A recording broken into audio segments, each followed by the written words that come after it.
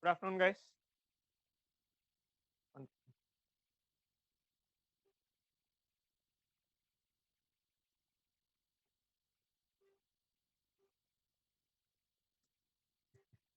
Good afternoon, guys. Sorry about the delay. There was some connection issue. We're not getting the key for my mobile connection. Um, can you confirm if I am audible, visible? Whatever I've written on the board, is it visible?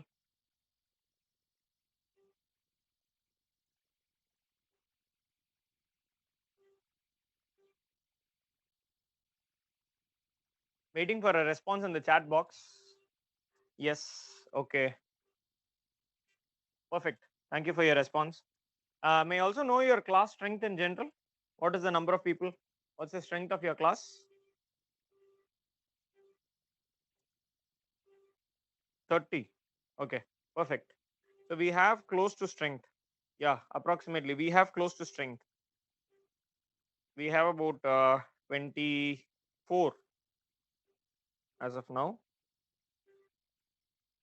Yeah, 30 to 35. Galaxy A30, please enter your unique ID.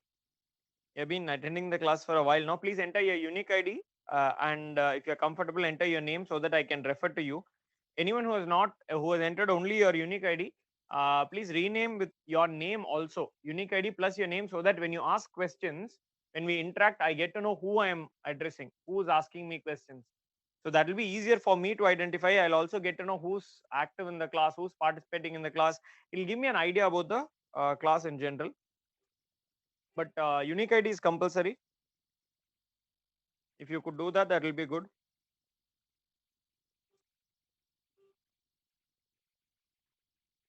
Okay, perfect. So I'll be yeah, I'll be the one handling core economics going forward. We had interacted during the terminologies classes. If you guys remember me, my face. So someone pointed out that it's nice to see me in class. Kishore pointed that out. Yeah, I'm back to teaching in classes now. So yeah, we'll be taking the classes forward. But I want to know what is the last topic that we have done in core economics so that I can take it forward from there. If you could tell me what is the last topic that has been done? Is this chapter called National Income Accounting done?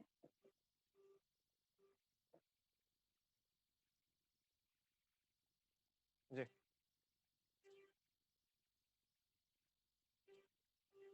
Okay, budget, capital expenditure.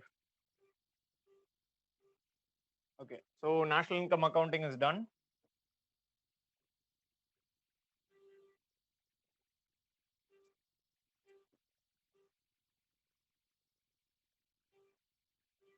Okay, then followed by this, we did growth and development.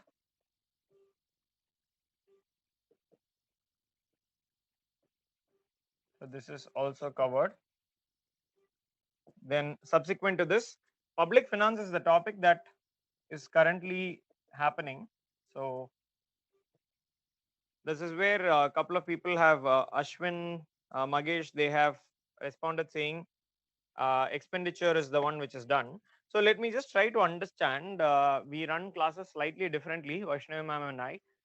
So I just want to clarify exactly what are the topics which have been covered in public finance. If you could tell me what are the topics which are done in public finance individually, what are all complete?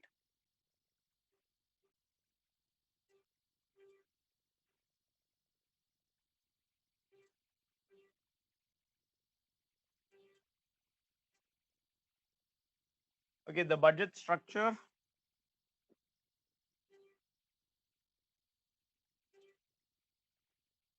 receipts. Okay, Helen, thank you for that. Budget, capital, direct tax is great. Indirect taxes, is it over? Direct tax means income tax, corporate profit tax, all that is over, I assume. GST should be complete then. Budget, someone is saying budget in its entirety is complete. So my question is, sorry, you have budget,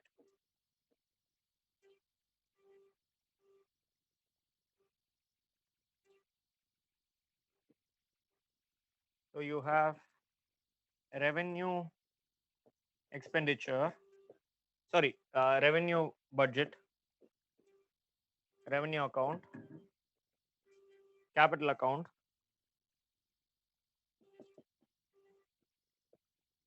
Okay. In revenue account, you have revenue receipts, revenue expenditure. In capital account, you have capital receipts and capital expenditure. Then in revenue receipts, we have tax revenue receipts, non-tax revenue receipts. Expenditure, we have scheme expenditure, non-scheme expenditure.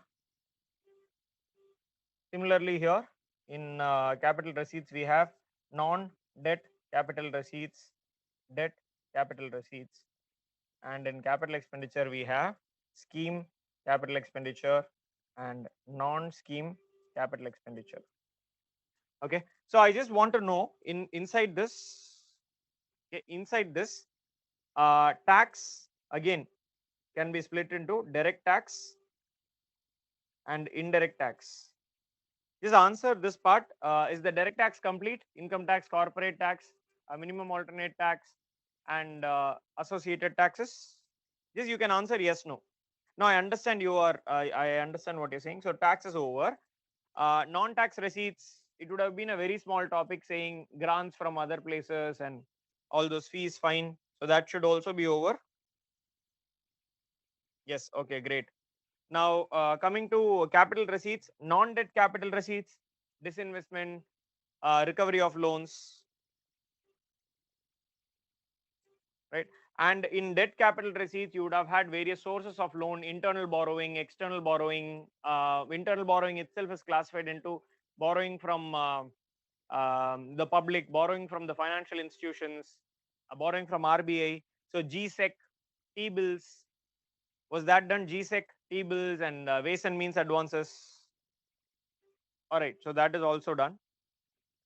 Great. Then coming to expenditure. Now, in expenditure, you would have scheme expenditure and non-scheme expenditure in the revenue account, and scheme expenditure, non-scheme expenditure in the capital account. Is still non-scheme capital expenditure done? Because that is what a lot of people are saying. Last topic covered was capital expenditure. So if this is over, like um, this person without any name, SIAOC 2055234 says the budget is complete. You see the difficulty in me addressing you, who saying who answered. When I say a person has asked the question, you don't know who's asking the question. So if you have your name along with your unique ID, it's easy for me to refer to your question. Okay, so then the budget structure is complete. This is good. Okay, that's a good logical point to stop. We'll be taking forward from there. Okay, we'll start with analysis of budget. Okay, there is someone then there is someone saying scheme and non-scheme capital expenditure is not done yet. Is it so?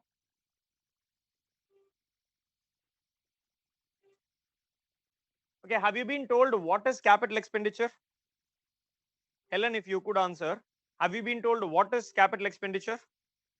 In general, what are the various kinds of capital expenditure? Yes, okay, great. So you have been told what are the different types of revenue expenditure also, I assume. So if it is part of a scheme, it is scheme capital expenditure. If it is not part of a scheme, it's a non-scheme capital expenditure, just like how you would have been told in revenue expenditure. There is no major split inside that. Okay. So I don't think that will be covered as a separate topic, but both would be addressed simultaneously, saying all these are the expenditures. If it is part of a scheme, it is scheme expenditure. If it is not part of a scheme, it's non-scheme. Yeah, so in non-scheme, ma'am talked about defense expenditure, loans. Yes, perfect. So that's perfect. So it has been done. Non-scheme has also been done. Okay. Now we'll move on. We'll move on to do an analysis of the budget.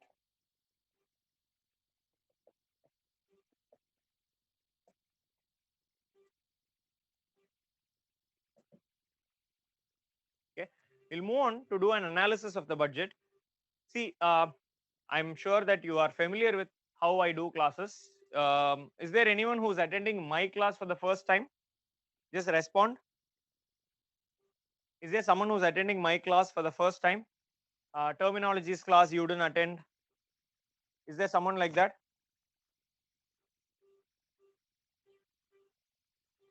Waiting for a response.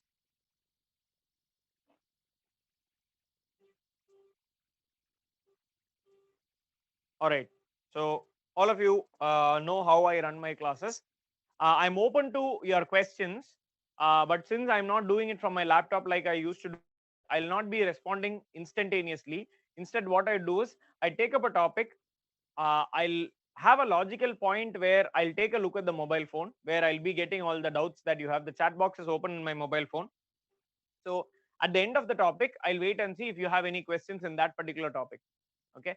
And unlike in the terminologies class, something that I want you to be very, very judicious about. I want you to ask doubts, but I don't want you to ask everything that comes to your mind. Okay. I'm not trying to restrain the doubts that you have. All I'm trying to say is, imagine that you're sitting in a physical classroom and there are people around you. Okay. Imagine that you're sitting in a classroom with people around you. What are the kind of questions that you may ask, and what are the kind of questions which you may say, okay, I'll wait and see, maybe it will be answered later in the class. Okay, so have that distinction. The moment you get a doubt, don't type it in and ask about it, right? Especially if it is not related to what we are talking. If it is a linked topic, if you have a doubt, immediately take a paper right next to you, keep a paper, write down the doubt in your paper, and then if the doubt is not addressed after we finish the topic that is under discussion, then you can ask me at the end of it, right? Rather than just typing in whatever comes to your mind as a doubt, because that will take away a lot of our time from the classroom.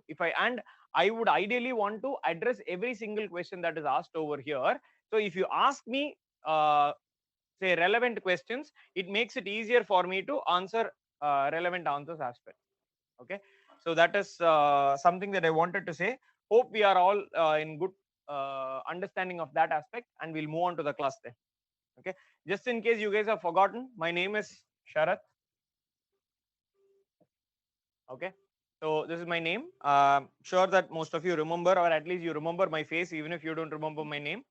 So I will be the one who will be doing the economics classes till the end of core economics. After that, there will be a general economics part.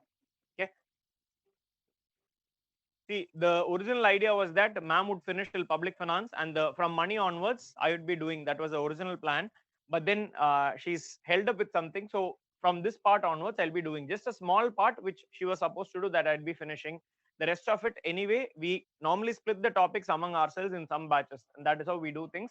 So money onwards, I was the one who was anyway going to take. It is just a small portion which I'll be covering on her behalf, and then from the money topic, I'll continue with that as well. All right.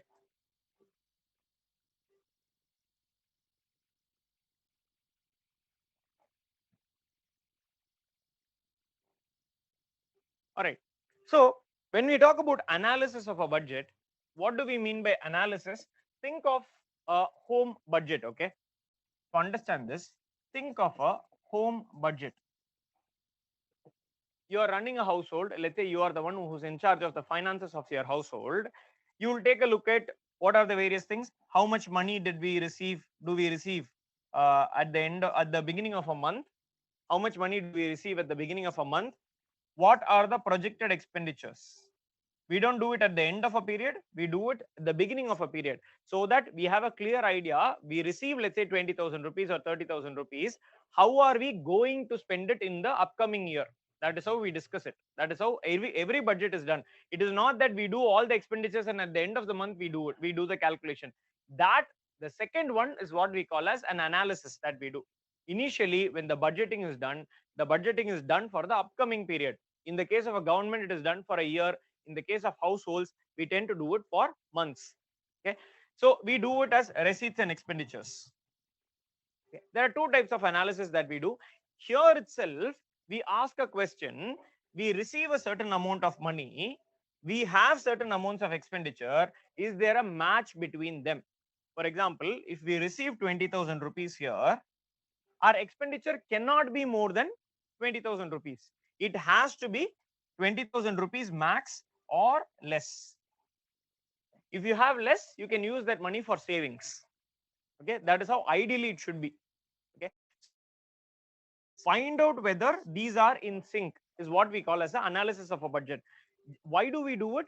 Because in our household, if you are running a household, a lot of people, especially people of your age, maybe I can put myself in your category, people of our age, what tends to happen is that if you have worked, and some of you might be working because you are part of the weekend batch, so what tends to happen is that by the 23rd or 24th or 25th of a month, the salary would be almost over, and then you will have to be very, very judicious about how you spend the money for the rest of the days for about 1 week or so. Why that is happening is because there was no proper planning from the beginning. If we had done a proper planning and if it stuck to the plan, then we would have been able to spend the money uniformly, right? We wouldn't have a sudden shortfall in money. But because that planning doesn't happen, this sort of issues tend to happen. Similar issues can happen for the government also, but we need to prevent such things from happening. It cannot be a situation where we have the government has 3 months of governance to do but has no money to do it.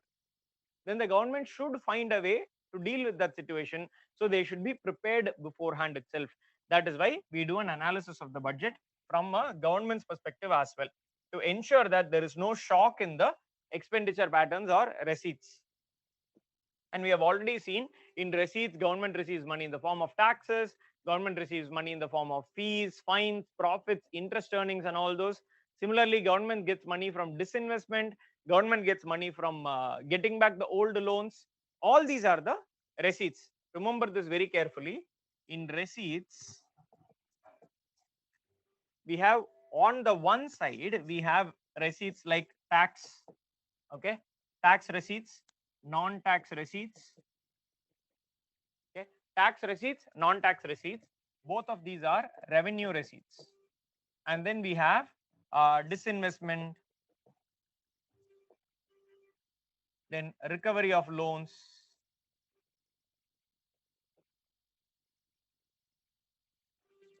okay. So these are a couple of things. This we'll call as non-debt capital receipt. So capital receipt, but non-debt capital receipts, okay. These are one kind of receipts of the government. We are doing an analysis of the receipts. These are one kind of receipts of a government. Now, what differentiates it from, let's say, loans taken by the government? Okay, that is another kind of receipt which we call as debt capital receipt. Now, why do we make this distinction? Is because this is the original amount of money that a government has. This is all the money that the government has. Okay, so it is like the income that we get. We get, like us, we get income from working. Government gets income from tax sources, non-tax sources. That is the primary source. Imagine that we are running a household. We get 20,000 rupees in a month as salary, assume. Okay, we realize that we have an expenditure of 30,000 rupees. So we don't have a choice. So tax, non-tax is like our income. Tax receipts, non-tax receipts is like our income. The government gets that income. But after that, what happens is that that money is not sufficient. Let's say we are getting 20,000 rupees as income, but we know that we have an expenditure of 30,000 for this month. What can we do? We do not directly look at borrowing, because there is a golden rule for borrowing, which is never ever borrow for the purpose of consumption. If you are borrowing, it should be for the purpose of productive assets, creating productive assets. It should be for investment. That is a general rule. Okay, but because that rule is there, if we are a household which has this issue, we ask a question: where are we falling short? Where are we falling short? If it is for education purposes, if it is for buying a house, buying a car, all these are productive expenditures. So there we can borrow and do that. But what if it is for our basic consumption needs itself? Food we need to buy, or electricity bill, all these itself we don't have money. So if it is an emergency situation or health issue, some health issue comes up, then what can we do is, we might have some valuables in our house, like in the form of jewelry, or we might be owning a piece of land. Any of those may be there. These are some valuables. Okay, we can consider selling those valuables and making money. That is also our money. So the first form of money is the income. Okay, income which we can equate to revenue receipts. The second form of money receipts that come in is the money that we generate from the assets that we once upon a time built, like the land in the case of household, like in the case of government, disinvestments and recovery. All this money belongs to the government.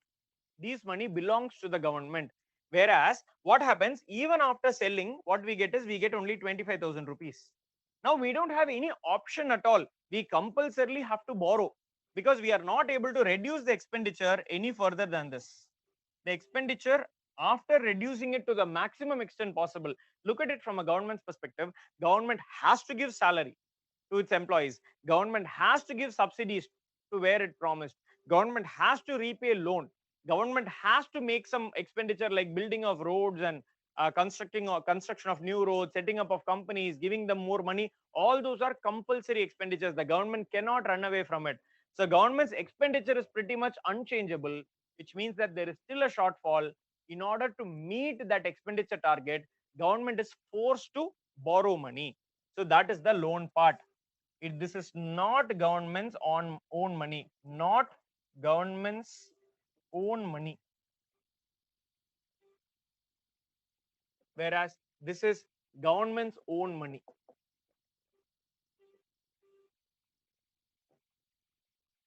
So when we are analyzing the budget, it is very important to classify it this way.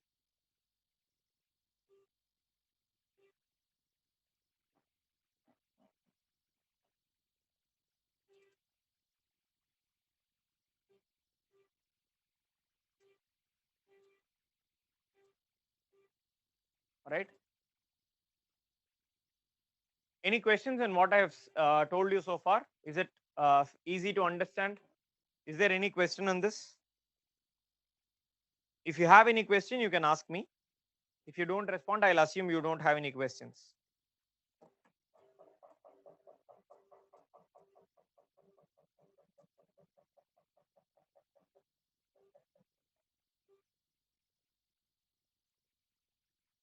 Okay, I'm not getting any questions, so I assume you have understood it. Great.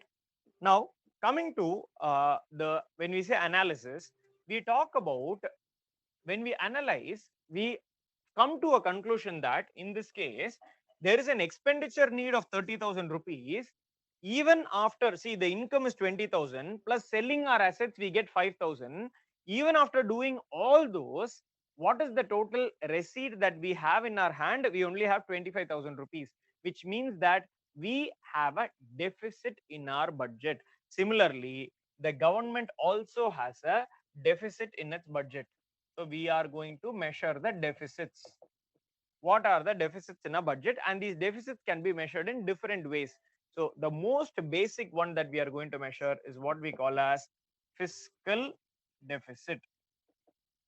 As you would probably have already been told, fisc means government's treasury. Fiscal means something to do with government's treasury. A deficit in government's treasury. That is what is fiscal deficit. Okay. Fiscal deficit is equal to whatever I have told you, the same thing you are going to write it as a formula. The expenditure is not going to change. So we are going to say either we are going to say total expenditure, where total expenditure is equal to revenue expenditure plus capital expenditure. Total expenditure minus how much are we falling short of? That is the question. Minus, here we'll say revenue receipts, which includes tax plus non-tax, tax receipts plus non-tax revenue receipts. Okay. Revenue receipts, which includes tax revenue receipts and non-tax revenue receipts. Revenue receipts plus non-debt capital receipts. So this is the government's overall expenditure. This is the money that the government has on its own. This is the government's own money. This is all that they have. So whatever is the shortfall, that is the deficit here. Let's assume that the revenue expenditure is 60, let's say 60 crores. Let's say capital expenditure is 40 crores. I am just making up some numbers, okay? These are just artificial numbers that I'm making up. It is not anywhere close to the reality. Now coming to revenue receipts, let's say revenue receipts is 50 crore, okay, and let us say non-debt capital receipts is 20 crore, okay. So the government has a total expenditure of 100 crores, but government on its own has a total money of only 70 crore. Okay, so this means what? This means that the government now has to borrow money to meet its needs. How much do they have to borrow? Whatever is the fiscal deficit, that much amount of money they have to borrow. What is the fiscal deficit? In the fiscal, in the government's position, in the government's treasury, there is a shortfall of 30 crore rupees, which means that that is how much money they'll have to borrow. Let me just change it. 1 second. The government will have to borrow. So total borrowings, or in other words, this is also called as debt capital receipts, because that is how much money the government has to borrow. In this case, this is equal to 30 crore rupees. So fiscal deficit, this is the formula for fiscal deficit. Is this okay? Are you able to understand this? Because if you understand this, I need to move on to the next one. Now, when I say, do you understand this? I want you to respond. I'm okay with getting about 25 or 30. Yes, sir. I'm okay with that. Archana says yes. Great. Tanuja says yes. Okay. Nameless person says yes. Akshaya says yes. Helen, nameless person. Ashwin, Sriram, Harini. All right. Ganesh, Sri Lakshmi. All right. Another nameless person. Muttulakshmi, Akash. All right. I think I have exhausted. I think that is all that people will respond. We have 27 people online, of which let me just see how the response is done. Okay, 1 2 3 4 5 6 7 8 9 10 11 12 13 14. 14 people have responded. Fair game, it's okay. Half the class has responded. Okay, still some people do not have a name, so I don't know who's responding. It would be really nice if you could add your name. Just go to participants list, click on your name, and you have an option called rename. You don't need to disconnect and come back. You can rename while being in the class itself. So that will make it easier for me to identify who you are, what your name is, and how participative you are. It will give me an idea about the class. Okay, with such less number of people in a class, we can have a good bond as well. I can individually know who is performing how and all those. So if it would be good if you can tell me. So that is the concept of fiscal deficit. This is one kind of deficit that we are talking about. Now moving on to a second kind of deficit. Okay. Now this is an iteration, or this is an alteration to the fiscal deficit concept. Now this is fiscal deficit is the amount of loan which the government is having to take because there is a shortfall. Okay, but there are some economists, mostly from the government side, from the ruling party side, who are, I'm not specifically saying this BJP party and all those things. I'm saying whoever is in power, they have a particular concept. Their concept is that, see, we are saying that revenue expenditure is, I said 60 crore. We are saying that capital expenditure is 40 crore. We are also saying that revenue receipt is 50 crore. We are saying non-debt capital receipt is 20 crore. This is the number that I had given you, right? So that is the reason why, yeah, it is 60, 40, 50 and 20, correct. So these are the numbers that I had given you. This is the reason why there is a deficit. But now some people are of the opinion that we have to reconsider the expenditure to find out whether the debt is really caused by happenings of this year. For example, you'll understand when I tell you the example. They say that the revenue expenditure itself could be divided into two. Revenue expenditure towards this year's needs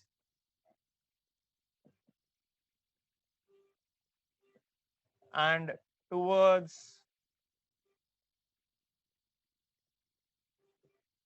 previous obligations. Now, how do we distinguish this? Towards previous obligations means what? There are some expenditures which the government has to make, which will do no good to this year. It is not giving salary into the hands of the people, because when do you give salary? When there is some work being done out of it. Someone comes and does some work, so you are giving them a salary, right? So there is some work which is getting done. So this year's expenditure. Similarly, scholarship is given, this year's expenditure. Grant is given, this year they'll use it for some purposes. That is how it is done. But there is one particular expenditure inside the revenue account, revenue expenditure, which is nothing to do with this year. But what happened? Last year we had a shortfall, we had a fiscal deficit, so we had to borrow money. Now this year, repaying that money is okay, it's a fair expenditure. But this year we are having to pay interest payments just to maintain that loan at that level. There are interest payments which happen. So every year the government has a lot of interest payments, and these interest payments are not helping create anything new in this year. Okay, which means that these interest payments are towards previous obligations. What do we mean by it? Interest payments are done towards previous obligations. Because there was a previous obligation, this year we are forced to spend some money. Repaying loan is understandable, principal amount is understandable, but this extra interest that is going out as expenditure, and which is a huge chunk of the government's expenditure, it is something that doesn't make a lot of sense. Okay, that doesn't make a lot of sense to be added in this. Okay, that is some people's opinion. Some people's opinion. Now here all other revenue expenditure. Okay, now who prefers to divide the revenue expenditure in this manner? There are either a new government has come to power. So what would they want to do? They want to show that, you know what, it's the old government which borrowed a lot of money, as a result of which we are having to repay, which is leading to high fiscal deficit. Imagine that this interest payment itself is about 20 crores. Assume that interest payment itself is about 20 crore. If you remove the 20 crore from here, the total expenditure becomes 80 crore, and we have 70 crore, which means that our fiscal deficit will only be 10 crore. Now, because of the previous government's borrowing and the obligations, 20 crore extra is having to be paid by this government. So if a new government has come to power, they may want to show something like this. Or even in the case of a government which has been in existence for a long time, let's say, for example, next year BJP has a very high, BJP government, when they're presenting the budget, they have a very high fiscal deficit. They'll conveniently say, you know what, last year and the year before that were very bad for the economy. We had to first face an economic slowdown, and then we had to face the pandemic, right, COVID, and that is the reason why we had to borrow a lot of money then, and we are having to repay that. Okay, they might say, now this year we are in much better position. How to understand that? Remove this and then calculate fiscal deficit, remove this aspect and then calculate the deficit. You will get to know what is the true picture of this year. That is the claim made by some economists. Okay, at the same time, majority of the other economists, they are of the opinion that this is purely manipulation of data. Because even if you say this 20 crore is based on a past obligation and all those, the reality is this money has to be paid out of the government's budget, government's pocket. So it is a part of the expenditure, it is a part of the deficit. The government is not denying that it is a part of the deficit. The government is saying fiscal deficit is the actual deficit that is there.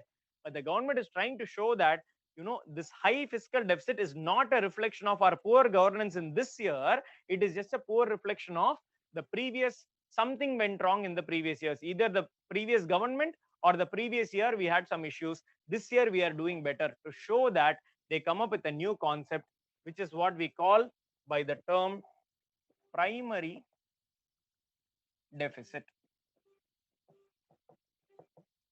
Primary deficit is equal to revenue expenditure minus interest payments.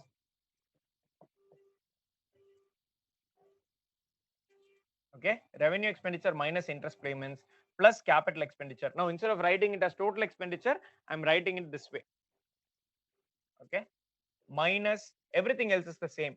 Revenue receipts plus non-debt capital receipts. So let us take what we said earlier. If this is 20, this will be 60, this will be 40, this will be 50, this will be 20. So the total will become what? 40 plus 40, 80 crore minus 70 crore. So the primary deficit will be 10 crore. Okay.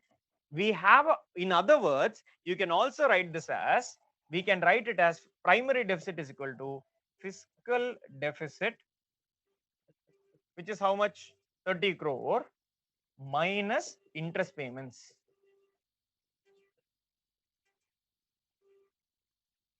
which is 20 crore. So your primary deficit will be equal to 10 crore. Okay. You can write it this way as well as this way. Both are the same actually. If you just remove this part, the rest of the formula is the same as fiscal deficit. So you are just saying putting this minus at the end and say fiscal deficit minus interest payments. End of the story. Okay. Have you understood this one? This is slightly trickier to understand than fiscal deficit. Fiscal deficit is very easy. I want you to respond whether you have understood. Okay. Ashwin has understood. Archana has understood. Great. Sri Lakshmi, Ganesh, that's 4 people. Helen, thank you for your response. Akshaya, yes. I remember some of these names from the discussion that I had with you guys a week or two ago. Harini, yes, you have understood. Great. That's about 6 people now. Rahul, thanks for your response.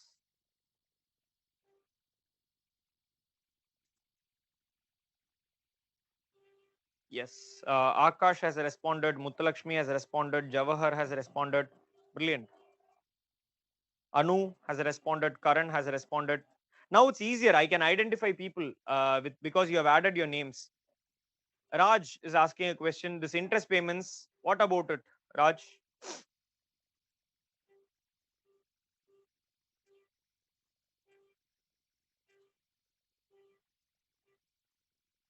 Raj, take the time to type the whole sentence. You don't have to break it into small parts. I'll wait for you to type your statement.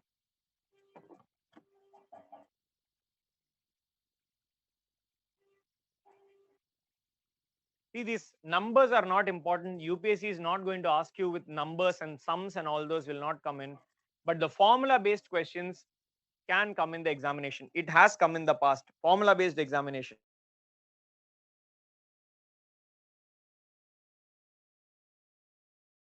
All right. Okay. This interest payments is only for previous year obligations, right? Is the question that Raj has asked. Raj, if you look at it, normally borrowings could be of two types. Borrowings could be of short term or borrowings could be of long term. Short term means that you borrow and within a month or within 2 months or within anything under 1 year, within 1 year you have to repay. Okay. Then the borrowing as well as the repayment, all of it will come within the year. Okay. But mostly the loans that are taken by the government are long term in nature, are 2 years, 5 years, 10 years, 20 years the loan, which means that the repayment of interest is for past obligations almost all the time. So that is to answer your question. It is for previous years. Predominantly it is for previous years. Magesh is asking what is NDCR? NDCR is non-debt capital receipts. Non-debt, Magesh, non-debt capital receipts are disinvestments and recovery of loans. That is what is NDCR. Raj, yes, long-term interest, correct. The interest is also long-term. It is based on some last year or the year before that or the year before that is when we borrowed. And normally, if you look at long-term loans, you borrow this year, it is only from next year that you start repaying the principal amount and the interest. The borrowing happens this year. After 1 year is what the repayment happens. In some cases, for example, we have education loan. Some of you may have taken education loan. You take the education loan. There is a provision by which, let's say you're studying for 4 years engineering, 4 years, plus 1 more year is the time given for you to find a job. For 5 years, no repayment needs to be done. It's only after that you have to start your repayment, principal as well as interest. Okay. Meanwhile, you can also pay the interest if you want in the middle of it also, but I'm just saying it is generally after 1 year that you start paying the interest on long-term loans, which is why primary deficit is a big number. Okay. Having taught you primary deficit, I have to tell you something. These are numbers which the government presents as part of the budget, but these are numbers which are generally controversial, because controversial not because the numbers are false, controversial because the concept of primary deficit itself is looked upon as a manipulation of numbers. Fiscal deficit is the true deficit in the government, but government is producing a lesser number. Think of this: primary deficit will always be lesser than fiscal deficit. Why? The formula itself says primary deficit equal to fiscal deficit minus interest payments, and there will always be some level of interest payments in a country like India, which means that primary deficit will be a smaller number than the fiscal deficit. The government wants to put an image that it has a very low deficit, so they might push primary deficit as the major deficit. Okay. There is a criticism that this is not right, but the government continues to present primary deficit as a part of its budget. Just be aware of that. Okay. Moving on then to the third category of deficits. A while ago I mentioned this. I may have mentioned this in the economic terminologies class. Ma'am may have mentioned this in her class. What is the golden rule of borrowing?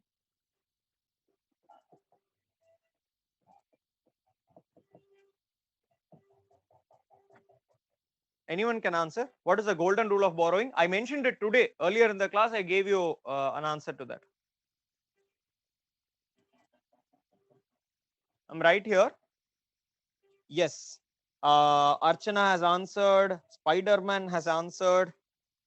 Okay. Sri Lakshmi has answered.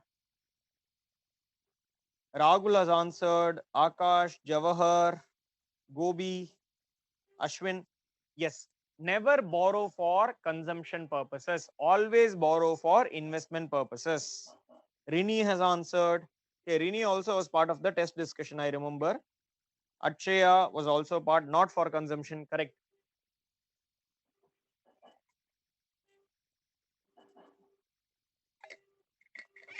Perfect. Thank you for your answers. Now, how do we know if the government is following this golden rule? Okay, we have already discussed why this golden rule is there, because the answer is simple. Let us say you borrow some money, 20,000 is your income. Okay, your regular expenditure itself is what? Okay, your regular expenditure, let's say, is 20,000, which means you are managing your budget well. Okay, 1 month you suddenly have an expenditure of 30,000 rupees. And why do you need the extra 10,000? Maybe you are going on a trip with friends and it requires 10,000 rupees extra. Okay. Now what do? You borrow from someone. You get the extra 10,000 rupees and you have 30,000 rupees in your hand. Now that month's trip is over, everything is over. Now look at it. Next month, you again have 20,000 rupees as receipt and the trip is not there anymore. So your expenditure is 20,000. If your expenditure is not going to decrease, if your income is not going to increase, then how are you going to repay this loan of 10,000 rupees? You will not have a source of repayment. If you use that money for consumption purposes, trip with friends, treat given to friends, just to eat good food, or electricity bill, whatever it is. All right. How will you be able to? You will not be able to. Whereas if you use this 10,000 rupees, let's say for education, okay, let us say for building a house, or let's say to buy a car, you might cut down. You might be able to generate some revenue out of it. For example, if you build a house, either you can save on some rent. I know that with 10,000 rupees you cannot buy a house, but just assume by building a house, you can save the money which you are paying as rent now and use that for repayment. Or if you have a house, you can give that out for rent and earn money out of it. Or if you buy a car, you might be saving some time, which makes you more productive, which will help you earn more. Or you might be saving the money which you are spending on public transportation. Any of that could happen. Education gives you a degree, gives you a better position to ask for a job which has a higher pay, compared to a person who has a lower education and higher education. Who gets a higher pay? The person with higher education. So all these are what we call as productive expenditures, and we don't mean that today you spend, tomorrow it will become productive. No, sometime in the future it will become productive. Those sort of expenditures you can do. Okay, that is the golden rule of borrowing. Now, how do we identify whether this is happening? We have a concept called as, the third one, concept called as revenue deficit. Our revenue account is the consumption account. Our revenue account is the consumption account.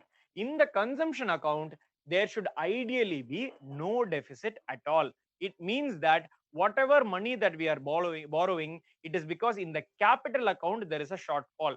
Okay, in this case, revenue deficit is simply is equal to revenue expenditure minus revenue receipts.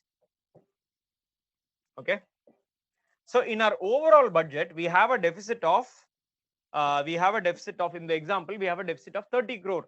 But here specifically, we have an expenditure of 60 crore and a receipt of 50 crore, which means that in this case, we do have a revenue deficit of 10 crore, which is not good. Which is not good.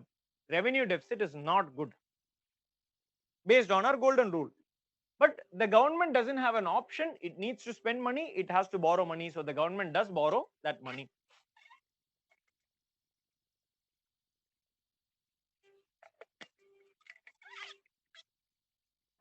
So revenue deficit is as simple a concept as this. Now coming to the next concept, 4. When the government did an analysis of why is there revenue deficit, government is trying its best to not have revenue deficit. Government is wondering why are we still having revenue deficit. They are analyzing their revenue expenditure patterns and revenue receipt patterns, and they come up with an understanding. Their understanding is that there is something happening in the revenue expenditure. Revenue expenditure itself is of two types. Ring the bell. This is very similar to our expenditure here being of two types. Our revenue expenditure being of two types. We are saying revenue expenditure is once again of two types, but this is a different classification. What are the classification? Revenue expenditure which does not create any assets.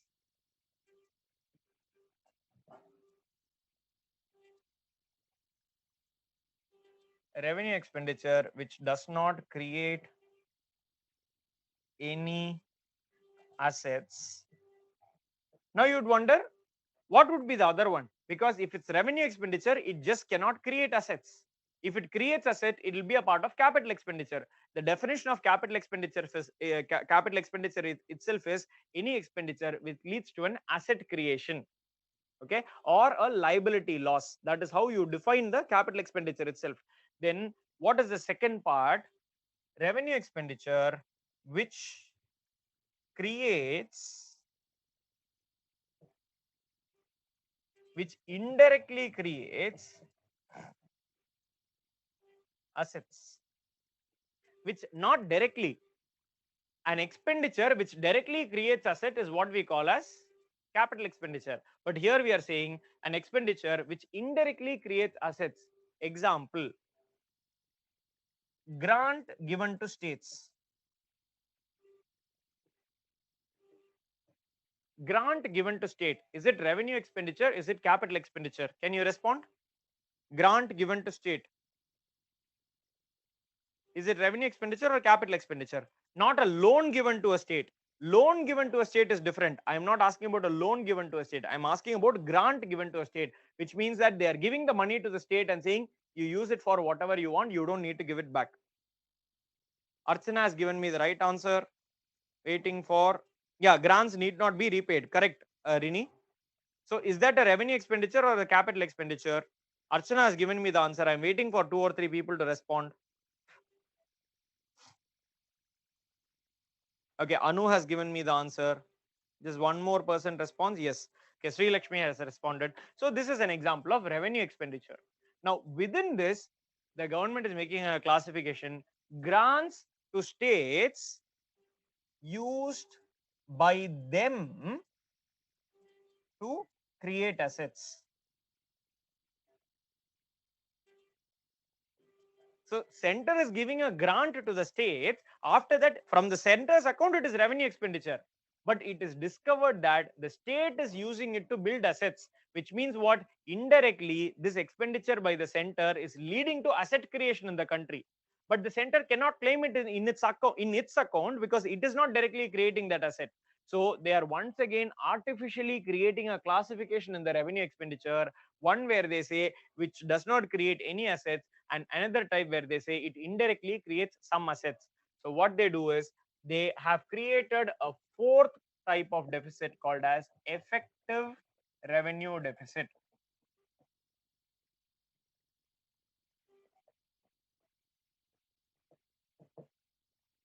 What is effective revenue deficit?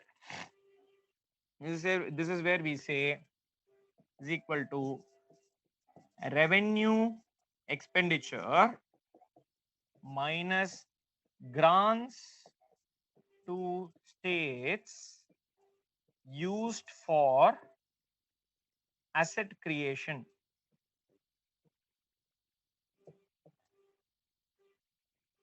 minus revenue receipts. Now let's assume that out of the 60 crore revenue expenditure and 50 crore revenue receipt that we have been using throughout in the example, let us say 10 crore given to the states have been used by them for asset creation. Now the government will present a data saying that although we have a revenue deficit of 10 crore, although we have a revenue deficit of 10 crore, the reality is that even that 10 crore is used by the states to build a capital. So we are giving it as revenue expenditure, but they are using it to build capital. So which means overall in India, some capital is getting created, which means they say effective revenue deficit is zero. Once again, this is only the government and some economists associated with the government who are in favor of this particular reporting, this particular number. Most of other economists, neutral economists, they are of the view that this is only manipulation of data. This is just trying to hide a deficit that is there by another name. But the government continues to present this as part of the budget. The government continues to present this as part of the budget. So effective revenue deficit, the current golden rule, the previous golden rule was there can be fiscal deficit, but revenue deficit should be zero. The current golden rule that the government is saying is there can be fiscal deficit, there can even be revenue deficit as long as effective revenue deficit is zero. Okay, so that is the new concept, but this is not widely accepted. Even though it is not widely accepted, this is how the government presents its data. Okay, we have learned four types of deficits: fiscal deficit, primary deficit, revenue deficit, effective revenue deficit. Any questions? Feel free to ask me.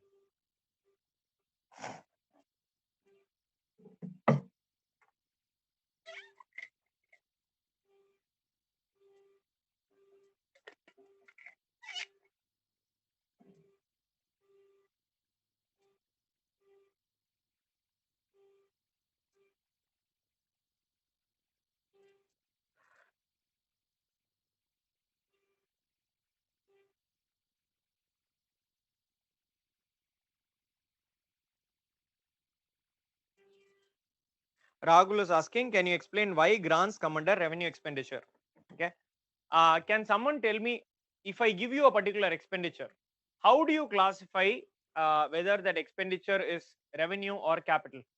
Can someone tell me? Is there any way in which you can do that? I'm simply giving you this example. Okay. I'm going to tell you a few examples. You have to answer. Okay. Now I'm one time versus recurring. Fair point, but that is not a foolproof method. Okay, I'll write one expenditure over here. You tell me whether it is revenue expenditure or capital expenditure. You have to tell me. Okay.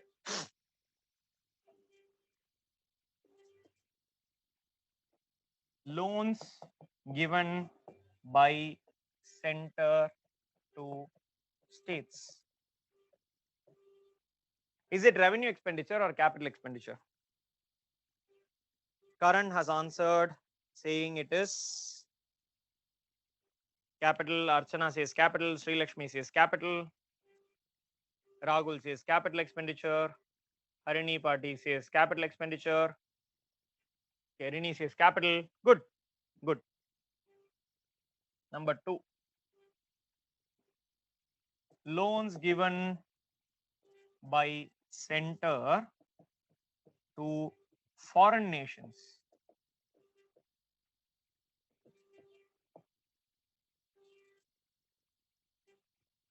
All right. Once again, capital. Okay.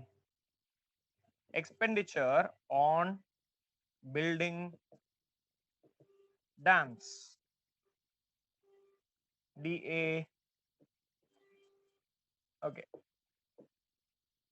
Dams, irrigation. Number 3, this one. Okay. Why? It leads to asset creation. Great. Number 4. Yeah. Expenditure on salary of individuals.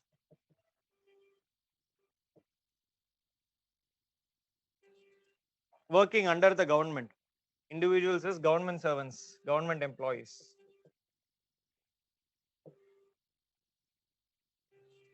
Expenditure on salary of government employees is a revenue expenditure. There are a couple of people who have answered it as capital. It is not capital expenditure. It is revenue expenditure. Okay, it is revenue expenditure. All right. Number 5.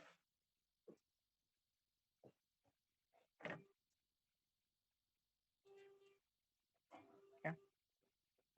Expenditure on building airports. As part of a scheme called as UDAN. You probably have heard of a scheme called as UDAN. Ude Desh ke Aam Nagrik. As part of that scheme, government is spending on building airports. Is it capital expenditure or revenue expenditure? Okay. Because some asset is getting created. A lot of people are answering capital. Great. Thank you for your answers. Now, expenditure on subsidizing air travel.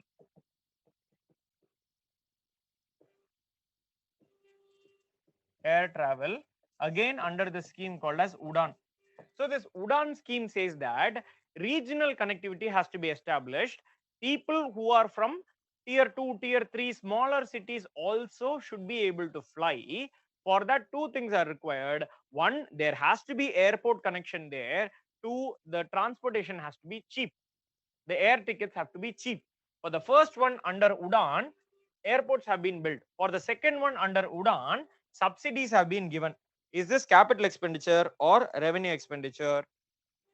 Okay, so your answers are all revenue expenditure. Very good. Why? Because it is subsidy. Okay. Now, how do we distinguish? Good that you are able to answer. I'm not asking you about grant, but think of it this way. Okay.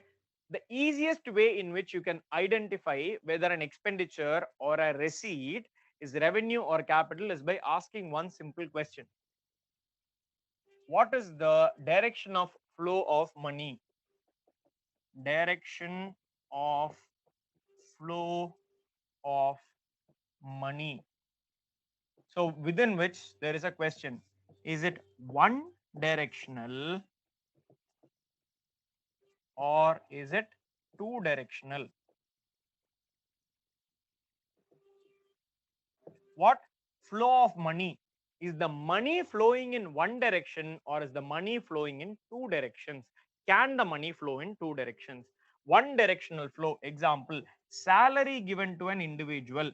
You give a salary, that's it. You cannot go back. Government cannot go back later and say, I gave you salary, now give me that money back. No. Okay.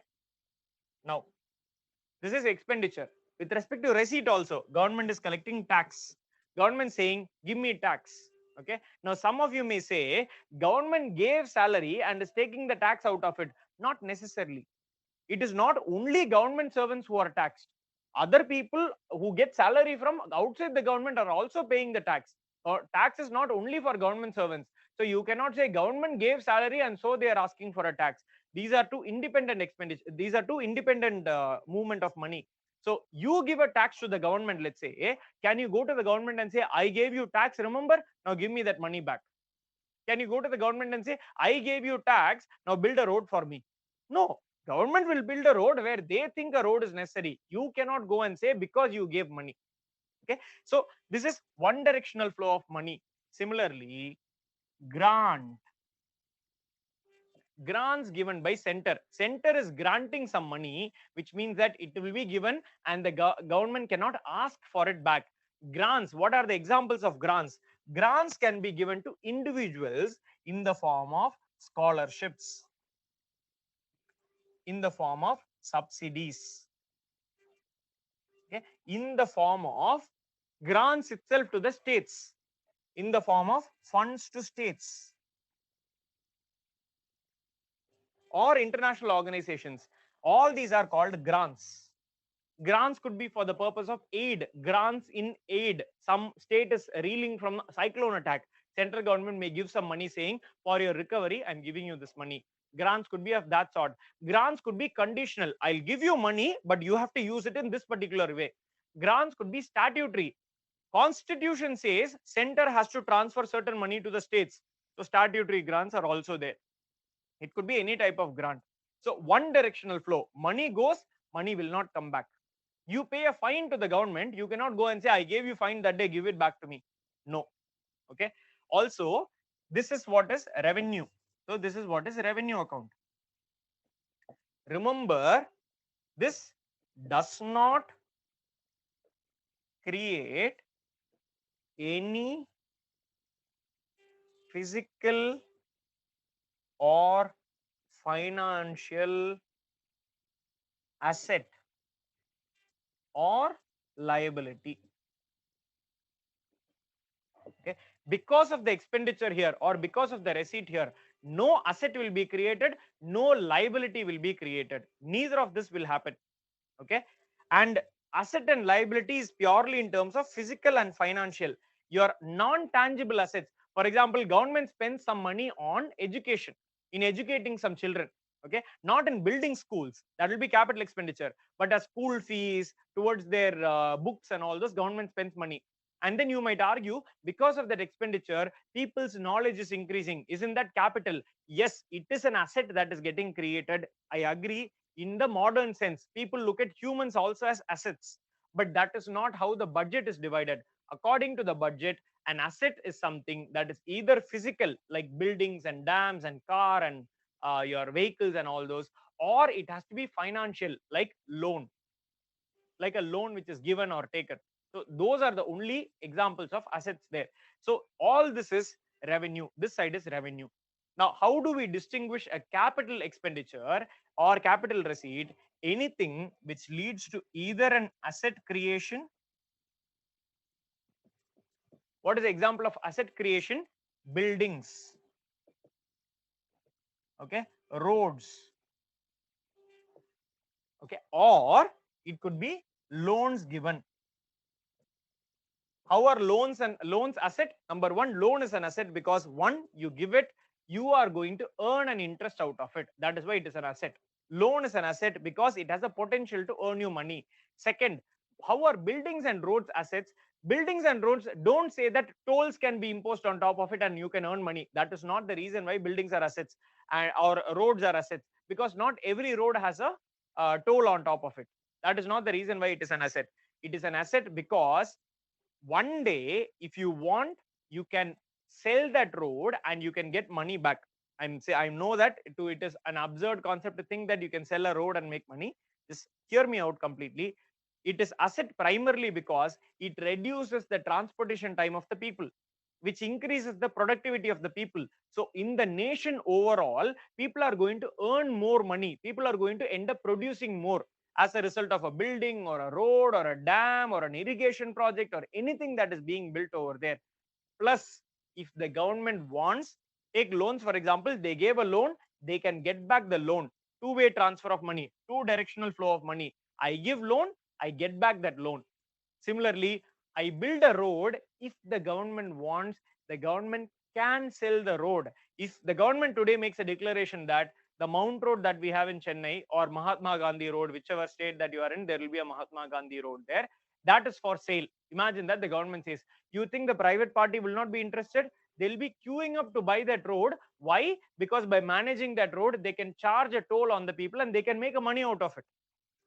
Okay, that is the reason why those are called as assets. Wherever there is a potential for income to be generated and the money flows two directional. You build a road, in future you can sell it and make money. You build a building, you can sell it and make money. You build a PSU, public sector enterprise, like BSNL or Air India or Indian Airways or whatever it is.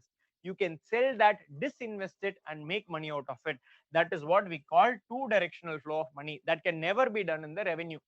Okay, it leads to asset creation or it leads to liability loss. What is liability loss? When you repay loan. When you repay loans, what happens? You had a liability in the form of a loan. You had taken a loan. Now you are repaying it. So it reduces the liability. Both these are capital expenditures, creation of asset or loss of liability. Similarly, in capital receipt, you have two things: asset loss or liability creation. What is asset loss? When you disinvest, that is an asset that is lost. You have a company which has a potential to generate money for you, but you're selling that. You have a road or you have other facilities which have a potential to earn you money, but you are disinvesting that. That is why asset loss. Or liability creation, which is loan, taking a loan, which is nothing but taking a loan. You are borrowing money, that is leading to a liability getting created. Any of these will be capital expenditure. Capital receipt or capital expenditure will be the capital account. So how do you distinguish? You simply ask a question: is it one directional, where money flows only in one direction, it can never come back?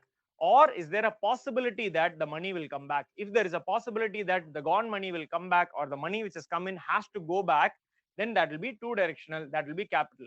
Or another way in which you can classify is it leading to asset creation or asset loss, liability creation or liability loss? If any of the four, the answer is yes, it is a capital. If all four, the answer is no, the answer is revenue. That is a way in which you can answer. And UPSC does ask questions like, which of the following is not an example of capital expenditure, or which of the following is an example of non-tax revenue receipt.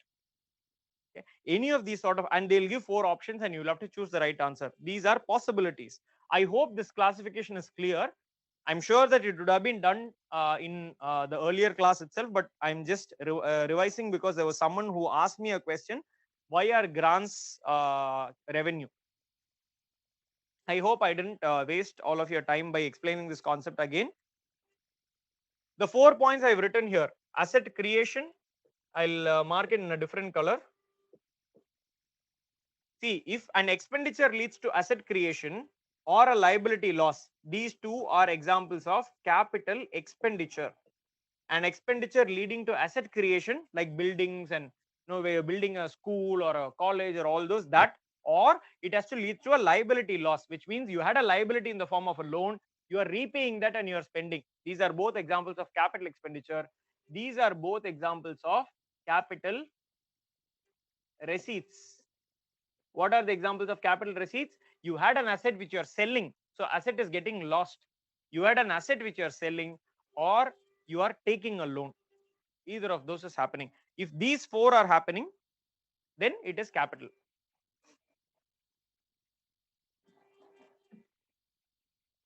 Okay.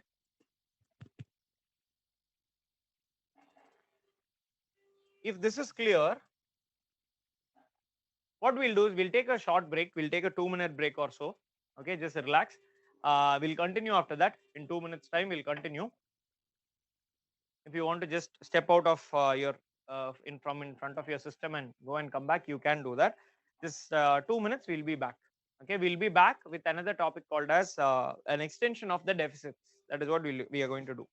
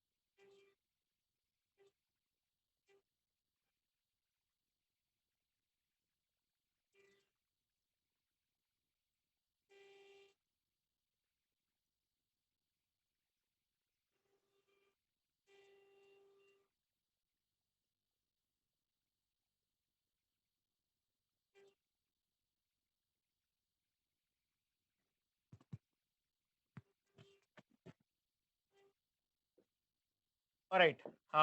Can I start? Is everyone back?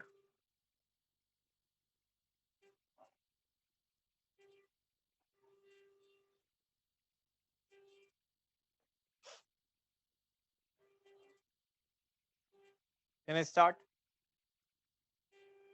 All right. Thank you for your response.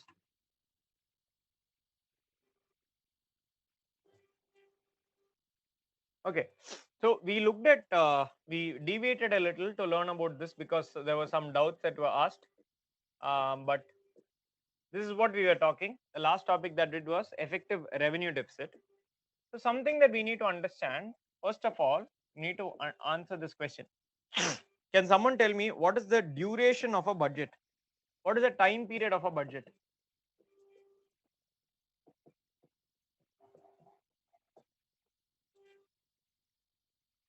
Okay. It talks about the receipts and expenditures of the government for what duration? By time period, I mean the duration. It talks about the receipts and expenditures of the government for what duration? Correct. So Sri Lakshmi has given me the answer, 1 year. Okay. Yeah, every year. Correct. So Rini also has given me that answer. It is for 1 year. It is on a yearly basis that the budget is done. So every year, what is the receipts that is there? What are the expenditures that are there? That is how we do. Which means that all the deficits that we have learned so far, okay, fiscal deficit, primary deficit, revenue deficit, effective revenue deficit, all of these are for a period of 1 year. What is the fiscal deficit of the current year, or what is the fiscal deficit of the past year? So for that 1 year is what we calculate the deficits. However, the reality is that in addition to deficits of every year, okay, there is one more concept. What about the overall debt that is there? We will not use the term deficit here, we'll use the term debt. What is deficit? Deficit is the debt in a year. Debt in a year. That is what is deficit. Why are we calling it deficit? Because for that year, there is so much expenditure, we are falling short of money. How much money are we falling short of in that particular year was what is deficit. That much amount we'll have to borrow. Debt in a particular year. But we have another concept called as debt, where we are talking about the overall debt that a government has. The overall debt that the government has. This year's money, last year's, the year before that, the year before that, the year before that, overall, whatever is the unrepaid debt that is there, that is pending, that is what we call as public debt. Write that as the fifth term, overall outstanding debt of the year of the government accumulated over the years.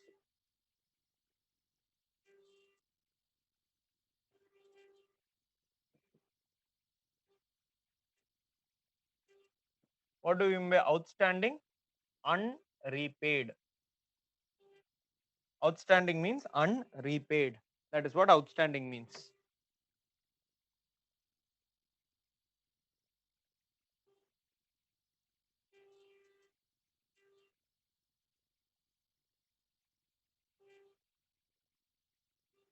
Okay. So I'll give a numerical example. Let us say we have fiscal deficit for the year 2016-17, 2017-18, 2018-19, and 2019-20.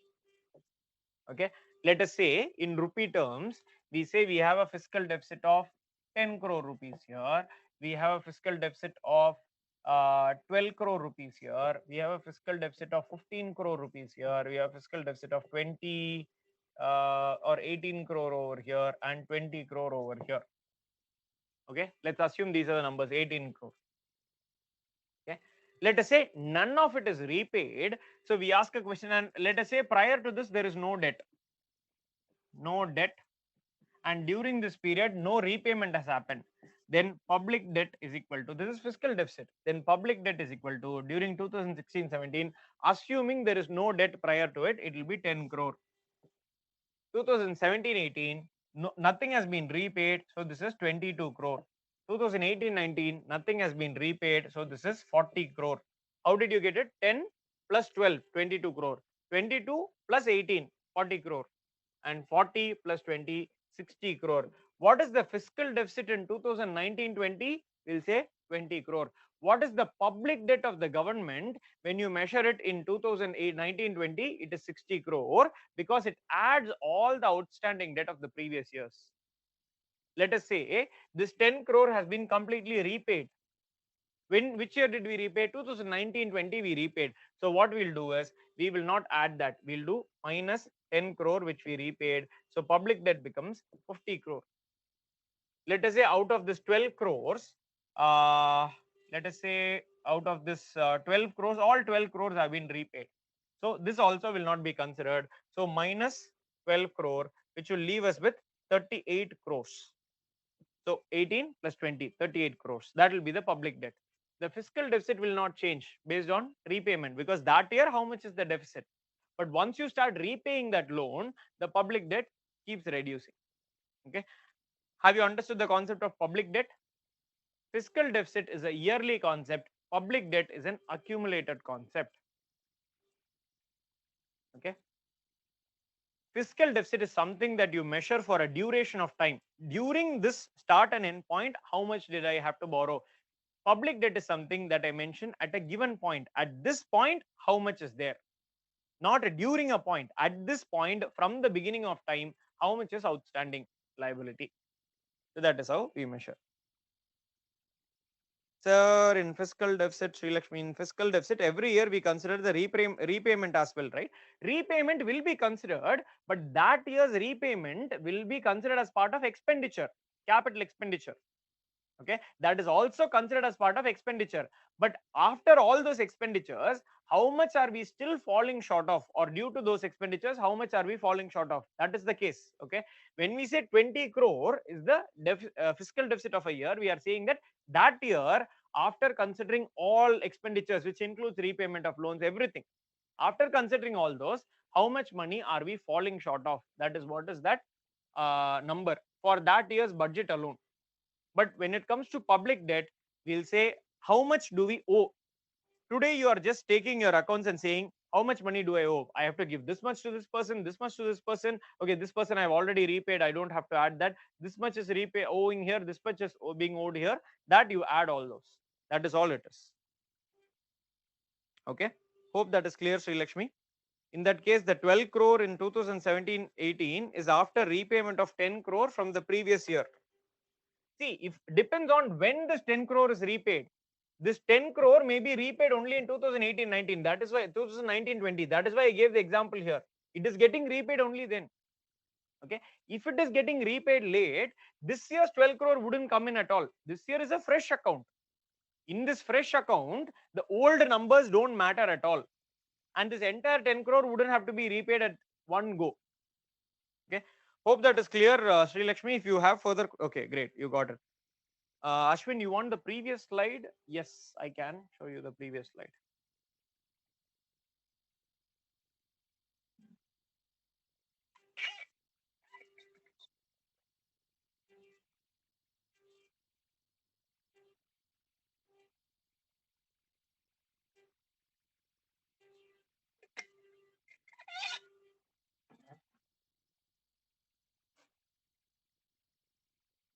Okay, welcome. Moving on now, if you have understood this, now that ends our discussion on deficits. What are the different types of deficits and all those? But a key point still needs to be addressed. Measurement of deficits and debt. Can someone answer the question, what is India's fiscal deficit this year or last year? Any number that you know. What is India's fiscal deficit? Do you know the answer to that question? Actual answer to that question?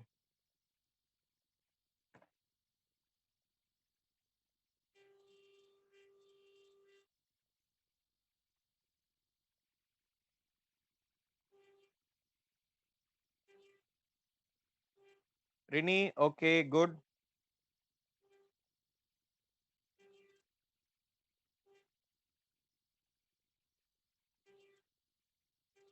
Is there anyone with answer, with the correct answer, or anyone with an answer? Only one person has answered. What is India's fiscal deficit last year? What was it last year? What is it currently?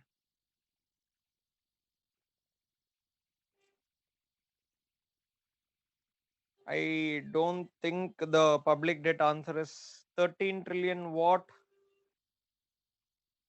Okay, Akshaya says around, okay, a number. I don't think that is correct, Akshaya, but I get an idea.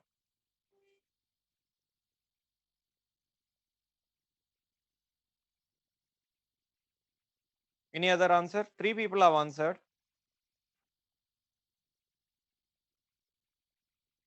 I asked you specific question about fiscal deficit. Answer only fiscal deficit, not others.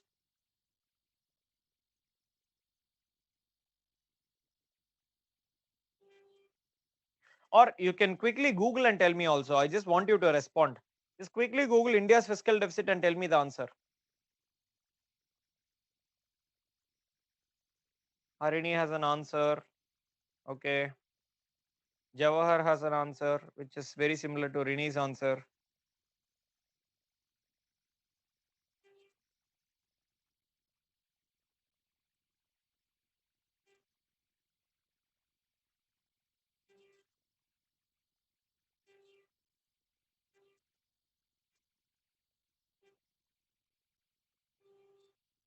All right. Great.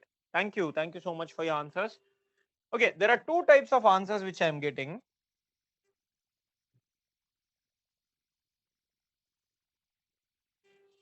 Okay, there are two types of answers that I'm getting here among the people who are responding. In general, when you hear the term fiscal deficit in the newspapers and in the government budgets and in general when people discuss, you will find something like India's fiscal deficit is 3 percentage or 4 percentage. Okay, it is likely in the upcoming year, it is likely to become 7 percentage. Okay. Now the question is, throughout our discussion, and this is not how a lot of people have answered. A lot of people have given me a different answer as well. So some people have given me answers like 8 lakh crore. Now this is an incomplete answer. Are you talking what is the unit that you're talking about?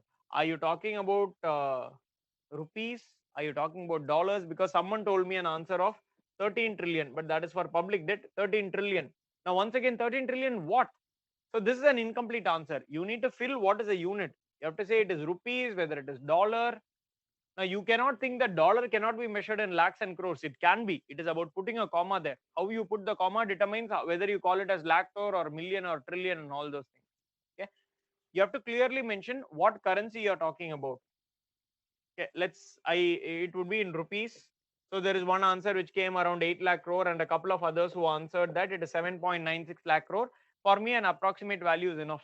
Okay. There are two types of answers for the question, what is India's fiscal deficit? What is the correct answer among these two? Both are correct, but this is incomplete again. Okay. Throughout our measurement, we have been measuring it in terms of crores, crore rupees or something. I know that I have not written a unit here. I have not written the unit, but everywhere the unit, I'm assuming it to be rupees. I should write it from next time. Okay. Everywhere we are writing it in terms of proper full numbers. Okay. 10 crore rupees. That is how we are writing it. Then suddenly, how come it is in percentages? Because a lot of times it is measured in percentages. The targets are given in terms of percentages. The government, when it presents its numbers in the budget, they'll present it in percentages. How is this percentages relevant? How do we arrive at this? Okay, this is the actual fiscal deficit of the country. This is what is fiscal deficit. Okay, now there is an issue with this number. I'll tell you what is the issue with this number. Consider India and consider a neighboring country called X. Okay, India has a fiscal deficit of 8 lakh crore. Or I'll take a simpler number. Okay, easy to understand number. India has a fiscal deficit of rupees 1000. The other country has a fiscal deficit of rupees 200. Which country is doing better? Both of these are fiscal deficits, which means how much are you borrowing, which is the total borrowings. Which country is doing better? Is it India or is it this country called X?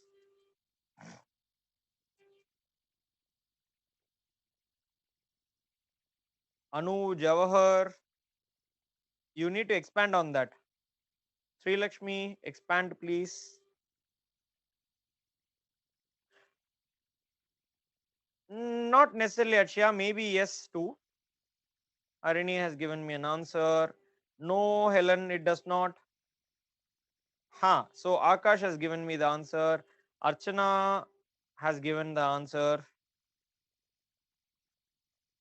Rini, what do you mean by cannot say without knowing the expenditure and receipts? I am telling you after expenditure and receipts, this is the deficit. So why do you need to know the expenditure and receipts? Okay, the simple answer is, you know, it by the, on the face of it, it looks like X is doing well because they are only having to borrow 200 rupees. India is having to borrow 1000 rupees. Okay, but you have to dig deeper and look at, they have to borrow 200 rupees, but how much is their overall budget? How much, what is the size of their budget, and what is the size of India's budget? But the problem with looking at the budget is that different kinds of countries, governments have different types of budgets. For example, in some countries, private is what is going to do most of the expenditure. The government plays a minimal role, so their budget will be small. In some other countries, private plays a private plays a very small role and government plays a major role. So there, the government's role will be much higher. Okay, there these differences could come in. So to avoid those differences, we are using a common parameter of measurement. What is the size of the economy, which is beyond what the government does? Government's budget is not about the economy as a whole. Government's budget is only a part of the economy. Economy is what? GDP is what? The overall production of total value of goods and services produced in a country, final goods and services produced in a country by all the producers, private, government, everyone put together. That is what is GDP. But we are saying that the GDP is measured uniformly across the world. We can use the GDP as a reference point. If the GDP of a country is a certain value, a certain level of debt is acceptable, deficit is acceptable. If the GDP of another country is very small, as only a certain level of deficit is acceptable. Now let us assume India has a GDP of, let's say, so India's GDP is, let's say, rupees, this is 1000. Let's say India's GDP is rupees 1 lakh. Okay, let's say India's GDP is rupees 1 lakh.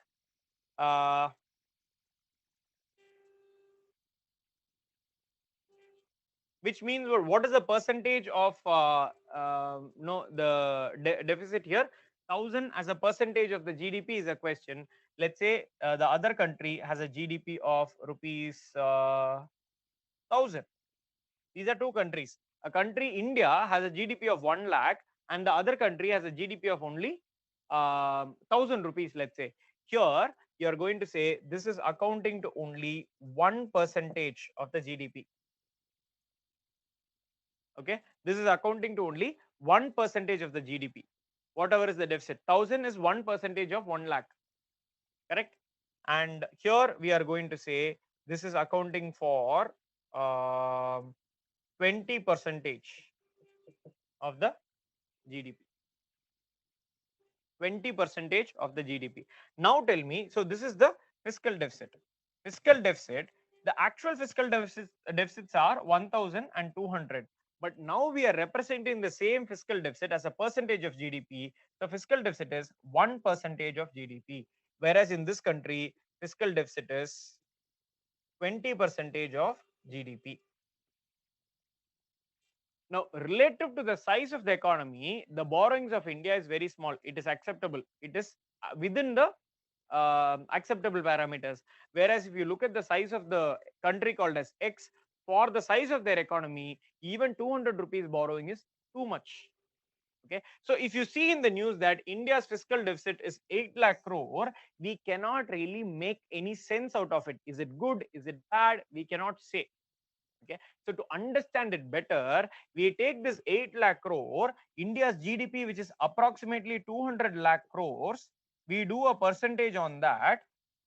Okay, we do a percentage on that, and we get that this value is around 4% of India's GDP. So this will be closer to what India's answer is.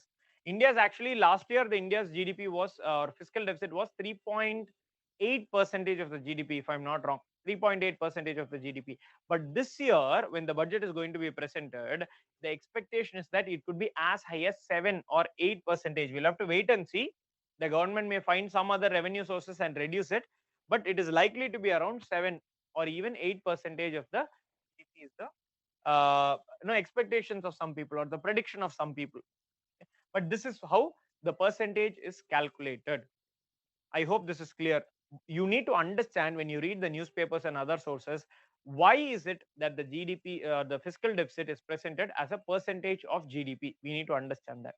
So very similarly, not only the fiscal deficit, revenue deficit is also presented that way, effective revenue deficit, primary deficit, everything is presented that way. Similarly, public debt is also presented as a percentage of GDP. Now, talking about public debt, we need a little more of understanding as well. Public debt refers to, because it is of the country as a whole and overall debt, public debt can be represented in two ways. Either combined value of all governments,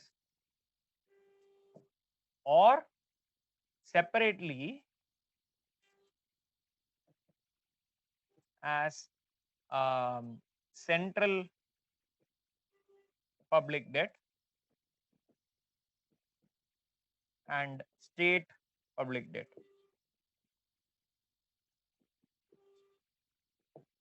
Okay, this combined value is nothing but central public debt plus states public debt. All states is public debt put together. So it is presented either as central public debt or states public debt.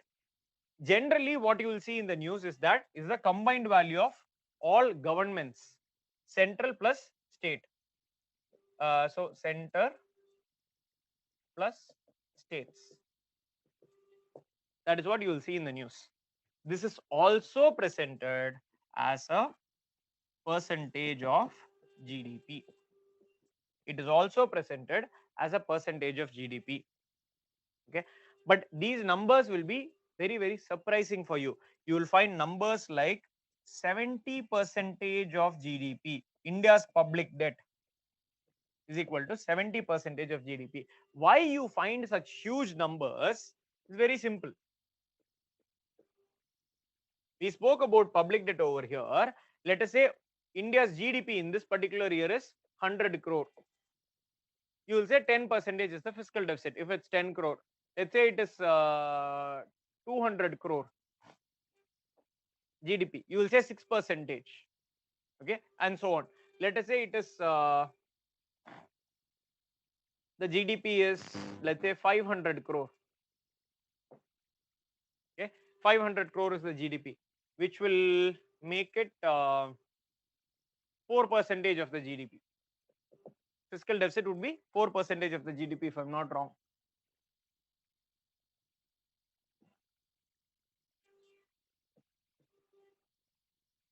Yeah, so 5 times 5 into 4. So 4% of the GDP would be the fiscal deficit over there.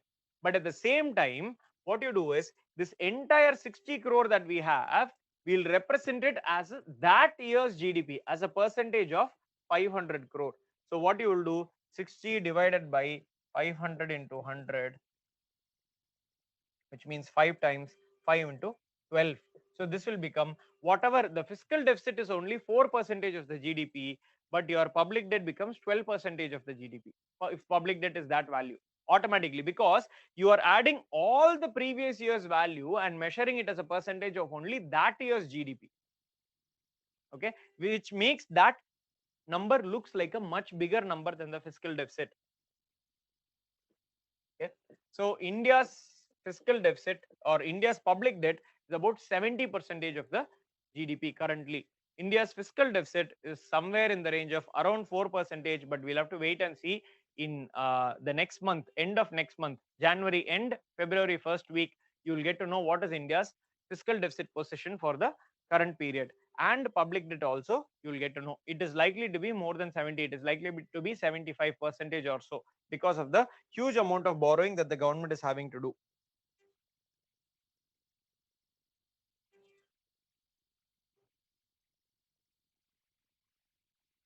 Okay, so with that, we have completed the topic of deficits. Analysis of the budget is done. What we have next is um, management of the budget. I'll come to that. How 20 percentage? Which one are we talking about? Okay, so this is the GDP, right? So how do you calculate this? 1000 is the fiscal deficit here. 1 lakh is the GDP. So into 100 because you are converting into percentage. How much is 1000 as a percentage of 1 lakh? 3 zeros cut, 3 zeros cut, 100 by 100, 1 percentage. Similarly, here 200 is the fiscal deficit. What is the GDP? 1000 into 100. So 2 zeros cut here, 2 zeros cut here, 200 by 10, or you can just simply say 5, 5 into 100. This is 20 percentage.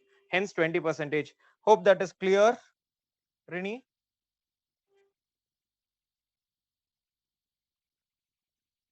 And yeah, so I hope that is clear, Rini. Sir, will you be discussing budget deficit also? See, Raj is asking a question about a term called as budget deficit.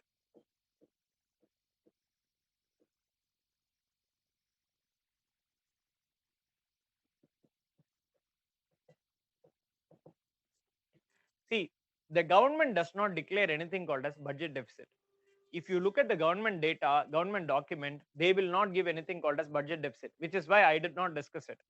Okay, but the understanding of budget deficit is simple. Budget deficit is equal to total expenditure minus total receipts. What will be the value of total expenditure minus total receipts? Can someone tell me?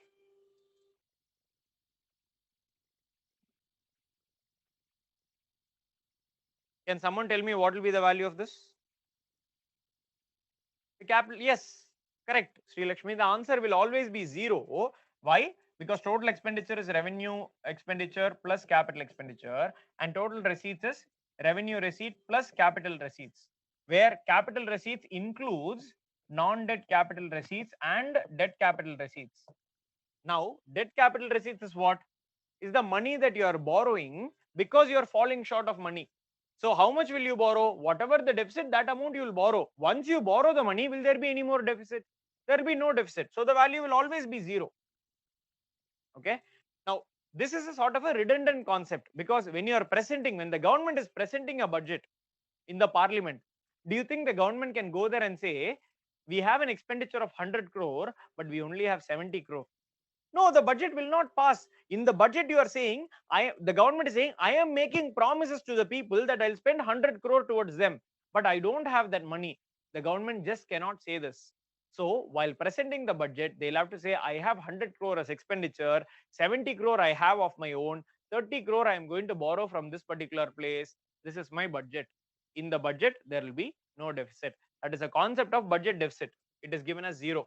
But what the reason why I don't mention this is because in some places, in some tests, I have noticed that they use the term budget deficit in place of fiscal deficit, which I don't think is correct. From all the sources that I have referred, it is not correct. So don't get into that confusion. Budget deficit is not a concept which is relevant, because the answer is always going to be 0. That is why I didn't teach. Please, you don't have to take notes about this also. Because one person asked, I mentioned this. That's all. It is a redundant concept. Okay, coming to management of budget.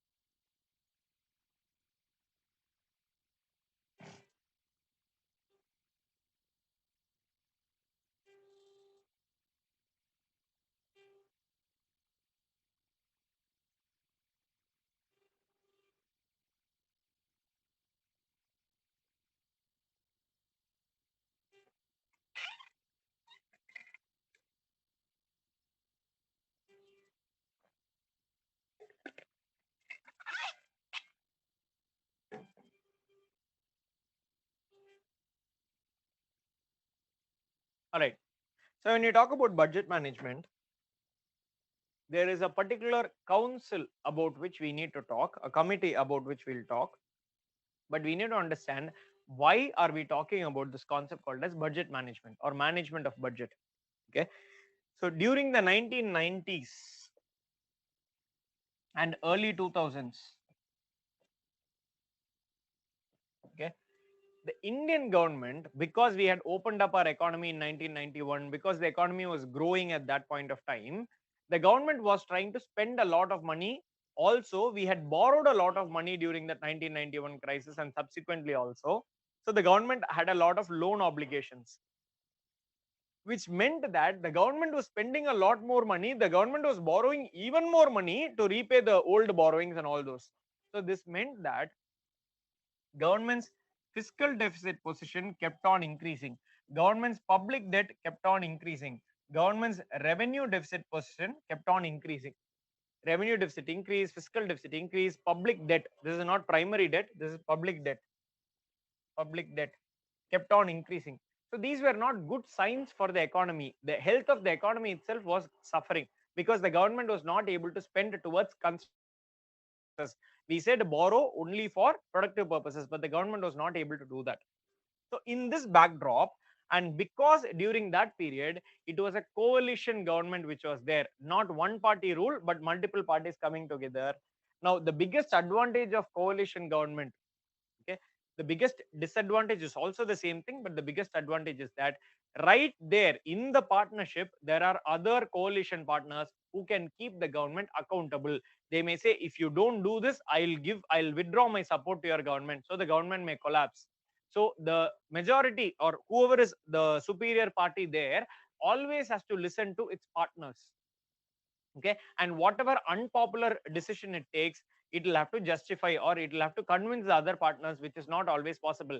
This is also a hindrance because in this way no decision will ever be taken. There is a difficulty with respect to that, but because during that time the coalition partners were also playing a major role, the government of that time set up a committee called as fiscal responsibility and budget management committee.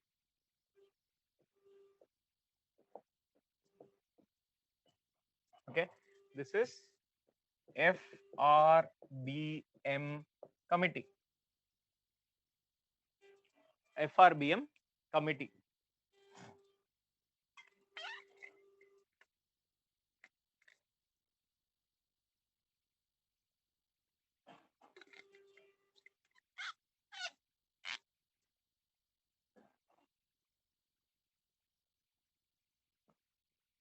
All right. So this committee gave a few recommendations as to how to improve the health of the government. And because it was the coalition government that was there, the other partners there gave a bit of pressure to make it mandatory for the government to follow. How can you make it mandatory for the government to follow? During that time, a particular act was passed, which is called as the FRBM Act. Based on the recommendations of the committee, an act was passed in Parliament called as the Fiscal Responsibility and Budget Management Act 2003. In the year 2003, Fiscal Responsibility and Budget Management Act was passed. Okay. What were the objectives of FRBM Act? Number one, fiscal discipline. Fiscal discipline was an objective. Okay. Efficient management of expenditures, receipts, and debt. Macroeconomic stability.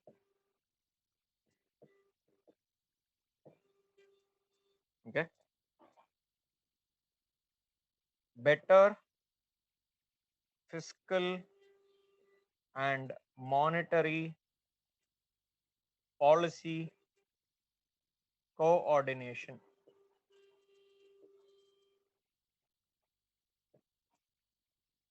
Okay, so these are the major objectives.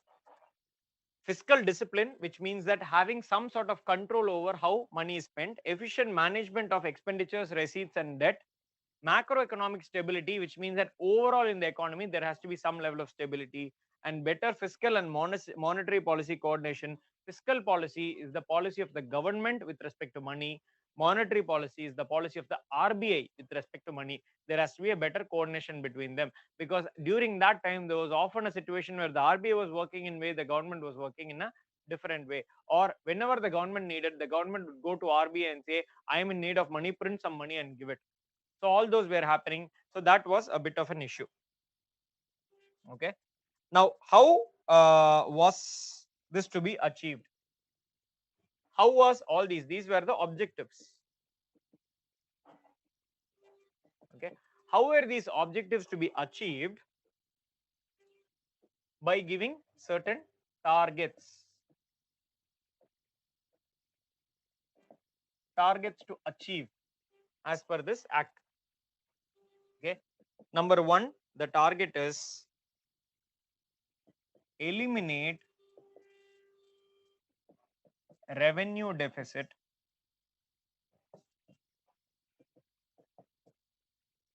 by 2009. When I say 2009, it is March 31, 2009. March 31, 2009, which means 2008-9 financial year. By the end of 2008-9 financial year, which is March 31, 2009, revenue deficit has to be eliminated. Okay, with minimum yearly target, reduction target of 0.5 percentage of GDP. Okay, which means that, see, this was implemented in 2003, right? So 2003-4, if the fiscal deficit was, sorry, if the revenue deficit was 6 percentage in 2004-5, it has to be at least, it should not be greater than 5.5 percentage. It could be lesser than 5.5 percentage, but it should not be greater than 5.5. Reduction in 0.5 over here. 2005-6, it has to be let's say 5 percentage, and so on. Okay, it was not 6 percentage, the actual number was somewhere around 2.5 percentage. The actual number was somewhere around 2.5 percentage. So over the next 5 years, 2003, 4, 4, 5, 5, 6, 6, 7, 7, 8, 8, 9, over the next 6 years, they would reduce in steps of 0.5 and they'll be able to arrive at 0. That was the idea. Eliminate means what? A revenue deficit of 0. That was their objective. Okay, this was the first objective that is there. Second target that was given. Okay, reduce fiscal deficit. Reduce fiscal deficit to 3 percentage of GDP by the same period, by 2008-9.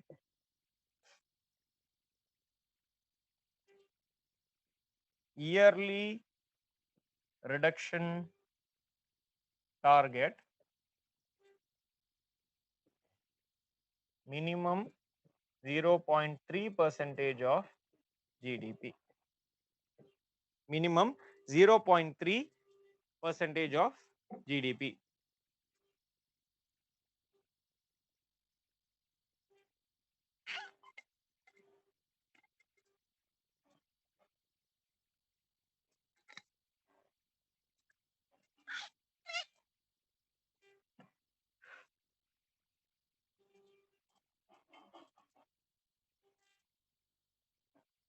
Okay, Number 3,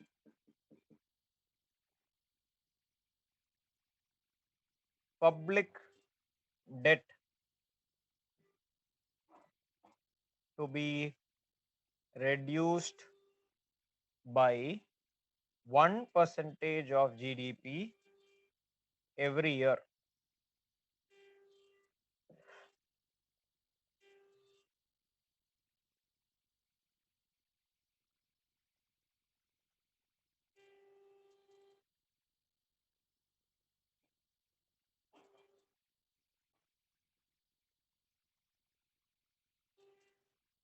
And finally,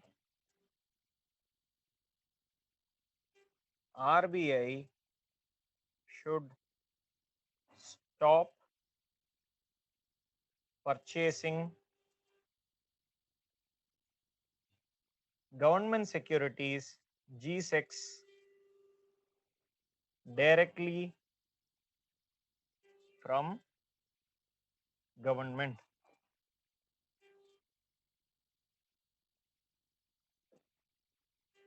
Okay, this fourth point is also can also be written as stop monetizing deficit. Stop monetizing deficit. So this has to be achieved by 2006.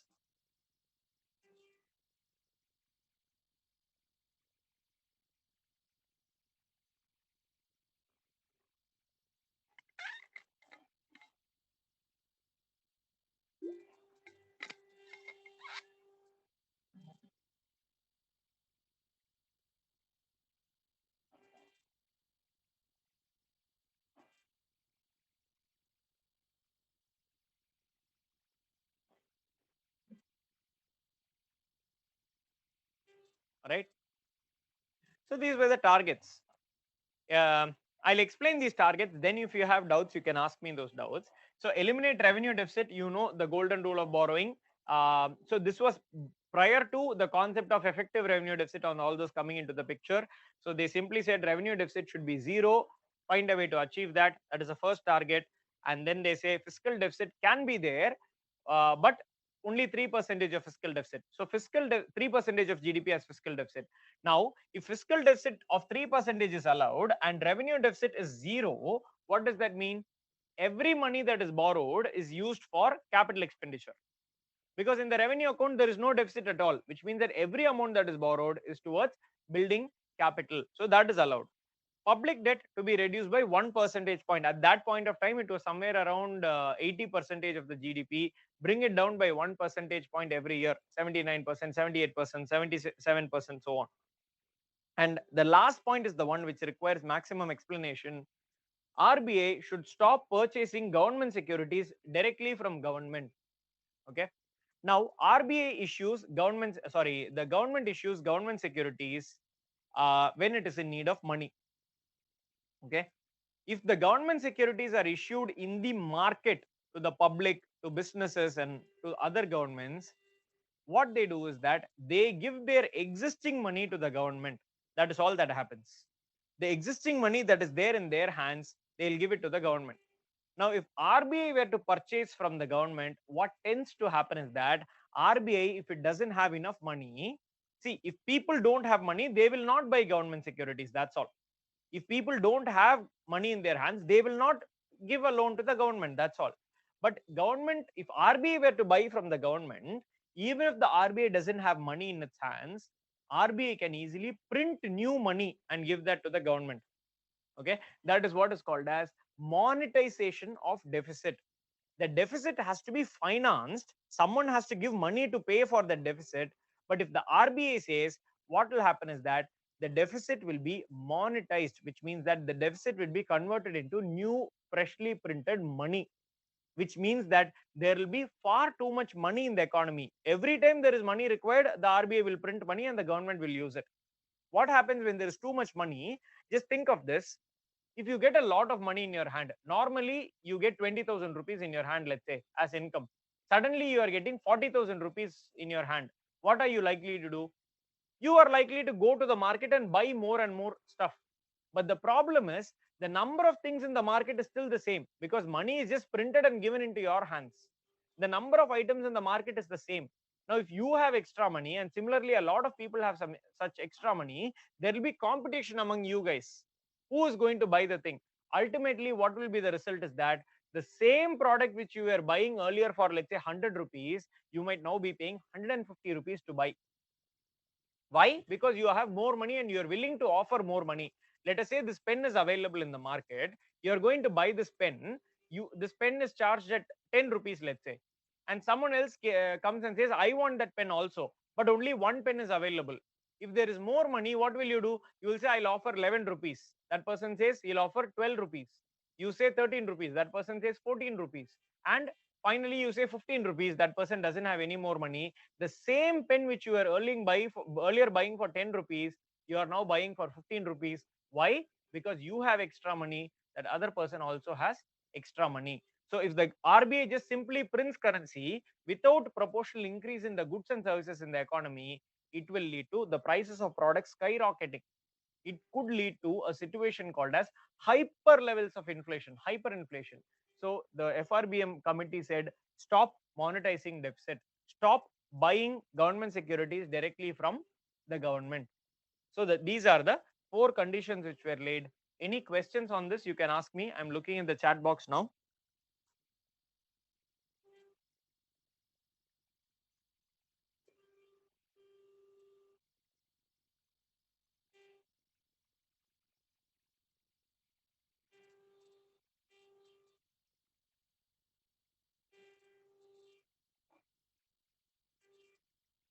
Raj, which slide are you referring to? Can you take a look at the slide number and tell me which slide you want? Rini, yes, inflation, correct. Raj, what do you mean by QE? Do you mean quantitative easing?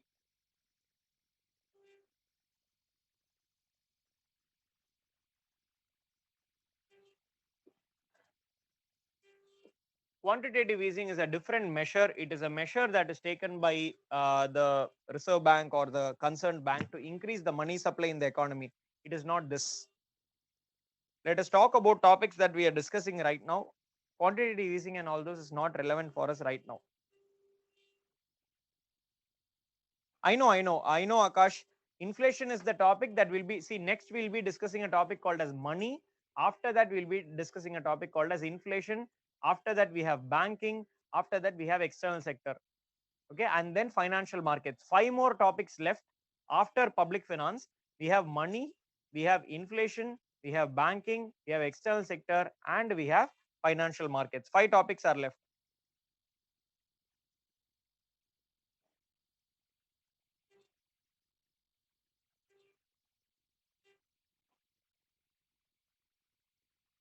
Anu, it affects the same way. If monetization of deficit is done for any purpose, foreign loans or Indian loans, it increases the money supply in India without increasing any goods and services. Always it leads to a situation where there is far too much money and less goods and services. That leads to a situation called as inflation. But we have not discussed inflation yet. So we will understand inflation more when we get there.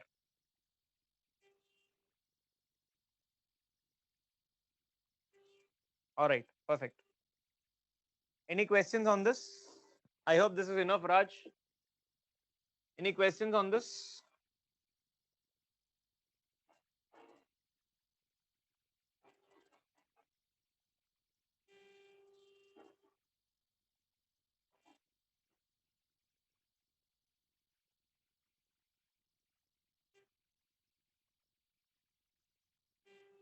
Okay, I'm not getting any response. I assume that it is clear.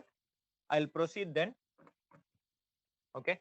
See, most of these targets were to be achieved by 2008-9, except this. This is to be achieved by 2006. It was achieved. The RBI stopped buying government securities from the government. In other words, the government stopped directly borrowing from RBI. The government increased its borrowings from the people, from the other organizations, from the financial market, from the foreign countries. All those government borrowed, but it stopped borrowing from the RBI. So this was achieved.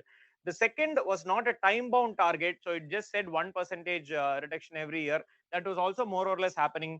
These targets were on the verge, we were on the verge of achieving. 2007-8, the target is 2008-9, 2007-8, this had dropped to 1.1 percentage of GDP. And this had in fact dropped to 2.7 percentage of GDP. Okay, so we had in fact achieved the fiscal deficit target, but somewhere close with respect to the revenue deficit target also. But what happened was, during the years 2007 to 9, there was something called as a global financial crisis. Global financial crisis. That crisis affected India also. That crisis affected the Indian organizations, and overall the economy started slowing down. At that time, the government did not have an option but to spend more, which meant that at that time when we were about to meet the target, we had to increase our expenditure, and the fiscal deficit once again went up to as high as 6.2 percentage of the GDP in 2009-10. And then we suspended this temporarily. This entire concept, we suspended it because we were still in the crisis. In 2012, we thought of reviving the FRBM, and an amendment was done to the FRBM Act. FRBM Act of 2003 was amended in 2012, saying that the new targets are to be achieved by, so the same targets. These two targets primarily, these two targets are to be achieved by 2015. And once again in 2015 it was amended and said these targets are to be attained by 2018. Two amendments have been done. One is in 2012, one is in 2015. And in 2015, along with this, they also introduced another concept called as effective revenue deficit, about which you have already seen. All these are the changes that have happened over the years. So this is 2003 amendment in amendments in 2012, 2015. Okay, targets. What targets? Revenue deficit and fiscal deficit targets to be met by 2015. That did not happen, and by the time of 2015 there was a new government. They said it is not our fault, let us try to meet the targets by 2018. What happened is that the government realized soon that it might be difficult to achieve this target. So in the year 2016-17, they set up another committee, and in 2018 they submitted their report. This committee is called as the FRBM Review Committee. Okay, this committee is called as the FRBM Review Committee. But the key point to note here is that the recommendations of this committee were not binding in nature. So this was submitted in 2017-18 period. 2017-18 period was when the committee submitted their recommendations. The FRBM Review Committee, their recommendations. Which is why we are not learning it as an act. Why? Because no coalition government, no pressure on the government to make it into a law. It was not a law. It was made as just recommendations, and these recommendations are obviously not binding on the government of India. Okay, but what were the recommendations? Number one, the first and foremost recommendation was the public debt to GDP ratio.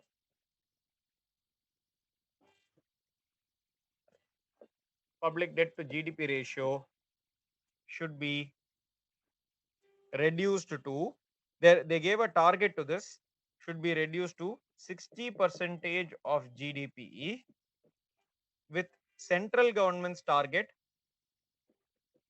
being 40% of GDP, and the state's target being, all the states put together, their target being 20% of GDP.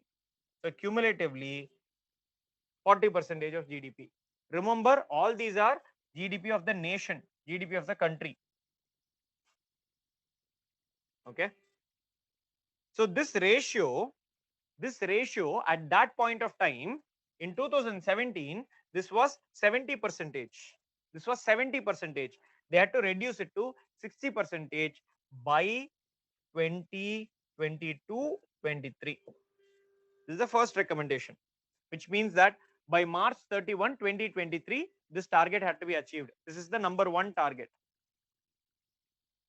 Number two, fiscal revenue deficit. Okay, revenue deficit should be reduced to, see here, although I will say it has to be reduced to a certain target, what they did here is that instead of saying reduce it to this particular target by these steps, they gave a target for each year. This was 2017, right? 2018-19, this should be the revenue deficit. 2019-20, this should be the revenue deficit. 2020-21, this should be the one. 21-22, this should be the one. 22-23, this should be the one. Ultimately, they said reduce it to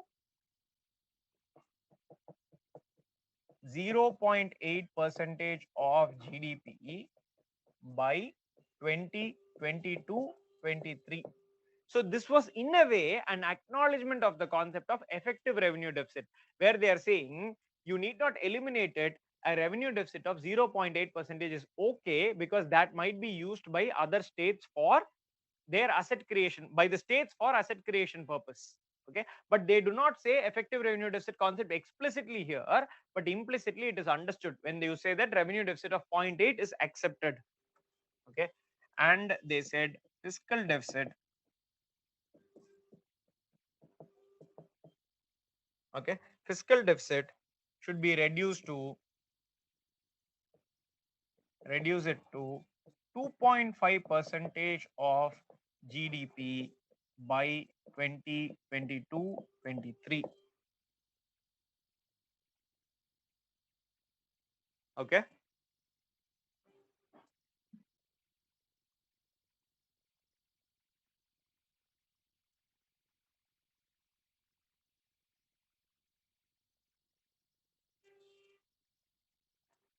it also explicitly said, introduced a concept called as an escape clause.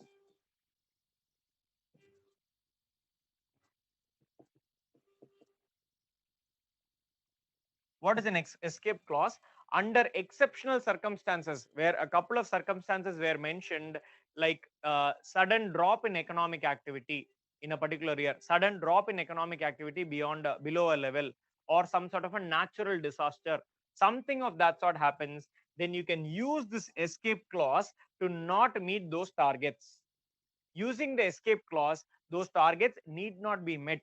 Escape clause included sudden drop in production, which means GDP. Okay, then natural calamities,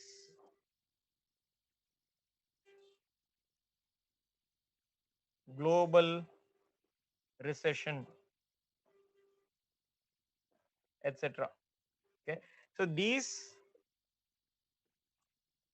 can be reasons for not meeting targets. This concept was also introduced as part of the review committee.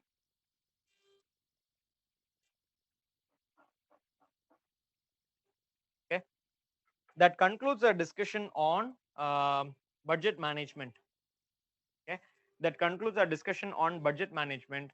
One more topic is left in budget, that is all. The topic of fiscal relationship between center and states, where we'll be discussing about finance commission. It is a topic that will take me 45 minutes to an hour to finish, because I need to give you an overall picture of that. So I don't think I'll be taking it up right now. We are already close to 4:30. We'll take a break, we'll come back at 5 o'clock, and we will start with that. After we finish that, just about 10 minutes of some extra concepts that are there. So in about 1 hour 15 minutes or so, we should be done with public finance, hopefully. Okay, if there is not a lot of doubts, we should be able to finish it at that point, and then we'll move on to the next chapter called as money. Okay, sometimes we may be able to finish the whole thing in 1 hour, and then we'll have 1.5 hours for money. Okay, if you have any questions, please type it in. Else you can drop out of the class, go for a break, and come back and re-log in at 5 o'clock.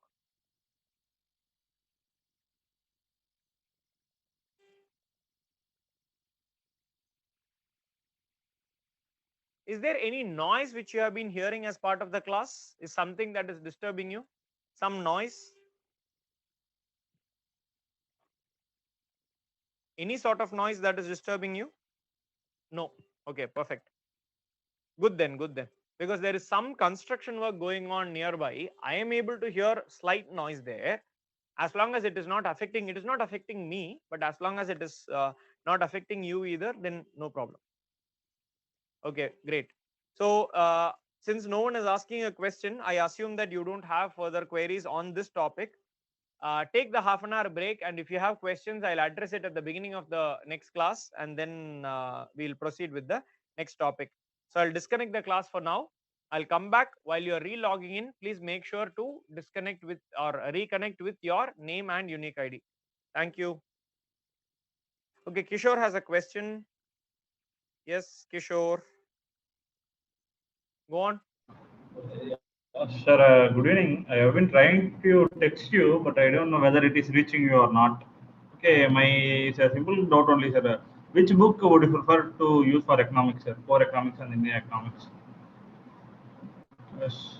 Uh, When I check with some seniors, they are telling the economic survey would be better. But for this kind of theories, what books do we need to refer? Kishore, uh, were you there in my first class? Yeah, sir, I was there, sir. Okay, you told about the macroeconomics and Shankar Ganesh books and all. But for the Uh, exact reference textbooks, which I could refer, sir. my answer even now is going to be the same. I would say for Indian economy, to get an idea, go for the 11th NCRT book, Indian Economic Development. Okay. Okay, sir. For that is 11th standard NCRT book. If you want the very basics, very basic things, 9th and 10th book. Okay. Other than that, you just follow. Shankar Academy has given you a material, right? A maroon color book. Yeah, sir, exactly. Yeah. So that book plus the class notes is enough to set the basic concepts right for you. Okay. To get the basic concepts, these two sources are enough. From the classroom, the class notes plus the Shankar Academy book. But if you are not comfortable with the class or the Shankar Academy book, then you can go for alternate sources like, let's say, Shankar Ganesh or any other book that you may find in the market. But trust me, no book in the market is error free. Even the Shankar Academy book has some errors inside it. For example, if you take the budget chapter, it is still mentioned that the expenditures are plan and non-plan expenditure instead of scheme and non-scheme expenditure. Okay, so these sort of errors are there in every book. If you are, you will have to go beyond that. You will have to look beyond that. And I keep telling you, there is no standard book. The reason is because if there are 20 questions asked, okay, 20 questions asked, I told you this already, only about 4 to 5 questions will be from things that we discuss in class, will be from concepts. The remaining questions will be either application of concepts or it will be current affairs. So there is no book which can give you the complete information. And you will have to learn about new concepts as and when they come in the newspaper. What we are doing in class is a basic, ensures that everyone is in a position to understand the basics of economics. That is all that can be done. Everything else you will have to depend on the newspaper. So newspaper is your single biggest source of all this information. There is no textbook which can give you all the information that is there, because these things are very dynamic in nature. It keeps changing from year to year. Hope that is clear, Kishore. Yeah, If we yeah, have yeah. already, if I list of books, there is nothing else that I have to add to that. Okay, okay. Thanks a lot, sir. Welcome, welcome. And Kishore, just hold on. Your question about economic survey, I'm just putting you back on unmute. I'm just unmuting you. You mentioned something about economic survey, Kishore. Yeah, sir. Actually, when I checked with a few of my seniors, okay, they are telling that the Uh, economic survey would be better for the Ask economics. them whether they have read the economic survey. I don't think honestly anyone would say, they'll just say read economic survey and all those because someone would have told them that. If they have read that book sincerely, I don't know why they did it, because reading the entire economic survey is not going to give you more than one question out of 100 UPSC questions in prelims. One question is the maximum that you will get directly from the economic survey. One question. For that, you will have to read two sets of books. Maximum you will get one. Even this one you can get from the newspaper. And you know what? The moment you start reading economic survey, there will be more things which you don't understand in the economic survey than you understand in it. So economic survey is a book that I would suggest for people who have chosen economics as optional.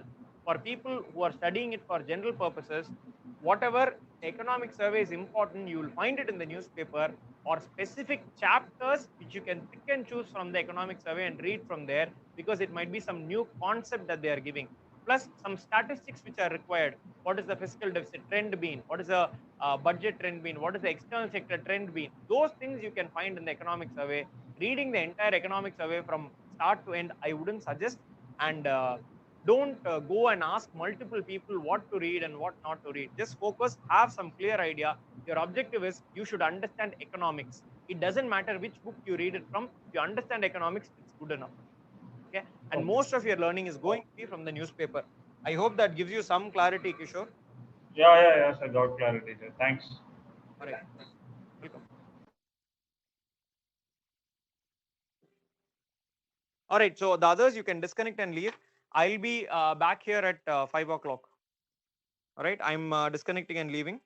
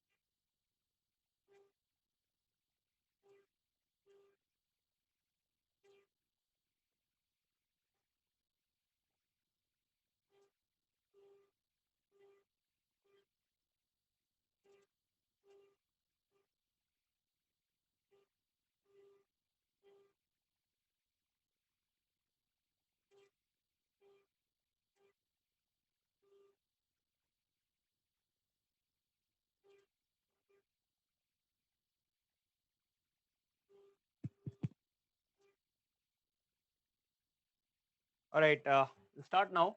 Host, I want you to give me co-host access. Host அண்ணா நகர்லேருந்து co-host access தரீங்களா?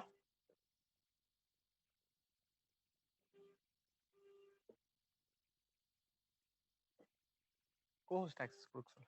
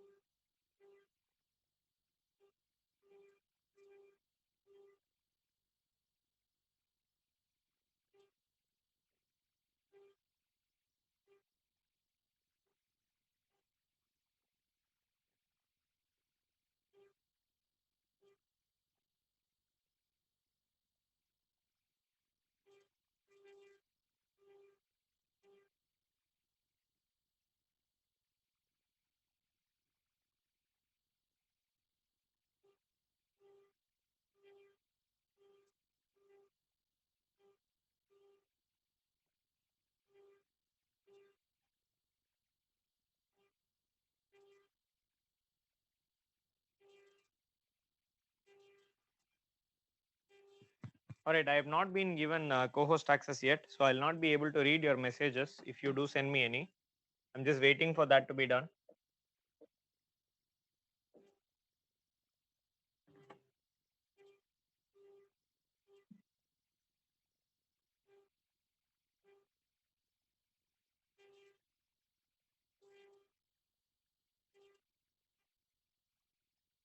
Okay, so can someone come on video and show me a thumbs up or something if you are able to hear and see me properly?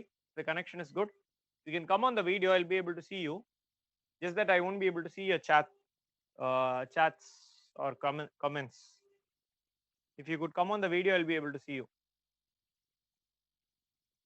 So you can just come, show me a thumbs up, or if you're not able to hear me, you can just speak. I'll be able to hear you speak also. Raise hand, and yeah, I have a raised hand, but I cannot.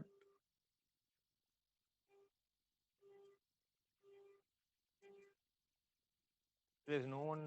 Okay, Helen. Are you able to hear me? Okay, perfect. Thank you, Helen. Right. Noted. Yeah. So good. I'll proceed then. Okay. So we are talking about the next heading is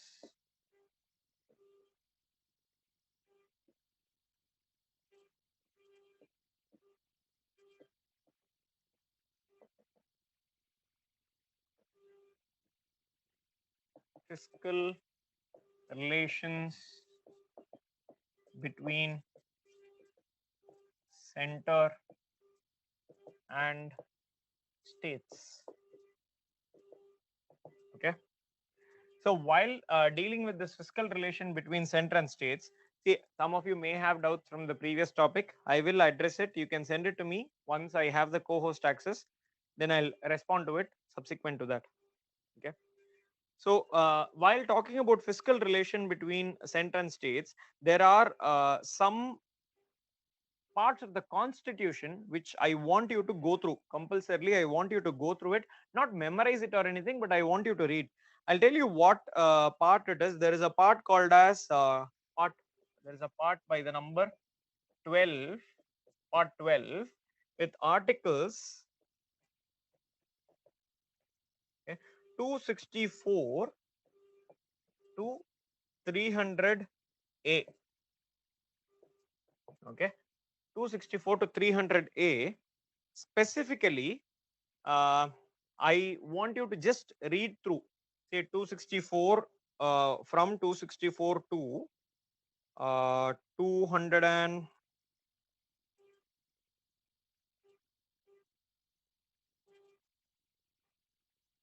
I'll tell you the exact number, just looking at it.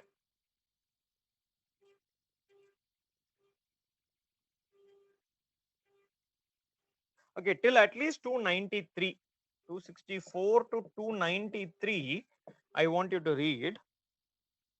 The other, see, if you read till that 1, 2, 3, 4, 5, 6, 7, 8, there's only 8 more articles after this which you might have to go through. But at least this I want you to compulsorily go through once. Just read it once. That is enough. Okay, so I have the co-host access as well. So if you want to send me a message, you can. I'll be able to read it and respond. All right. Okay, so these articles I would suggest just read it once to get a general idea of what is being discussed over there. Okay, no need to memorize, no need to remember everything as it is. Just read and understand without memorizing. Read and understand a few times. Whatever sticks to your mind, that is good enough. Okay, this will talk about the various types of accounts of the center, of the state, what the center can do, what the center cannot do, what the state can do, what the state cannot do, who can borrow from where, who cannot borrow from where. All those details are here. Okay, so this is something that will be beneficial for you from the polity perspective as well, where you will be learning about various kinds of accounts of the consolidated fund, contingency fund, and all those you will learn in polity. So there also it will be very helpful. And with respect to the legislative or constitutional aspect of it, there also it will be very helpful. In this, within this, we are going to focus on one particular article called 280. That is going to be the crux of our discussion. Okay, 280. 280 talks about the setting up of something called as a finance commission. Okay, I am not talking about the entire fiscal relations between center and states, but I am talking about specifically 280, which talks about finance commission. Now there is one more point which I should have mentioned along with the original part. So along with this part 12, there is one more thing I want you to read in the constitution. There is something called as schedules. I want you to go through the not the entire thing again. Schedules, seventh schedule. Okay, seventh schedule. Not seventh schedule talks about the union list, the state list, and the concurrent list. I know that in the union list there are 90, there are 97 items in the union list. Okay, there are about 66 items in the state list, and there are 47 items in the concurrent list. I don't want you to even go through everything word by word. I don't even want you to do that, but I just want you to just glance through it, just to understand what are the powers of the union, what are the areas in which union can do, take laws or take actions, what are the areas in which the state can, and what are the areas where they have shared responsibilities. That will give you a lot of understanding about how center and state work with respect to making laws, with respect to executing laws, with respect to finances. All those will be covered. I'll specifically tell you about some areas in the union list which you can look at. Okay, so let me see. With respect to our taxation and all those, 82 union list. I'm talking about union list. In the union list, 82 to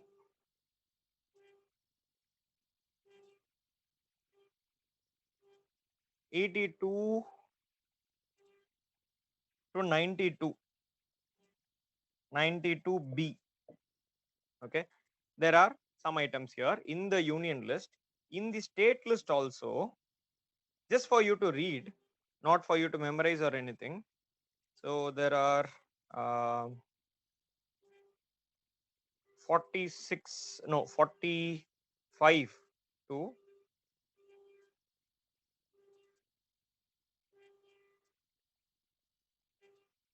63, 45 to 63.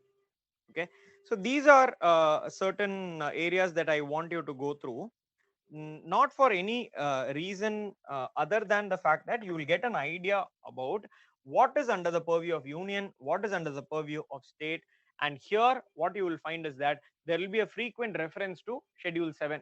They'll say the powers of this on topics which are mentioned in the union list in schedule 7, or in the state list in schedule 7. So you have to read these concurrently. Maybe you can read this first and go to that, or read that. Either way you can do it, no problem. But this is something that I would say as a compulsory thing that you should follow at the earliest possible time, if possible today evening or tomorrow morning, or if you don't have time, sometime during this week itself. I would suggest that just read it. Give yourself a time target of within half an hour I have to finish reading these articles. and this together. Within half an hour, you should, in that half an hour, how much you are able to read, or 1 hour, whatever is your convenient time, how much ever time you want to allocate for it. Don't go on reading for half day, 1 day, trying to memorize. Don't do all those. In limited time, whatever you can grasp of the whole thing, do that. That is enough. Okay. Specifically, we are going to talk, as I said, about Article 280, which talks about the Constitution of Finance Commission. Okay. So what does Article 280 say?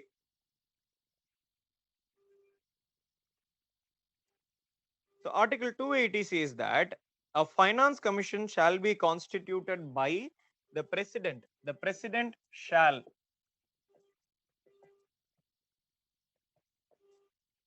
So there are a couple of things. Shall means that it is compulsory. Okay. President is the one setting up the body, not parliament. Not parliament. It is not an executive body. It is not a legislative body. It is a constitutional body where the president sets up the body because the constitution says so. Because the constitution says it has to be set up. So finance commission is a constitutional body. The president shall, because it is in this article, it is a constitutional body.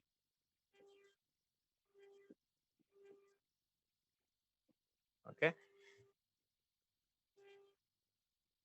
Shall set up, okay, every 5th year or sooner. Every 5th year or sooner. Okay. Constitute a finance commission.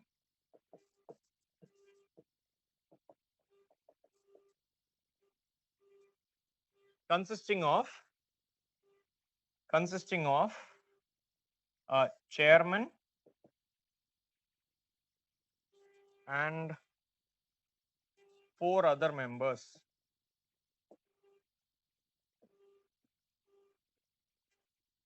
Consisting of a chairman and 4 other members.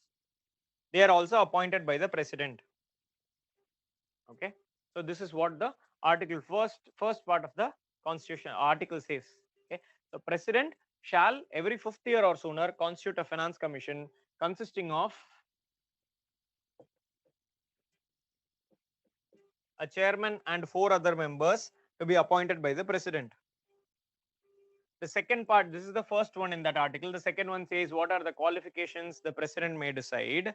So what is the duty? The third one, the third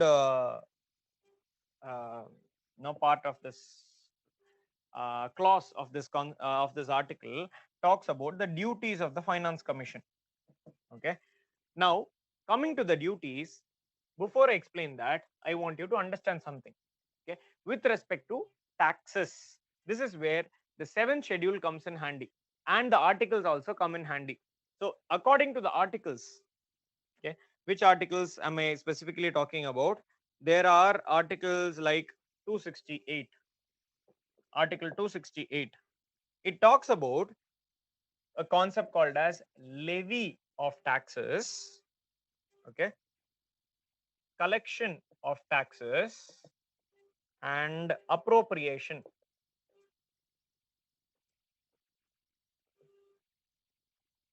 Okay. Article 268. Article 269 talks about levy of taxes, collection of taxes, and 268A talks about that, and assign. Okay, assign. And 268A talks about share, distribution. Okay, distribution of taxes. Okay, there are 3 article 268, 268A, 269 talks about these different types of taxes. So what is meant by levy? Levy means who has the power to impose taxation. Who has the power to impose taxation? Either center has the power or state has the power. Where is it given? It is given in the 7th schedule. You have to look at the 7th schedule on this topic. Who can collect tax? Either center can collect or state can collect. Okay, that classification is given in the 7th schedule. So if the state is the one levying the tax, the state will be the one collecting it and appropriating it. So there is no question about that. So we are not even concerned about that. We are concerned about public finance of the union. So we are concerned about taxes which are levied by the center. But within that, there is a classification where the taxes which are levied are collected by the state, which means center passes a law saying passes a law saying a tax has to be collected, but who collects it? The state is given the power to collect it by law. In the constitution, article 268, they have that union will say that the tax has to be collected, but it has to go to the state. So if it is collected by the state, they will appropriate it, they will keep it with themselves. That is what is called appropriation. You take something, you become the owner of it, you have appropriated it. Okay, the second type of taxation is where tax is levied by the center, it is also collected by the center, but constitution says in its entirety it has to be given into the hands of the state. So it is assigned to the state. In the second case, it is assigned to the state. In the third case, tax is levied by the center, tax is collected by the center, and it is distributed between center and states. Okay, so keep this in mind. We ask a question, this is 100% appropriation, this is 100% assignment, there is no question. In distribution, we ask a question, how to distribute, how much money with center, how much money to the state. That is where the question of duties of the finance commission comes into the picture. So among the duties of the finance commission are number 1, okay, distribution, the methodology, okay, recommendations, distribution between union and states of net proceeds of taxes, net proceeds of taxes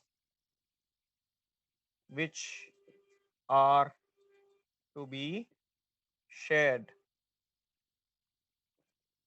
Okay, distribution, what, on what basis the distribution. So recommendation should be about distribution between union and states of the net proceeds of taxes which are to be shared. What is meant by net proceeds? There is a separate article to if I'm not wrong, I'm just verifying the article number. 279 talks about what is meant by net proceeds, what is to be distributed, which are the amounts, and how much amount of it is to be distributed. So that is determined by article 279. I am not going to discuss individually what each of these articles say. I am only going to explain what is finance commission, which is a part of article 280. So I'm expanding 280. I'm just telling you, to understand 280 better, you need to read 279, 268, 268a, 267 or 269. All those are important articles to be read. So this is one. Number 2, so the second role here, I'm creating a new page.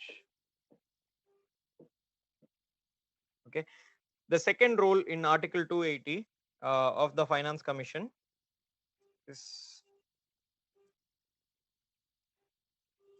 the second, third and fourth and all those is very straightforward.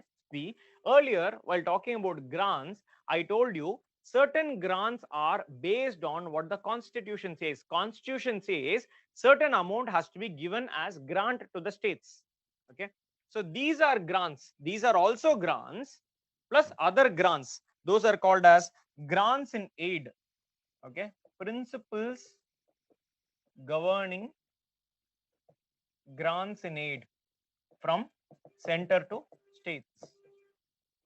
Okay, principle governing grants in aid from center to states. Plus there are some other provisions which I'm not going to go into the details of, like how to increase the consolidated fund of state so that they can give money to the municipalities, how to increase the consolidated fund of the state so that they can give money to the panchayats, and any other matter which the president refers to them. These are the key areas. Okay, we are not even going to go into this in detail, we are not going to go into that, but what we are going to go into is we are going to talk about distribution, the principles governing the distribution of the net proceeds between the center and the states. That is what is the major role of the finance commission. So we'll be focusing on that part. Okay. So within this, we have a situation. We have a situation where, let us assume that 100 rupees is going to be distributed between the center and the states. Okay. Let us say 100 rupees, or if you want, you can write 100 crore rupees for your convenience. Let us say 100 crore is the net proceeds, not the total tax collection, but net proceeds to be distributed. Net proceeds to be distributed as per Article 280. This is what is to be distributed. How? How much will go from the center to the states? Okay, to all the states together, not just one state, to all states together. This is called as, this process is called as vertical devolution of funds. Devolution means handing over, dividing it into two. Vertical devolution. Okay, center is dividing it into states. Why vertical? Because center is the bigger entity, state is a lower entity. So they are unequal entities. Center will take some, state will take some. This is called as vertical devolution. Now, by vertical devolution, we may come to a conclusion. Let's say they are saying that center will keep 60, state will get 40, all states will get 40. Okay, percentage, which means in this case, what, 60 crore will be in the hands of the center, 40 crore in the hands of the state. That is the first challenge. How much for the center, how much for the states? Now comes the second challenge.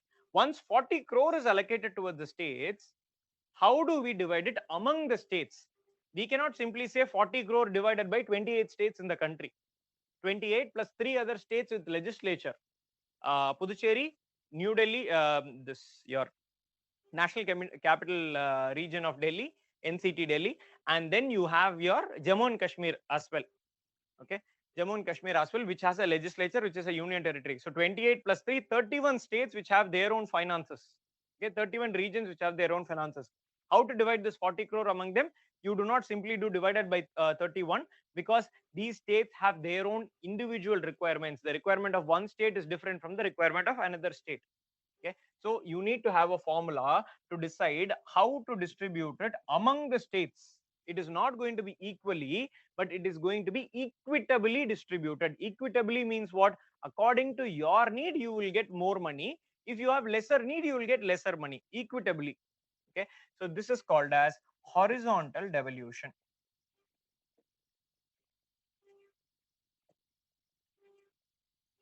So it is the responsibility of the Finance Commission to come up with a formula for, to come up with a methodology for,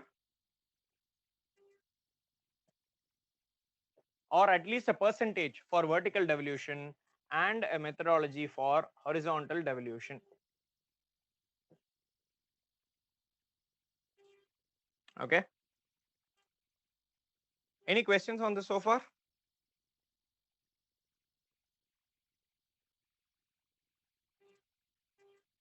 If you guys don't mind, if some of you don't mind, you can come on video. If you are in a presentable state, you can come on video, so that I have some response from your end. At least I can, if someone is nodding, I can get to know whether you are able to understand. Otherwise, I'm just looking at a camera and a lot of blue chairs here and an empty screen. Okay. If you don't mind, if you are appropriately dressed, if you are appropriately, if in the right background, you can choose to come on the video. It will be good for me, because I'll find a better response from your end. It is not just 1, 2 or 3 or 4 of you can come on the video simultaneously. So I can get a general response if you are comfortable with that. Otherwise, every time, just to see if you have understood, I have to depend on the chat. In this case, I have not received a single chat response from you. Am I teaching to no one? No, there are participants. Still no chat response. Can someone send me a hi or something like that, just to see if the chat is working properly? Okay, great. Ashwin has sent. Great, great. Is someone going to come on video? If you are not, tell me. I'll be disappointed, but I'll deal with it. I'll deal with my disappointment. Otherwise, I'll be expecting that someone would come, and then it will be greater disappointment. All right.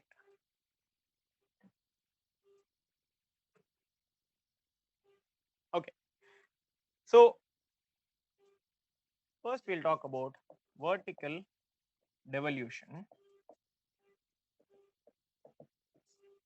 Okay. Center receives some money, it is giving to states. Question is how much? Okay, the question is how much. Yeah, I have one person who has come on video. Thank you for that, Sri Lakshmi. See, the question is how? What is the basis of this? The basis is very simple. The Finance Commission is an organization which goes from one state. Once it is constituted, it goes from one state to another state to another state to another state, and it has a discussion with the various finance ministers of the individual states. It also has a discussion with the central finance minister, and based on the various discussions and requirements, they make changes to how much money is going to be distributed. It is just a percentage. Okay, so what sort of a percentage? If you take the Finance Commission, the current Finance Commission that is in existence is the 15th Finance Commission. Prior to that, we had the 14th Finance Commission. Okay, 13th Finance Commission. The 13th Finance Commission had decided that 32 percentage of 32 percentage of the center's net proceeds should go to the states.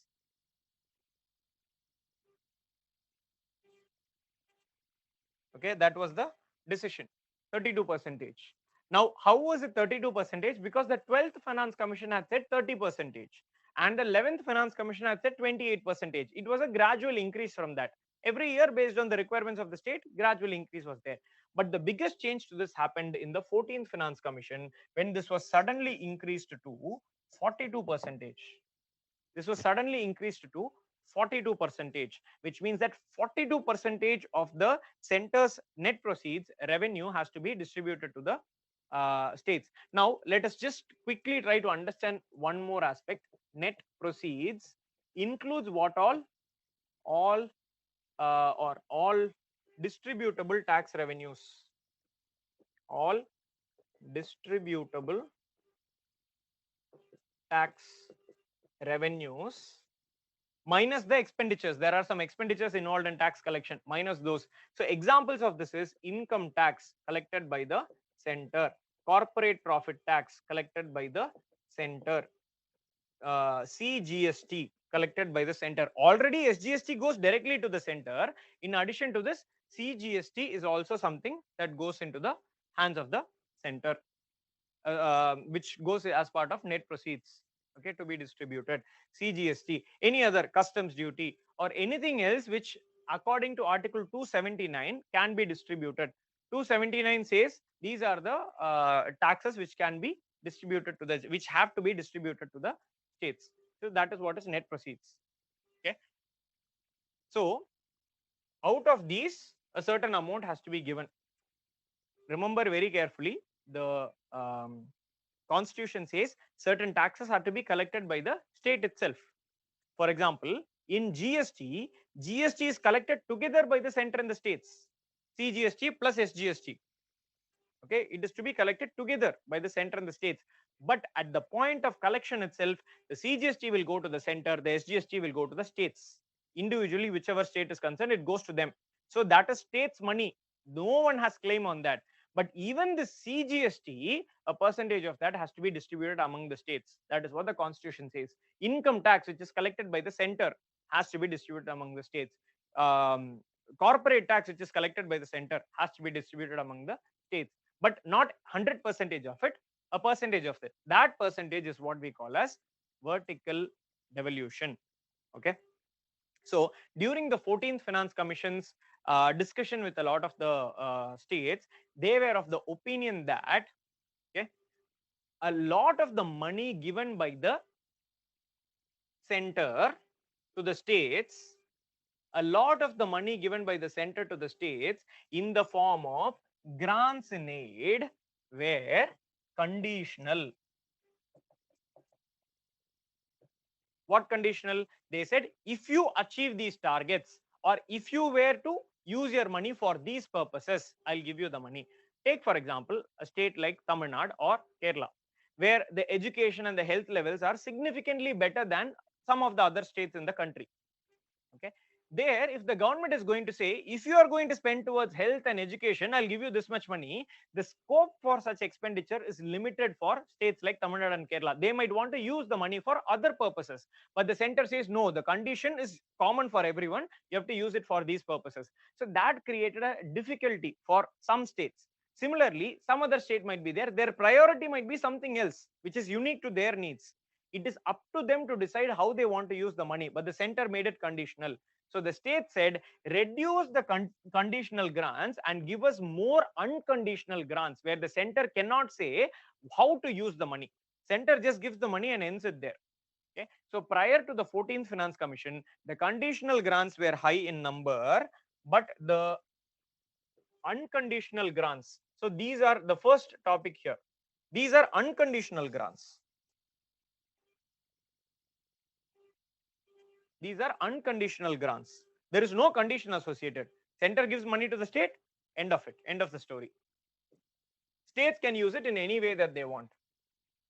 Okay, so they said reduce the conditional grants and please increase the unconditional grants. So they suggested increasing this from 32% to 42%. Unconditional grants increased, conditional grants reduced during the 14th Finance Commission. A sudden jump you will see. Okay, and later in the 15th Finance Commission, this was reduced to actually 41%, with 1% kept aside for Jammu and Kashmir's purpose. Okay, 15th Finance Commission said that 41% for the states, 1% for Jammu and Kashmir. They had said 42. They said we'll retain 42 itself, but just when they were about to submit their recommendations, they submitted their recommendations in 2019 October. It was in August that Jammu and Kashmir was made into a union territory. So that change happened. So they said, let us make it 41, where 1% is something that is kept aside for Jammu and Kashmir, the remaining for the other states. Okay, so that is how the calculation works. Now, before I go to horizontal devolution, this is vertical devolution. So whatever the net proceeds, 41% of that have to go to the states. Now, before I go further into horizontal devolution, which is the slightly bigger area, let me try to understand if you have understood this concept correct. Finance Commission. Is it a constitutional body? Let me turn around and people on video can either nod or disagree. Is it a constitutional body? Yes, we discussed that. Correct. It is a constitutional body. Is it a permanent body? Just hold on before you respond. Is it a permanent body?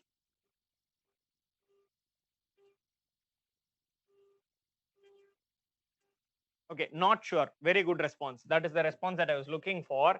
Because if it is a permanent body, if you are someone who thinks it is a permanent body, why does it have to be constituted again and again? The very fact that it has to be constituted again and again means that it is not a permanent body. It has to be it is appointed for a purpose, then it is disbanded. Then another body is appointed for a purpose, then it is disbanded. You compare this with some other organization, say something like National Human Rights Commission or Election Commission of India and all those. Election Commission of India. At any given point of time, the Election Commission of India is there. At any given point of time, there will be an election commissioner and there will be an election commission of India. Yes, they have a term once in 5 years. The president, the chairman of that may change, but the body will continue to exist. The body will not cease to exist. But that is not how Finance Commission is. Finance Commission is appointed and said the Finance Commission is told, you have to give us a way of distributing the money vertically and horizontally for the next 5 years. That is the relevance of this 5 year. So they will give a formula which is applicable for a period of 5 years. But once they give the formula, they don't have any more role. They don't have a role of monitoring it, nothing like that. So once they submit their report and once the government accepts it, the body is disbanded. End of Finance Commission. And after that, before the end of this period of 5 years, this plan, which is this formula which is given for 5 years, before the end of that, the government will be appointing another finance commission with a different chairman, different members. The president would be appointing that, and they will have to come up with a plan for the next 5 years. So it is a temporary body. It is not a permanent body. It is a temporary body. Okay. So let me ask you one question based on this knowledge. What is the term? Term means what? Duration of a finance commission. People on the video can show me the answer with your hand. The others can type in your answers. What is the term or duration of a finance commission? One, okay, two people have responded. Two people have not responded. Okay, thank you for your answers. I am waiting for the chat box. I don't want it to be a case where I'm only looking at their responses. Chat box. Okay, Karan, correct.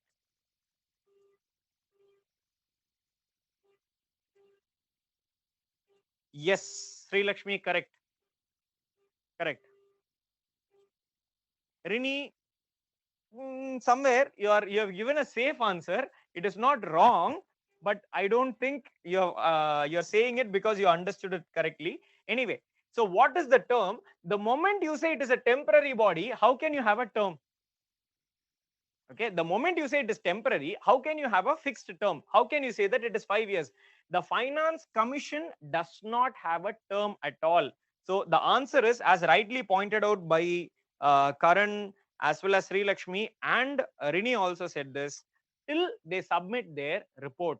Their life is from the date that they are appointed till they submit their report. It could be 6 months, it could be 1 year, it could be 2 years, depends on when the body is appointed. There is no fixed term for a finance commission. But what is the term of the recommendations of a finance commission? The term of the duration of the recommendations of a finance commission is generally 5 years. Generally 5 years. Okay. At least it is 5 years from the time the finance commission is disbanded. Okay, which means, let us look at it once more. I told you there is something called as 13th finance commission, 14th finance commission, 15th finance commission.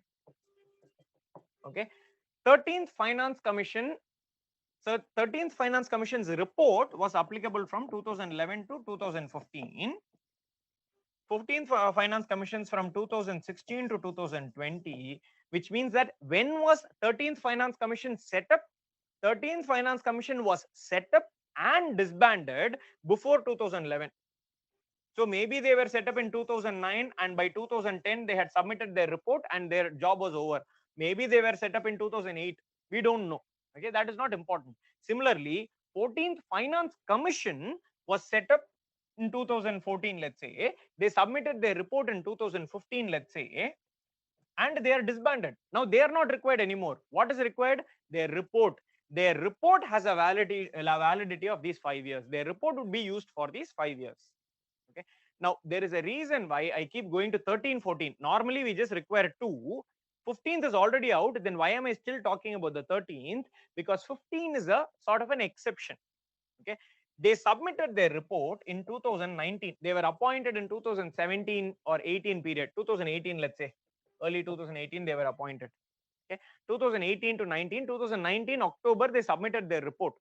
But before they submitted their report, there were a few changes in the economy. One, Jammu and Kashmir issue. Second, the economy itself was slightly slowing down. Third, the GST had been introduced in 2017, which was a major wholesale level change that was there in the economy. As a result of which, it was difficult for the Finance Commission to predict the net proceeds, to have a clear picture of the net proceeds, because we are talking about distributing the net proceeds. So they were having a difficulty understanding what is the net proceeds. So they said, you know what, we will submit an interim report. Okay? Interim report, which means a temporary report for a period of 1 year, 2020 to 21. For that 1 year, we'll submit a report with recommendations, and then we will continue to function for 1 more year which means after they submitted their first report in 2019, they were not disbanded.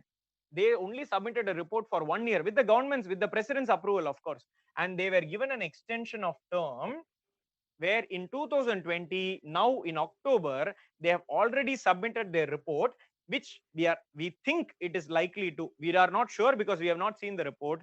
They are likely to give a report which goes from 2021-22 or 21 to 26. 2021 to 26, 21, 22, 23, 24, 25, 21 end, right? So 22, 23, 24, 25, 26, 5 years. Normally it should have been 2021 to 2025. Now it is 2021 to 22 is one, and then 22 to 26 is another. Okay, this confusion of 2021, because you know the difference between financial year and calendar year, right? So that is why this confusion. Okay, so this, when I say 21, it ends in 22. 21, 22 is this number. Actually not, 20 is when it ends. This is 2021-22. This is 2022 to 26. That is when the term of this is. Now we don't know whether this will be the case, because when this happened in 2019, the COVID had not happened. This was October. COVID became a big issue in 2020 March, February, March. So we still don't know. Maybe there is a possibility that they will submit one more interim report. It's a possibility. I don't know. They might submit one more interim report, and they might be given an extension of 1 more year so that they can predict the post COVID situation, because again an exceptional situation, right? It is a possibility. We don't know. We'll have to wait and see. Okay, or they may have submitted the entire report also for the 5 years. We'll have to wait and see what they have done. So the point here is, normally the duration of a report is 5 years. In this case, the duration of the report is 1 plus 5 years. 6 years they have given. Okay, and remember, it is not 15th and 16th Finance Commission. It is 15th Finance Commission with an extended term. Okay, 15th Finance Commission with an extended term, and there is a condition. Remember, every 5th year or sooner it has to be appointed. Every 5th year or sooner from the date of disbanding the previous Finance Commission. The previous Finance Commission has yet not been disbanded, which means what?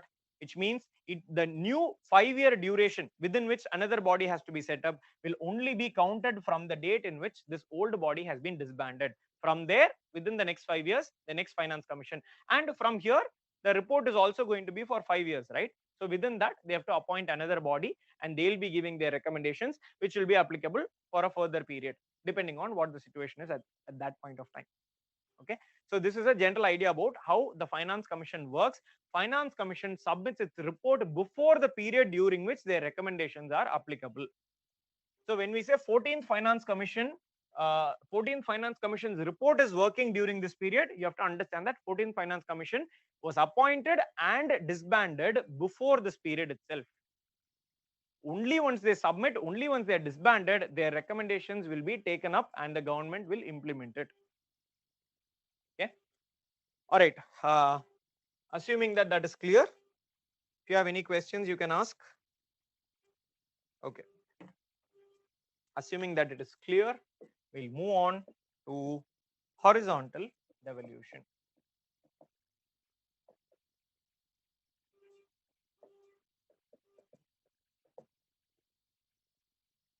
Horizontal devolution. Perfect. Thank you for your response, Akshaya. Okay. So horizontal devolution means what? Now we said 41%, right? We said 41% is to be devolved. 15th Finance Commission, we said it said 41%. Okay. For convenience, no need for any convenience.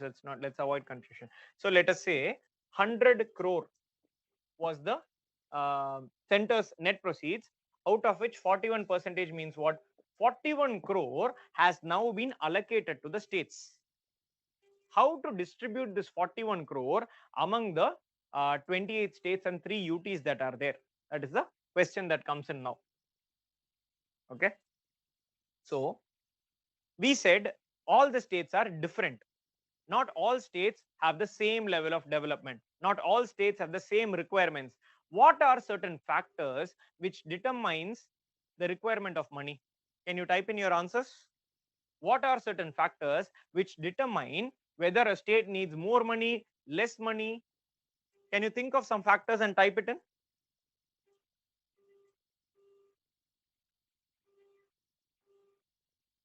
Raj says healthcare, Rini says their GDP, Ashwin says population, Akshaya says education health, Helen says population, Raj says education, Archana says GSDP.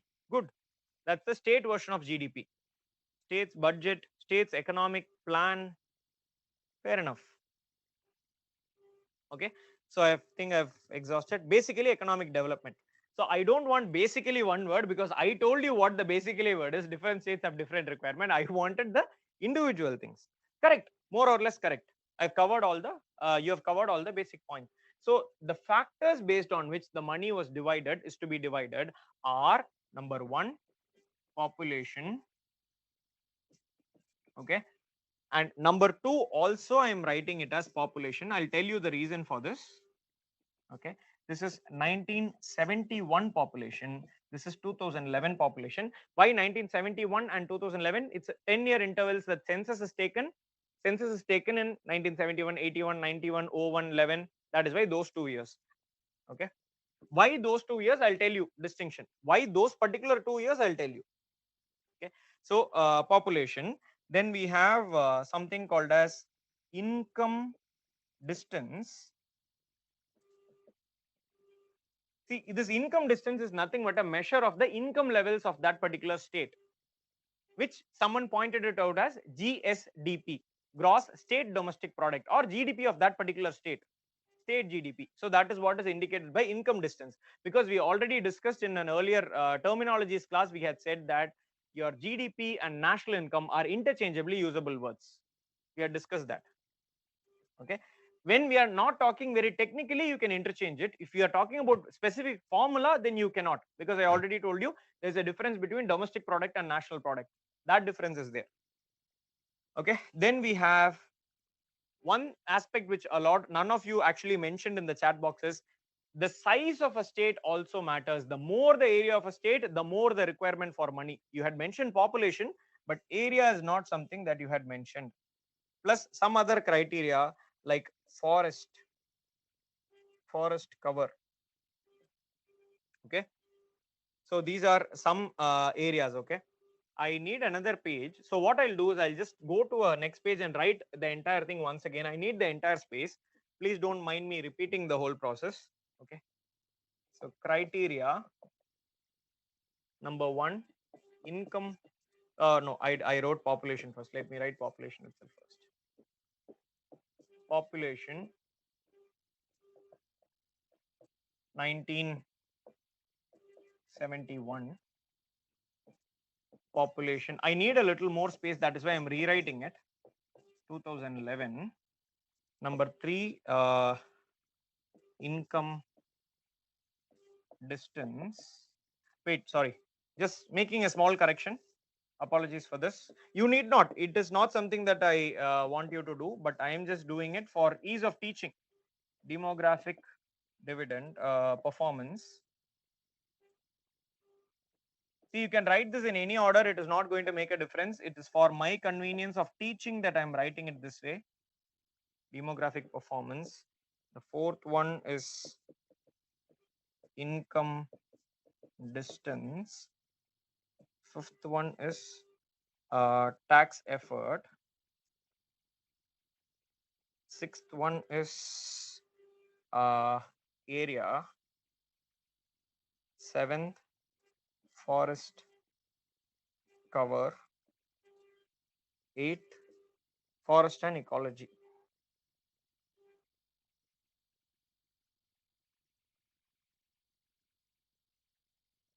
All right.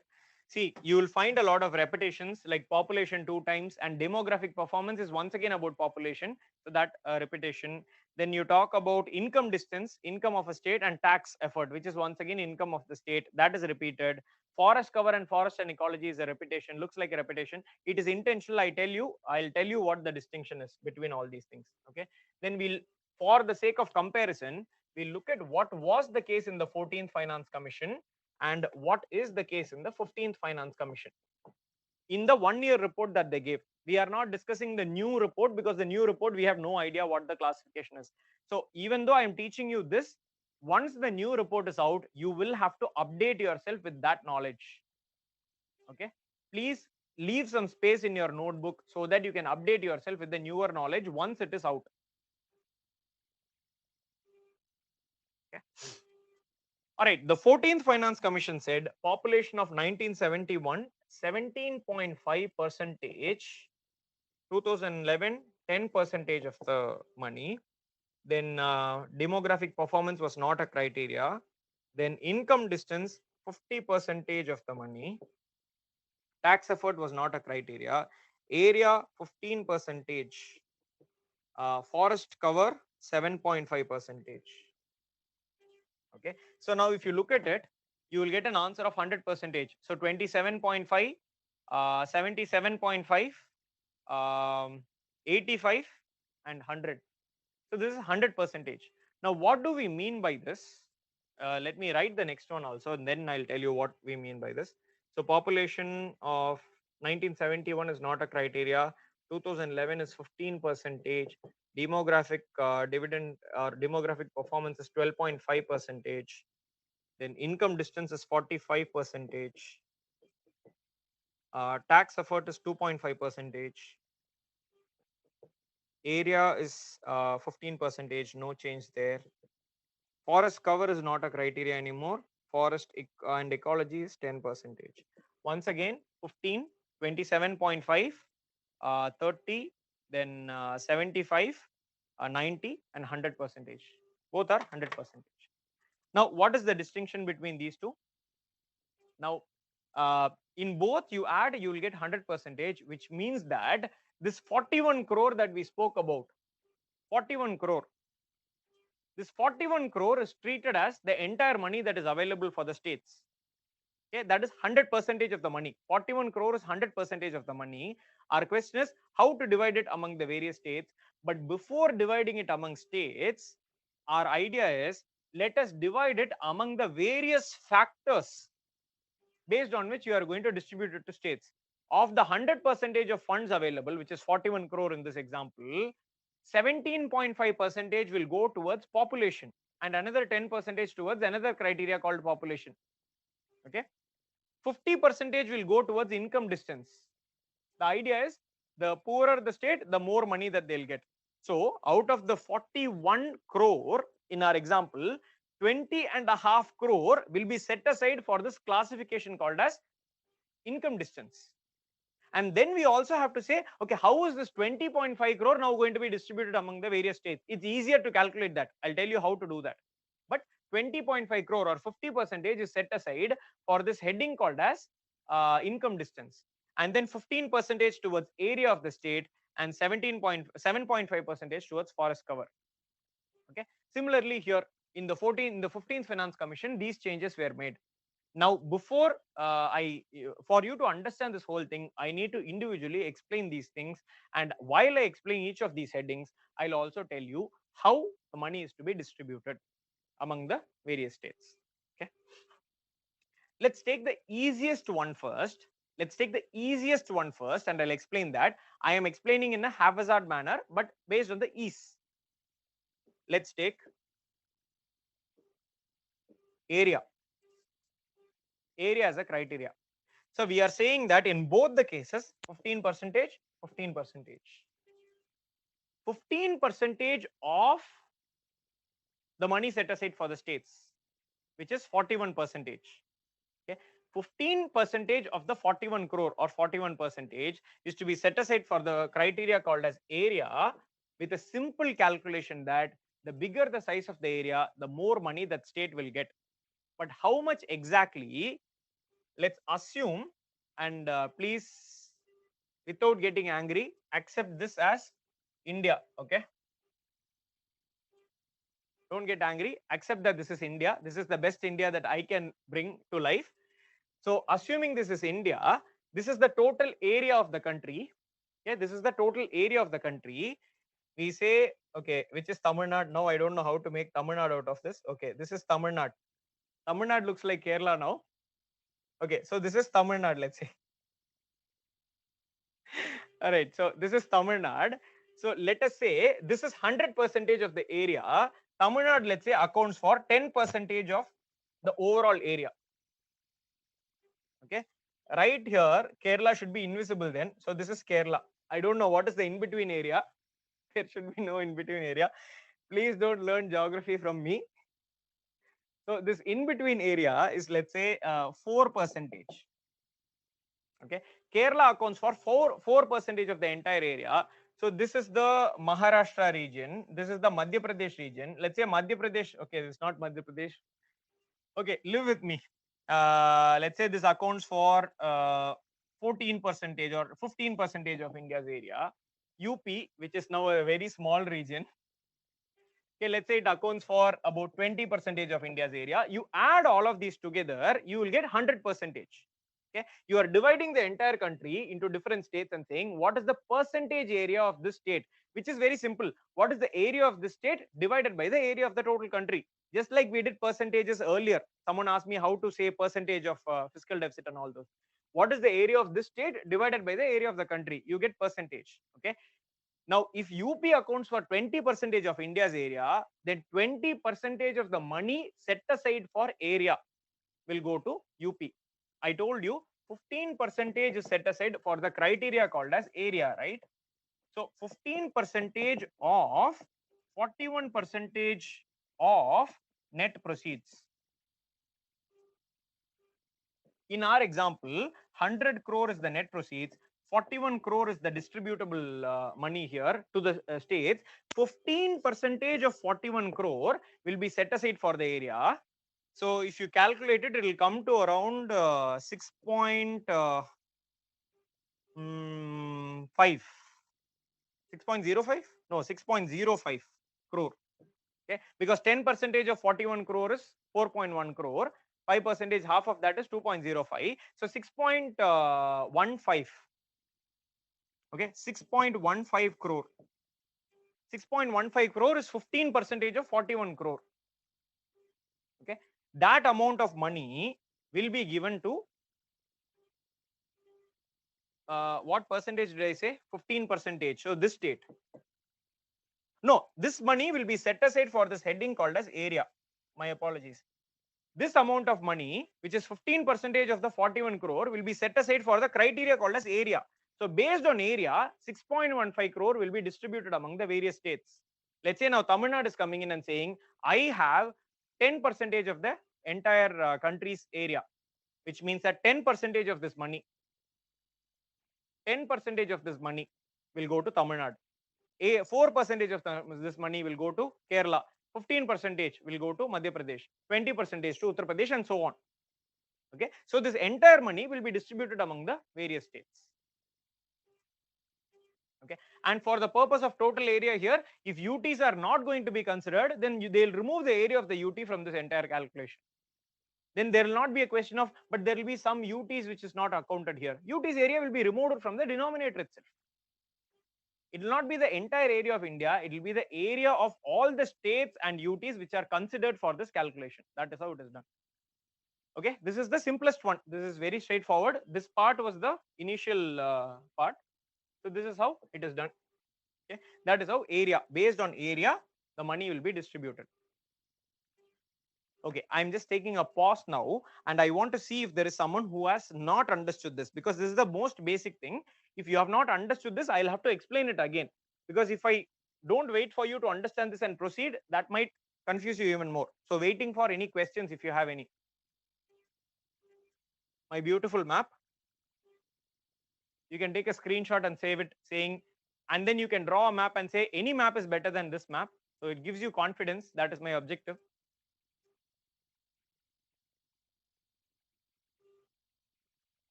Okay, no questions. So I assume that you have understood. Either you have understood or you have got you have fainted because of the map that I have drawn. Either of those has happened. I assume that you have understood? Okay, no response. So if you do have a question, please don't hesitate to ask me, even if it's a little later, I will respond to it. Okay, great. Moving on. What's the second criteria? We'll discuss the criteria called as forest cover. Okay, because that is also again easy. Take the total forest cover of the country. Okay, take the total forest cover of the country. What is the percentage share of each state? Let's say Tamil Nadu has, say, total forest cover. Tamil Nadu has, let's say, 5% of India's forest cover. Tamil Nadu will get 5% of this money set aside for this category called as forest cover. So Tamil Nadu, let's say, has 5% of forest, of the entire forest cover. This is how the calculation is. 5% of 7.5% of 41% of the net proceeds. I hope this is not confusing, because that is what I have written here. Let's say Tamil Nadu has 10% of the of the area. We are saying 10% of 15% of 41% of net proceeds. I wanted to make this entire percentage of easier. That is why I calculated 100 crore, 41 crore, and 6.15 crore. So 10% of 6.15 crore, like in this example, but essentially it is 10% of 15% of 41% of the total money which is to be distributed between the center and the states. So similarly, with respect to forest cover as well, of the total forest cover in India, how much is there in Tamil Nadu, how much is there in Kerala, how much is there in Andhra Pradesh, how much is there in Telangana, how much is there in Karnataka, and so on. So you add all those, you will get the forest cover. Now, if you look at it, forest cover was there in 14th Finance Commission. It is not there in the 15th Finance Commission. The reason is they changed the definition of forest cover. They said it's not just forest cover, it is going to be dense forest cover. How much of dense forest cover is there, which leads to more and more forest life also, which is why they have renamed it as forest and ecology. It is just a change in definition. So they have used a different terminology. Essentially, it is pretty much the same. And they have given a higher weightage as well. Now, we understood one part. We understood that higher the area of a state, more would be the requirement for them to spend money. So it's understandable that they would require more funding. Now, why forest cover? Two reasons for more forest cover, more money. Here the idea is more the forest cover, more the money. Two reasons for that. Number one reason, if you are having a high forest cover, it means we have targets like your Paris Treaty target, Paris Climate Agreement target, where 33% of the nation should be forest, and afforestation targets are all there. So it is like an encouragement. Please grow more forest. It is an encouragement for you. So green initiatives and all those. But even more than that, there is another reason. If a state is growing a forest, if the state is not cutting down the forest to set up industries, the state is compensating on economic growth for the sake of retaining forests, right? Which is for the greater good, they are compensating. Whereas a state which has lesser forest is now cut down the forest for the sake of their improvement, which means the state which is growing forest has to be encouraged to keep it that way, because they are losing out on certain economic growth. One is an encouragement to have more forests. Second is a compensation for the economic growth that they are losing out. These are the two reasons. One is to encourage forest growth. One is to encourage afforestation. Second is to compensate for the economic loss due to forest not being cut down. More the area of a state in the form of forests, less the area that they have for doing business activities, like setting up industries and all those. So two reasons. That is a forest cover. So we have addressed three areas of the 8. We have addressed 3 areas. 7 and 8, only 7 in 14th Finance Commission, only 8 in the 15th Finance Commission. So there's a this or that. That is why I told you some of these will go away. Okay. Then I'll explain these, and then finally I'll come to tax effort. I'll explain the population part, and then I'll come to the tax part. Okay. Population is also very, very similar. What is the population of the entire country? What is the percentage share of the population of Tamil Nadu in India's population? What is the percentage share of UP in India's population? Based on that, see, in this case, 17.5 plus 10, 27.5 in this case. Okay, and in this case also 27.5, 15 and 12.5. In both the cases, 27.5 percentage of the money, 41 crore, 41 percentage has been set aside for the heading called as population. Okay, has been set aside for the heading called as population. Now, why the changes? Why are there two headings and two headings here? It's not three headings anywhere. Here two headings, here two headings. Why are there two headings under the a topic called as population? Answer is this. Okay. During the 1960s, India was going through a situation of heavy poverty. Okay. We had initial growth after independence. We had a period of initial growth during the early 1950s, and that period we had good growth. But towards the end of the 1950s and early 1960s, we had to face the Chinese war. You had to face the Pakistan war, and then there were 3 years of continuous famine in India, which meant that India, which became food sufficient during the first 5-year plan period, 1952 to 56 period, India focused on agriculture and we were doing reasonably well. Okay, our health improved, our health facilities improved, everything improved. But the problem is that during this 1960s, because of all these issues, war and famine and all those, poverty became a major issue. And what we discovered is that, or what we identified is that, during the 1950s, when the health situation of the country improved, the mortality, the age of mortality, the mortality rate, death rate decreased significantly, which meant that people were now living for longer periods because of better childhood care, your vaccinations and all those. People were living for longer. Okay, and more people were surviving. Earlier, what used to happen during the 1930s and 1920s, we had heavy situation of famine and child mortality and poor health facilities. So what families used to do is that they used to give birth to a lot of children, if maybe 5 or 6 or 7 children, to have eventually 3 or 4 children survive. There will be, infant death was a very common thing at that point of time. It is said that during independence, at the time of independence, India's average age, expected years of expected life expectancy at birth during the time of independence was around 27 or 28. Now, it doesn't mean that anyone who lives will die at the age of 28. It just means that there were far too many people dying young. For the people were living till an old age even then. Okay, but the average becomes so low because far too many people were dying at far young an age. So the families used to give birth to, the mothers used to give birth to a lot of children, so that at least a few of them would survive for a longer period of time. That was the reality.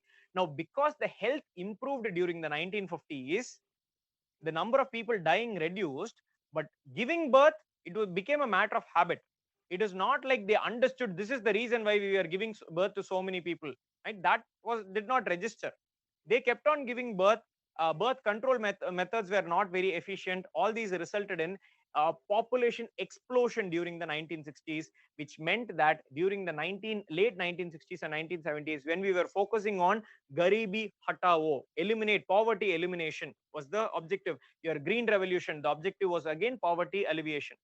Okay, during that time we realized that population is one of the biggest reasons for the level of poverty. Then it was true, today also it is true. Today it is true with respect to the world itself.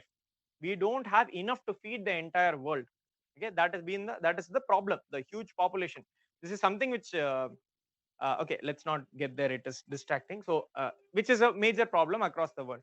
Okay, so that is the issue with respect to population. So in the 1970s, mid to late 1970s, we realized that some states are strategically increasing their population, because we decide that higher the population, higher the money shared, higher the population, more the number of seats in Lok Sabha, more the number of seats in Rajya Sabha, because the number of seats will determine that, right? The population will determine all those things.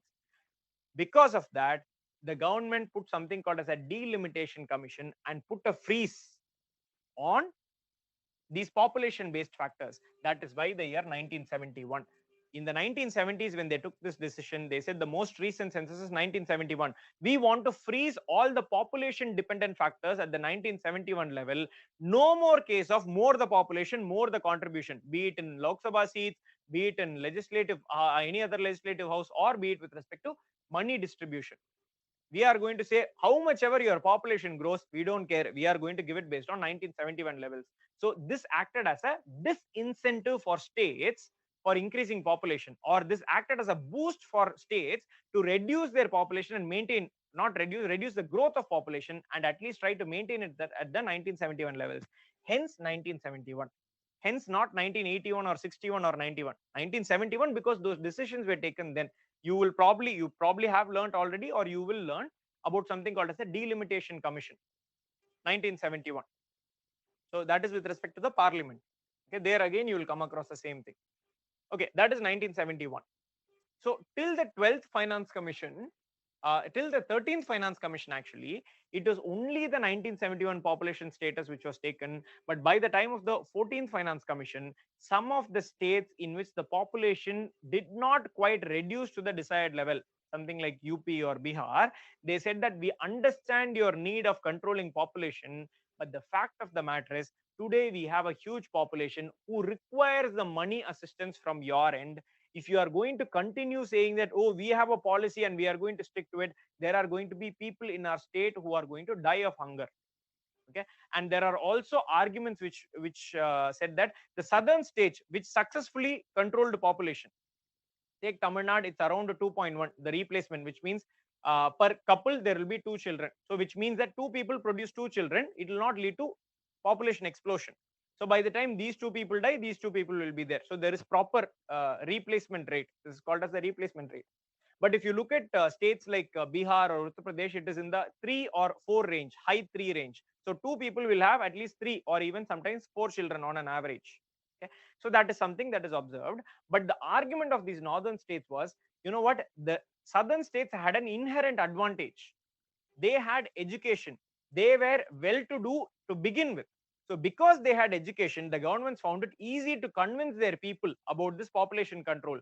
And because they already had money, they did not have to increase population. Whereas in states like Uttar Pradesh and Bihar, people who own a farm, they felt that they would have to pay too much money to hire a labor, so produce the labor.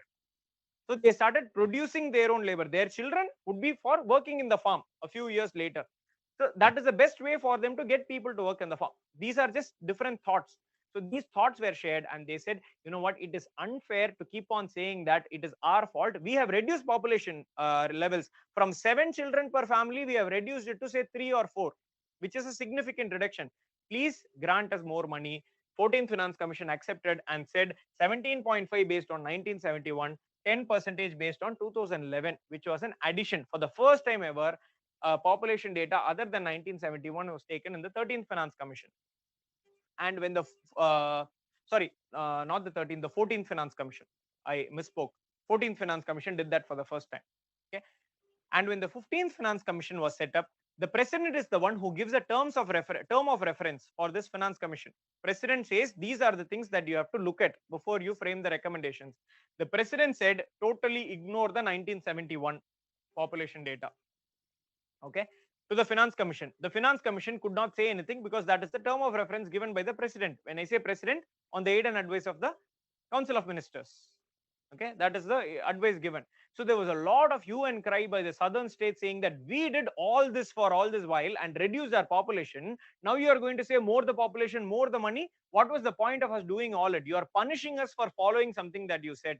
So that is something that they said. And the finance commission said, we understand your issue. So even if we cannot bring in 1971 because you have been explicitly told to give weightage to 2011. But what we can do is we can reward your good performance over the years.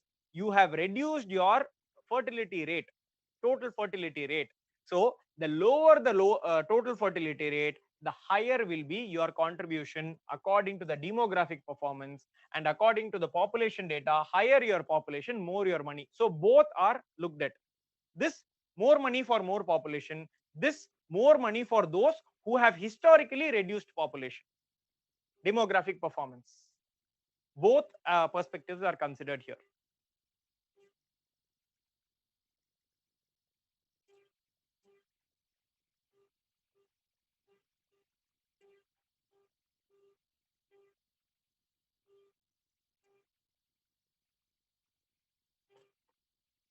And finally, talking about this income distance and tax effort.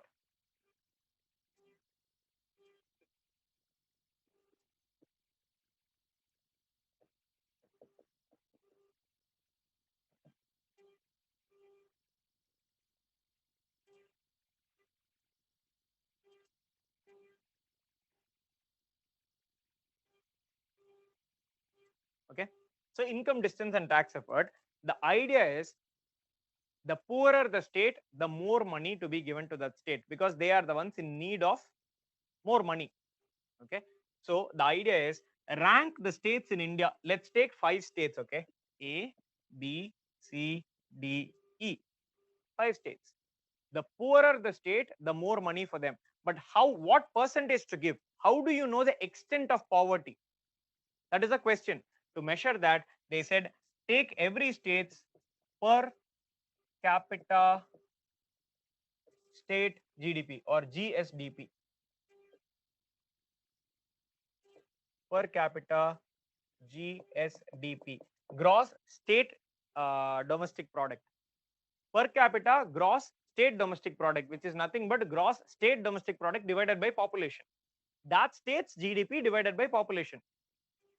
See, we have already seen in previous class in the first topic that GDP is not an indicator of the overall prosperity of a nation. If that is the case, India should be the 4th or 5th richest country in the world, because GDP wise India is there, 4th or 5th richest country in the world. But no, because of the population, that entire GDP which is produced is distributed among so many people. The income that is generated is distributed among too many people. So per capita national income or per capita GDP is a good measure. Similarly, with respect to state also, that is the reason why we are taking per capita gross state domestic product. Okay, per capita you take, you arrange them in the descending order, with A being the richest state in the country. Let's say having a per capita state GDP of rupees 100 for the sake of calculation, I'm telling you. Okay, the second state has 90, the third state has 80, the fourth state has 70, let's say the fifth state has 60. Okay, then which is the poorest state here? E is the poorest state. How poor is E compared to A? We say E has a poverty of 40 rupees. That is how far away they are from the richest state. It's a relative scale. How poor are you compared to the richest state?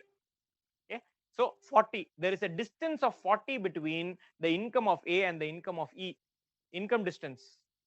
Okay, then what is the distance of D? There is a distance of 30. What is the distance of C? There is a distance of 20. There is a distance of 10. Okay, now you ask, what is the distance of E? See, it is just the same concept as earlier. Earlier we said population of Tamil Nadu as a percentage of total population, correct? Here, poverty of E in comparison to the total poverty. Poverty of E, which is represented by 40 as a percentage of the total poverty. What is total poverty? 40 plus 30 plus 20 plus 10. Okay, treat this as a measure of poverty, treat this as a measure of poverty, treat this as a measure of poverty, and treat this as a measure of poverty of those states. Take all the states in the country. Okay, how distant are you from the richest? So all the distances are measured. Of the maximum possible poverty distance, how poor are you? Of the maximum possible poverty, how poor are you? 40 divided by 40 plus 30 70 plus 20 90 plus 10 100 into 100 percentage, right? So 40 percentage of the money will go to E. I very conveniently took the numbers so that I'll get an addition of 100, but you can also change it. Take this as 50. This will be 50. Everything else will be the same. So you'll get a total of 50 out of 110 divided by 100. 50 by 110 into 100, you will get a percentage. That percentage will go to E. 30 by 110 into 100. That percentage will go to D. 20 by 110 into 100 for B. For C. 10 by 110 into 100 for B, which will be the total money that is distributed. Then a separate money will be set aside. You ask a question, what about A? Will A not get any money because it has the highest income? No, A will get a money. A will get a fixed amount which is slightly less than what B gets. A will get a fixed amount which is slightly less than what B gets. Okay, this is the concept of income distance.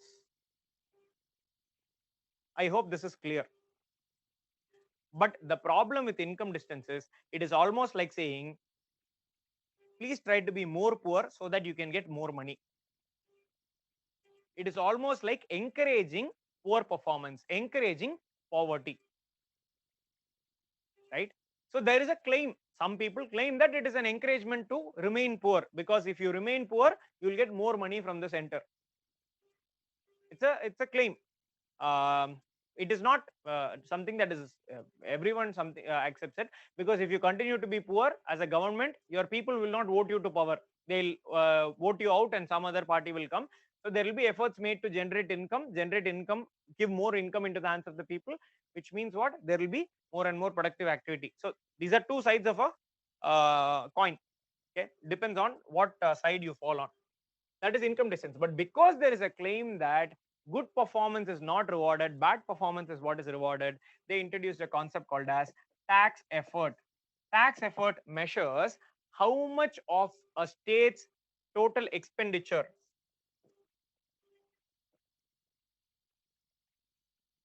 yeah, how much of a state's total expenditure are they able, states total expenditure, how much of what percentage of a state's total expenditure are they able to meet by their own tax revenue? How much, what percentage of a state's total expenditure are they able to meet by their own revenue? Let us say something like the state with the best performance, let's say, has a number like 82 percentage. Okay, state with the least performance, let's say, has a percentage like 51 percentage, let's say. Okay, now what we'll do is we'll do a reverse. Now we'll say A, B, C, D, E. In this case, E is the state with the best performance, let's say, or instead of, let's avoid confusion, we'll revert it this way: E, D, C, B, A. Okay, A is the state with the best performance, you'll write 82 here.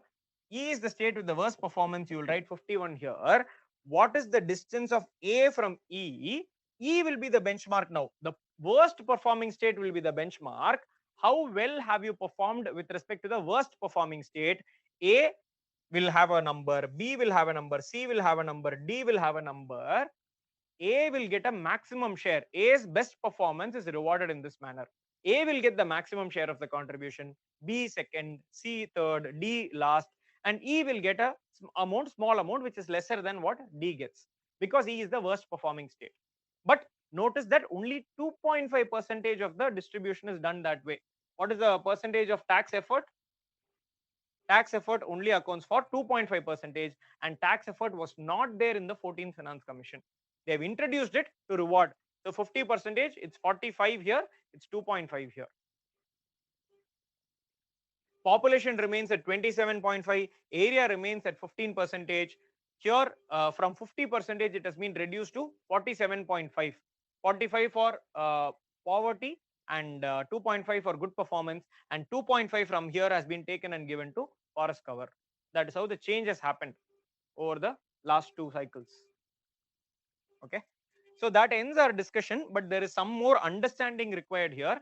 It has taken more time than I thought it would, than I told you it would.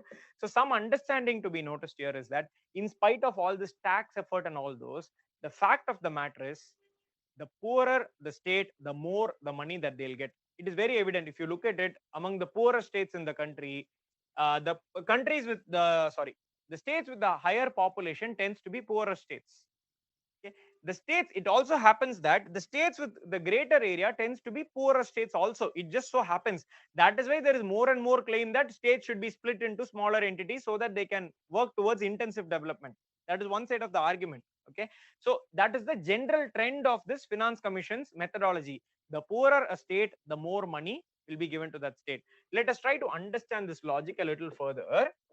I'm sure that when the taxation concept was first started, revenue receipts, okay, you would have been taught about a concept called as proportional taxation, progressive taxation, and regressive taxation. Do you remember that from your notes? Proportional, based on tax rates If the rate of tax increases with increase in income, even before direct tax was taught, you would find it. If the rate of tax increases with increase in income, it is called a progressive taxation. If the rate of tax remains the same irrespective of income, rate of tax, not the tax amount, rate of tax, that is proportional tax. If the rate of tax decreases with increase in income, it's regressive. Okay, that is a concept. So there we say that India's taxation and the most ideal taxation system is the progressive taxation system, because the more money you have, the more potential you have or capability you have to pay taxes.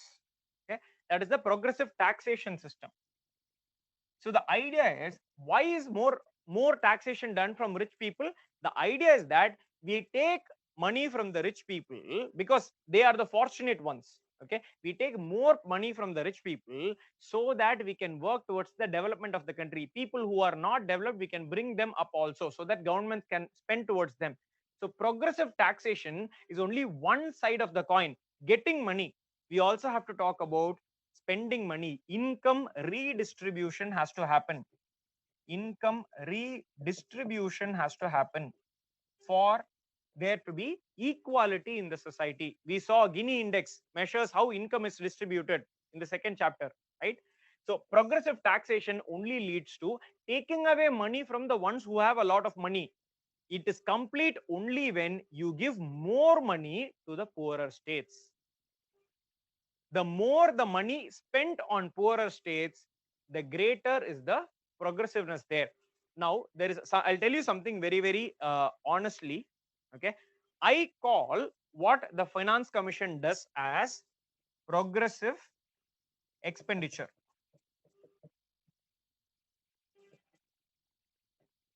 Okay, and but when I say this, I define it as the richer the state,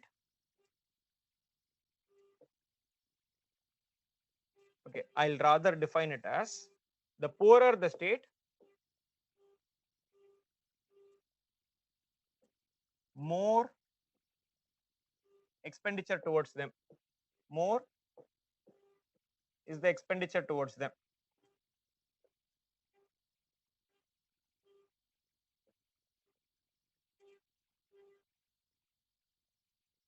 Okay, so the idea is, as the income of a state increases, the money spent towards them decreases. Some people, I have seen them, they define this as a regressive expenditure.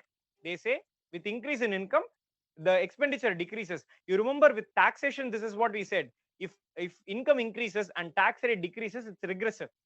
So some people say with increase in income of a state, if the expenditure decreases, it's regressive. I do not agree with it. I say the poorer the state, which means with increase in income of a state, if you spend less, it is progressive expenditure, because what you're doing is towards the poorer state, you are spending more. The poorer the state, the more you are spending towards them. It is not just my view. I am basing this view on the Finance Commission's website. In the Finance Commission's website, you will find that the Finance Commission has a role of increasing the progressive expenditure, but they have not defined progressive expenditure there. But in their website, I infer from that they mean by progressive expenditure, because the actions of the Finance Commission has been such that the poorer the state, the more money that they get. Okay, so progressive expenditure is poorer the state, the more money they get; richer the state, the less money they'll get. However, this is not a commonly found economic term. Progressive expenditure, progressive taxation, you will find there is no ambiguity. But with progressive expenditure, you do not find a clear definition anywhere. There are some Quora answers which are completely unreliable. There are no answers to the question of progressive expenditure. So my suggestion, stick to what the Finance Commission website says.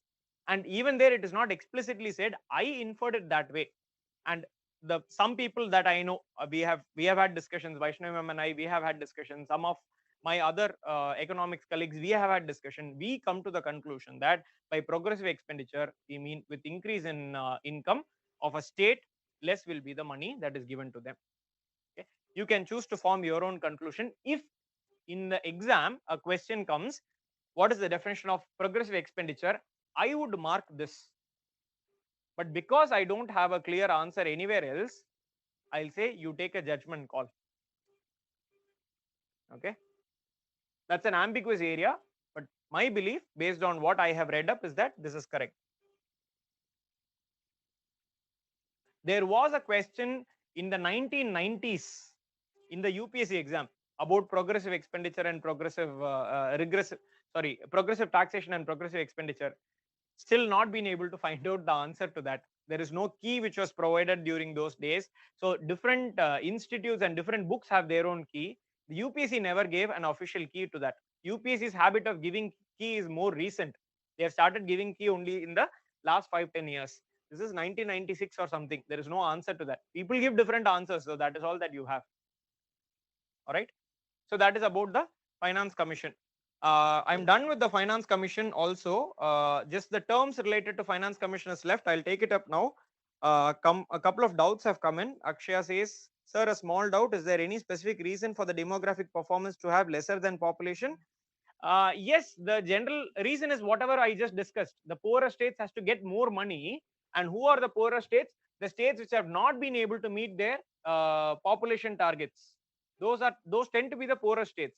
So we need to give more money to the poorer states. Hence, that has a higher percentage. See, here also, yeah, correct. What you're saying is correct. Earlier, this was greater. Now, this is greater. Sorry, now this is greater. That is true. But the idea is, yeah, whatever I just said about more or poorer the state, the more the money. That is the logic. I hope that is convincing at share, because there is no other reason that I can give. Finance Commission took a decision like that. Their reasoning is more money for the poorer states. That's all. Any other questions you can ask me?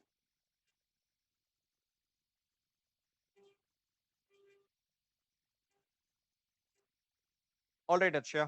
Anyone else?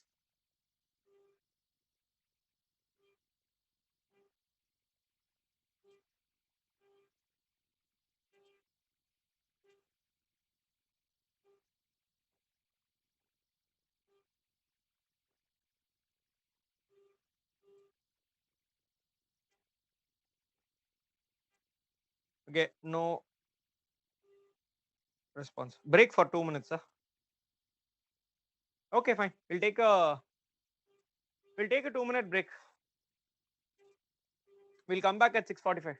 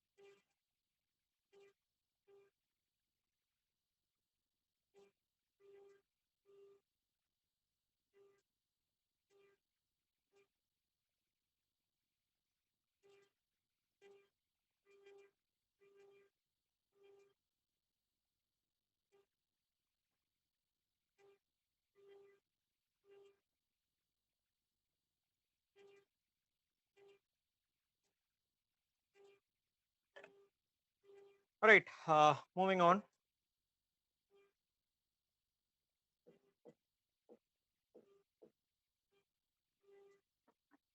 Okay, so the heading itself would be other terms related to public finance.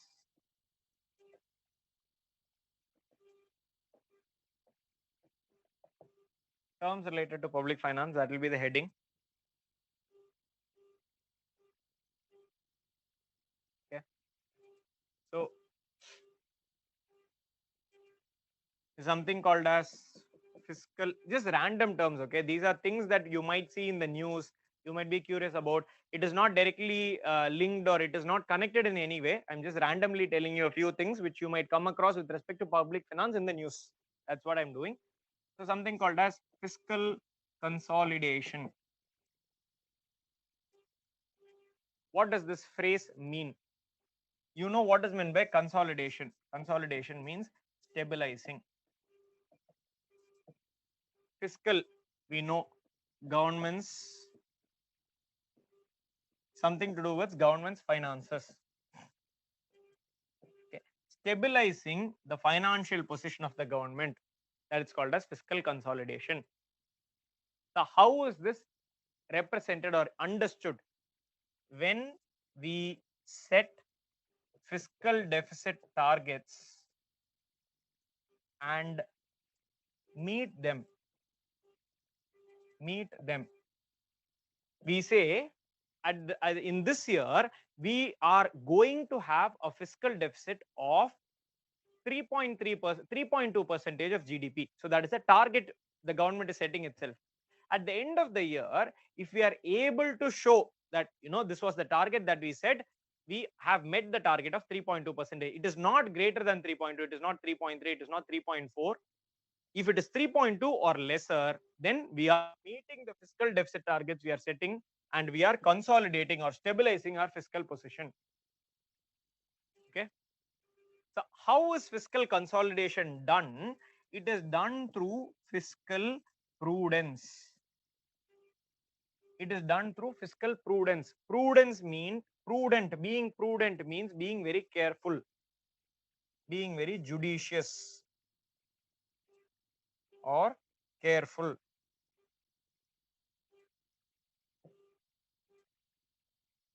with respect to government's money.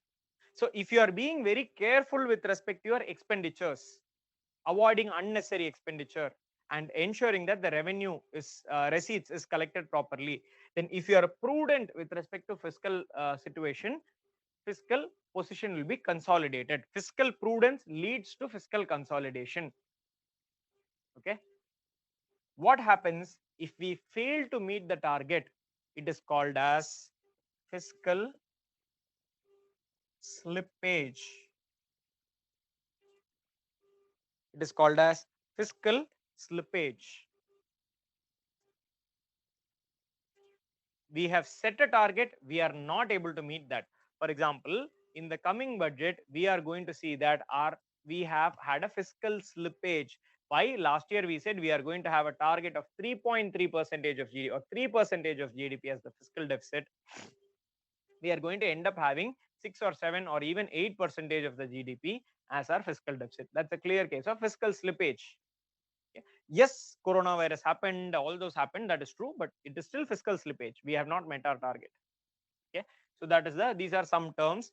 Then more terms. This time with respect to the entire budgeting process itself.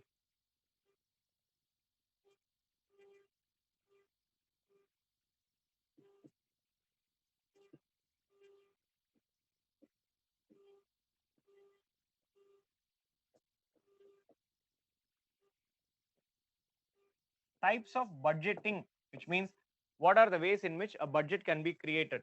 Number one, a budget could be purely incremental in nature.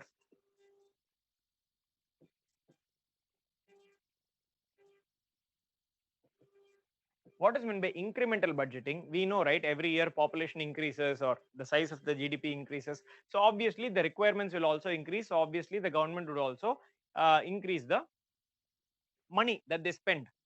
Okay, money, the size of the budget. So if the government is going to just keep on increasing the budget, that is called as incremental. What was the budget last year? This year's budget will be greater than that. Next year's budget will be greater than that. Okay. If it is unconditional, that is incremental. It could be conditional or unconditional. It is incremental. But if incremental budgeting is conditional on the performance of the previous budget, last year we had set certain targets. For example, we had given certain money to the railway ministry and said create this length of railways, extend the railway network by this much. If they have met the target, then this year we are going to give them more money. If they have not met the target, we will not give them that money. We'll say use that money properly now, we'll only give you lesser money. If that happens, then we call it as performance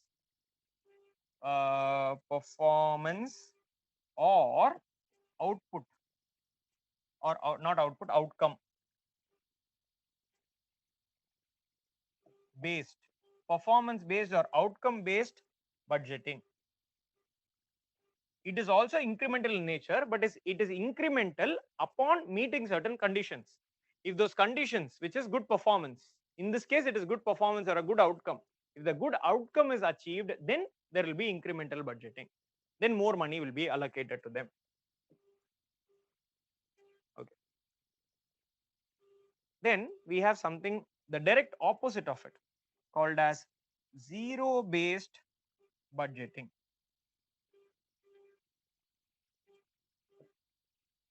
What is zero based budgeting?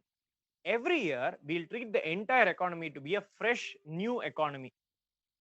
Every year we'll treat the entire economy to be a fresh new economy. The government will go into the economy and analyze what are the needs of the economy, where is the expenditure required. Every single thing is treated as a fresh thing, and wherever the government feels there is a need to spend, they'll spend it here. It will not be a case of what was last year's budget, okay, let us add it here, let us add it here, let us add it here. Everything is started from fresh, and new entire budgeting process is done from the beginning. It is not a comparison with the previous budget. Okay. However, in a country like India, zero-based budgeting is practically not possible. Even the performance-based budgeting that we are following, which is incremental in nature, even that is taking 4 months. October is when the budgeting process starts. October, November, December, January. End of January and early February, they announce the budget. 4 months it is taking for the department which comes up with the budget to come up with the budget. That is it purely being a incremental budgeting. Imagine if it's zero based budgeting, it will take 12 months to come up with the budget. By the time the budget is announced, it's time for the next budget. Okay, it won't really be a practical situation in a country like India. But within certain departments, maybe zero based budgeting is possible. Departments where changes happen very frequently, science and technology or those things, it is a possibility that zero based budgeting would be followed by just them. It's a possibility. 4, gender based budgeting, where some importance is given to the gender aspects while the budgeting is done. Example, the government may say that this year we are going to spend 4,000 crore on MG Narega, but you are aware of MG Narega, right? Mahatma Gandhi National Rural Employment Guarantee Scheme. Okay. It is some scheme of the government. For those who do not know, I'll talk about it a little in inflation. But government says 4,000 crore is set aside for MG Narega, but of that 4,000 crore, 2,000 crore compulsorily has to be spent towards employing women. Then your gender-based budgeting. That's an example of gender-based budgeting, taking the gender aspect into consideration when it comes to expenditures of the government. And finally, we have, not finally, just in the list that I have, we have something called as environmental budgeting or environment-based budgeting. Environmental budgeting. What does environmental budgeting mean? Taking environment into consideration while the budgeting is done. Of the total amount that is there, a certain amount is set aside for afforestation or towards the overcoming pollution or any of those measures. That is environment-based budgeting. India's budget is performance-based. It is incremental, but it is performance-based. It is gender-based. It is environmental budgeting also. Zero-based budgeting alone, we are not explicitly following it. India's budget is a combination of all these things. Okay. With that, we complete our public finance, which I was supposed to do at 6:15, 45 minutes late, which is quite okay for me because I have a reputation of taking it longer. That I have a reputation of being a poor judge of time. I say 1.5 hours, it might go to 2.5 hours. I may say half an hour. So whenever I say, okay, time is 7:30, just give me 2 minutes, I'll complete. It means that for the next 10 minutes, don't expect the class to end. Okay. Just a warning about what is going to happen in half an hour's time. All right, moving on to the next topic.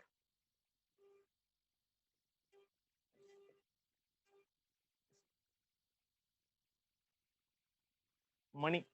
Okay, just to give you some idea, what is it that we are going to do? We have already covered national income accounting. We have done growth and development.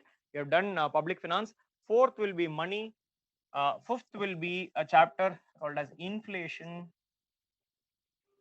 Sixth will be the chapter called as banking. Seventh will be the chapter called as external sector. Eighth will be the chapter called as financial markets. All right, this is going to be the rest of our class. We are done with 3 chapters. We have 5 more chapters left. Money will take about 1.5 to 2 classes to complete. So I'll just start with it today. Maybe in one more class I'll be able to finish, hopefully. You take the clue. When I say one more class, you can understand what I mean by that, right? Based on what I just told you about me. So inflation takes about 1.5 to 2 classes. Banking takes about 1.5 to 2 classes. External sector takes 2 classes. External sector will cover organizations also. Financial markets, 1 class. So 1, 2, 3, 4, 5, 6, 7, 8, 9, maybe 9, 8 to 9 classes. We should be able to finish the core economics part. 8 to 9 more classes. Okay, this is my calculation, so you take into account what the reality is going to be like. Coming to money.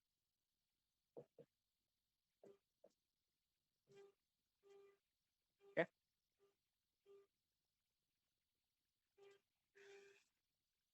see, we'll start with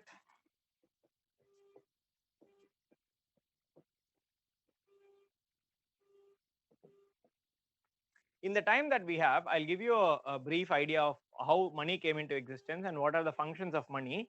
If possible, I'll introduce you to a few terms related to money as well. But the core aspect of money, what is the crux of what we are going to learn in this chapter? Okay, that I will get to it only in the next class. I don't want to start with it. Okay, okay, before I even start with the evolution of money, I'll give you an idea of what are the content, what is the content of this chapter. Because I normally what I do when I start with a class from national income accounting, what I do is on the first day I share something called as an index. I take my time to write the index for every chapter and I give it to the participants beforehand. I don't think that would have been done. Was it done in your case? Not likely, right? But even if it was done, it would be different for me and her. So I'll give you an idea of what is going to be the crux of this chapter. Then I'll get to the evolution. So this will be like an index for each individual chapter. I tell it right at the beginning of the chapter. When we get to inflation, I'll tell you what is inside inflation, and then I'll start the class. So here first we'll talk about evolution of money.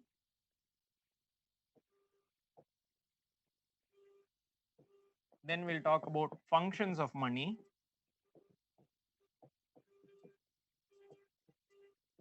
Then we'll talk about something called as types of money.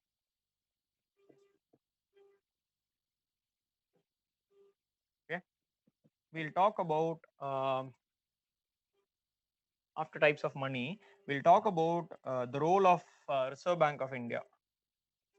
Role of, or I'll just write it as an introduction to Reserve Bank of India.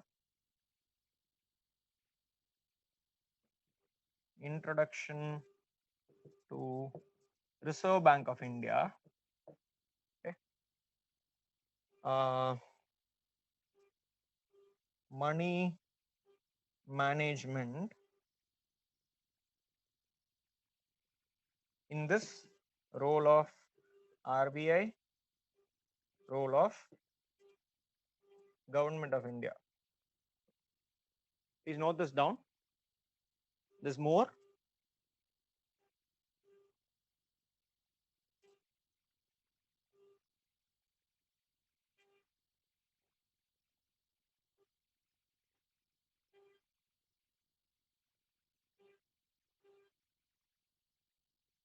then we'll be spending time expanding on the role of RBI. We'll be spending time expanding on the role of RBI. So within which we'll be talking about number 6, reserves with RBI. Okay. Then we'll be talking about there are certain functions in which determining the quantity of money. Okay, see, I told you, right? There is a crux of this topic. The topic called money. What is the crux? What is it that you should absolutely know about the concept of money? It is not any of this. Okay, it's a little bit of this, but inside this we have this concept. All these are very, very factual things. You can get it from anywhere. You can read a book and get to know this. That's not a problem. That's not something that requires me to teach you for you to understand all this. But this is not like that. Determining the quantity of money is the most important part of this topic. Okay, determining the quantity of money. So in determining the quantity of money, we will be learning about a concept called as money multiplication.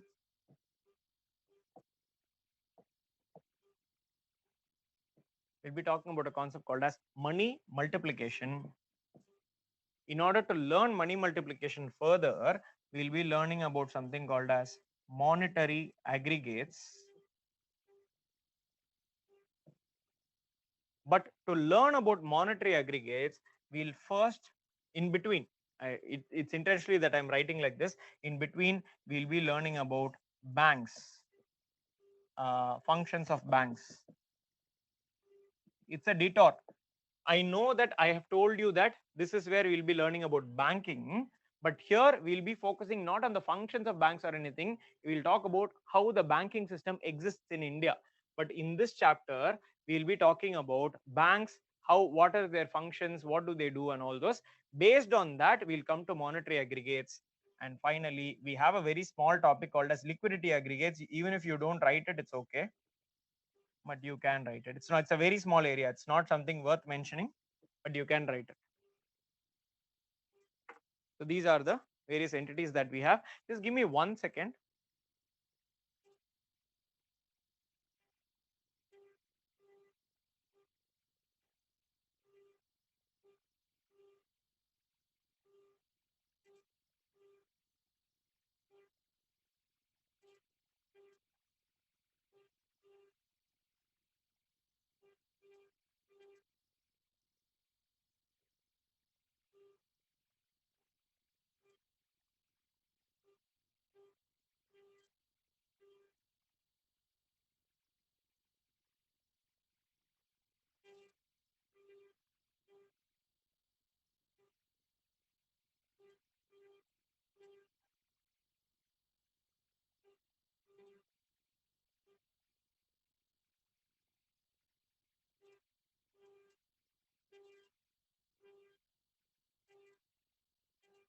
Okay, sorry about that.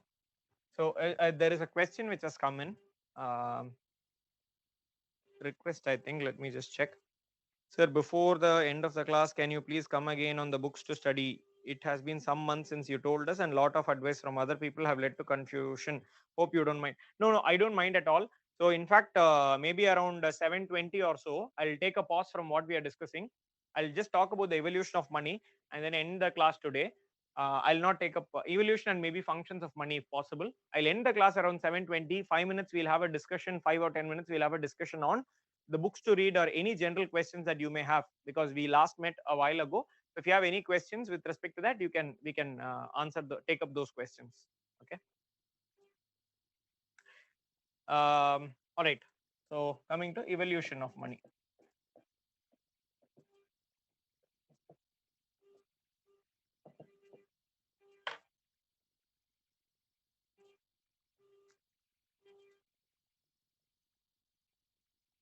All right.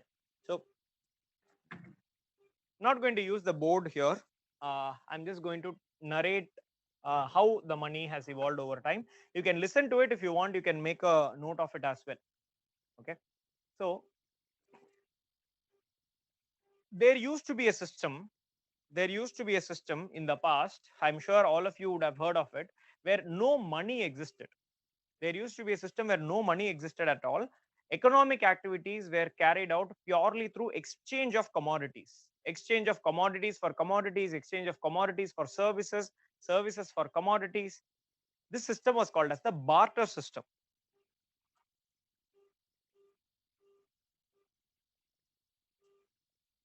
A system called as the barter system, where one commodity gets exchanged for another commodity or service, or one service gets exchanged for a commodity. Okay, it is like saying, you give me 1 kg of rice, I'll give you 1 kg of cotton, or half kg of cotton, depends on what is more valuable. In this case, both are equally valuable. If you have a setup where half a kg of rice is given for 1 kg of cotton, rice is more valuable. You have a system where 2 kg of rice is given for 1 kg of cotton, cotton is more valuable. All right. So that is the kind of system that we are talking about, called as the barter system. Now, barter system, any idea how long ago it may have been followed? When do you know that? You know that during the ancient ages, previous era that we had, we were following barter system. Primitive civilizations followed barter system and all those, that we know. But it will be quite shocking to know that in India, barter system was being followed till as recently as, let's say, early 19th century, 500 BC around, you're saying. As recently as 1820, 1830, we were following barter system, right? You have heard probably of the saying that before the Britishers came into India, India consisted of self-sufficient villages. You would probably have heard the saying. India consisted of self-sufficient villages. What do you mean by self-sufficient village? Whatever is required for that village is available in that village itself. There was no need to depend on an outside village or a product from the outside village to meet the needs of that village. And if the village, in the village, it is quite natural to assume that everyone knows everyone else, because these are limited spaces. So this is an economy in itself. This small village is an economy in itself, where everyone knows everyone else. Everyone knows what are the activities which the other family is doing. There is clear knowledge of all these things. There was no need for any money. I produce something, I know whom to give it to, and I know what will I get in return for this. So money system in India was not widely prevalent. It was in existence throughout. We have records of money. Where do we have records of money? We have records of money from Gupta period or Kanishka period and all those. During when the your Mahajanapatas was there, there was currency that was there.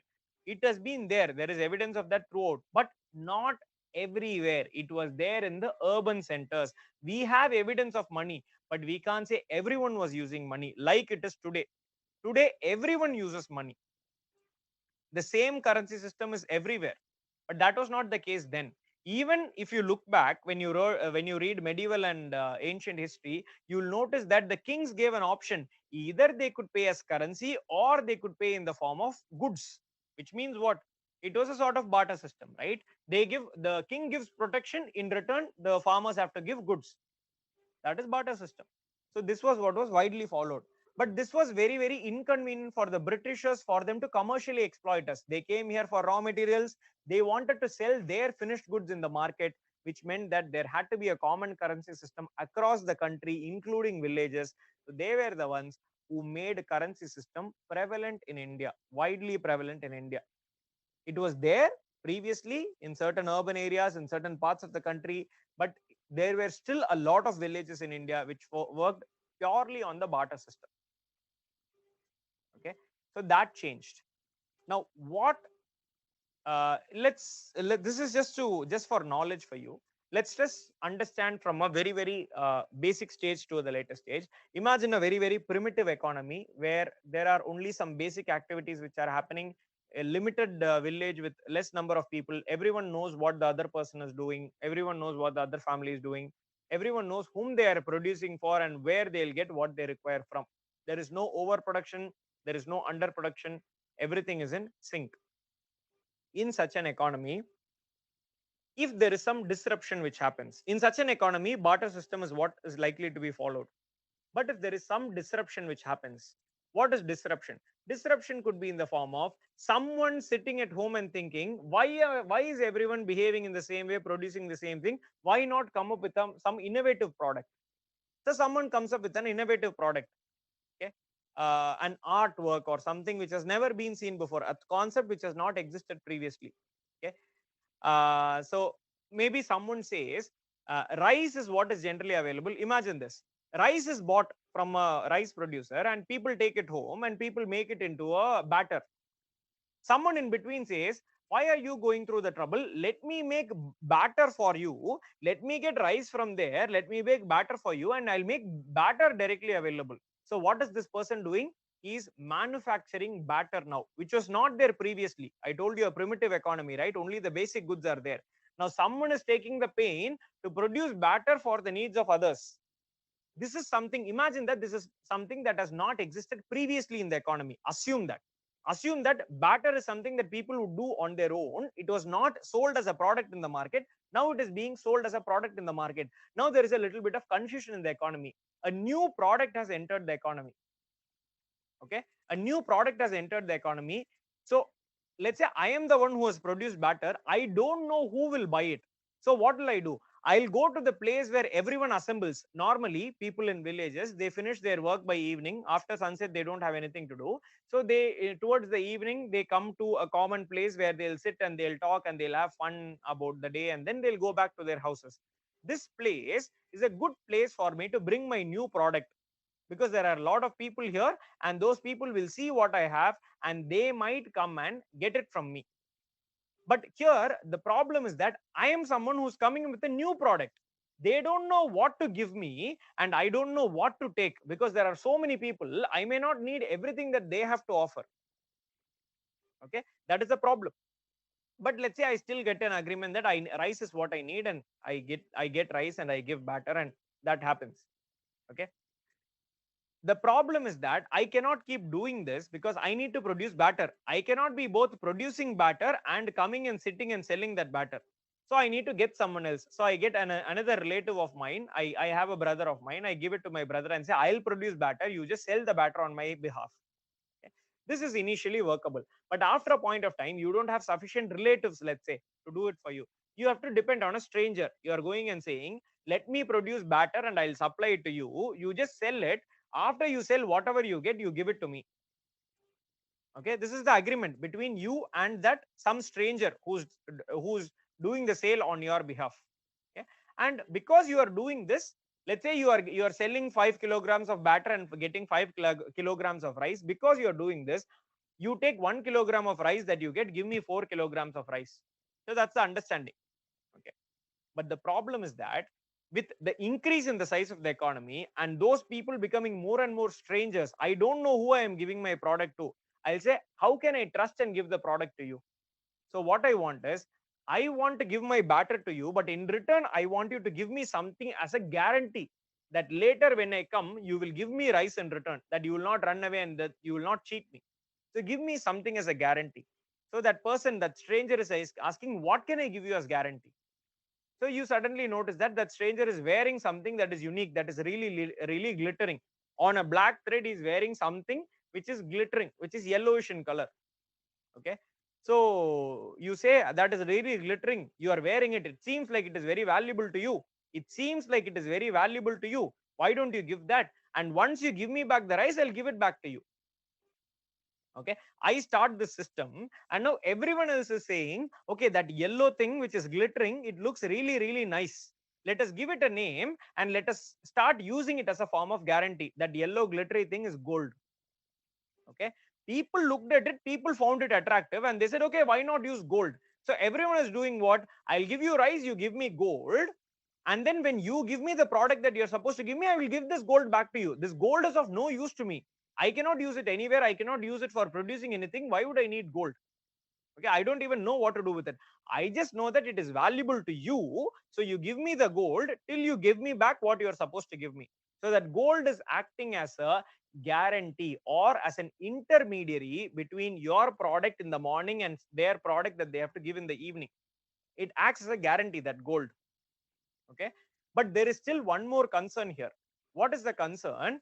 I can use that particular gold with only with this person, because it is his or her gold that I am taking. I can only give it there. But what if I want to use that gold to get something else from somewhere else?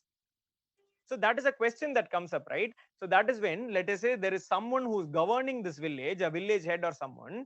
He or she notices that, okay, there is such a use. Why don't we come up with a gold common gold metal, which can be used by everyone, which can be accepted by everyone as a guarantee? Commonly everyone is accepting it. So thus evolves a system where gold has started acting as an intermediary between buying and selling of goods and services.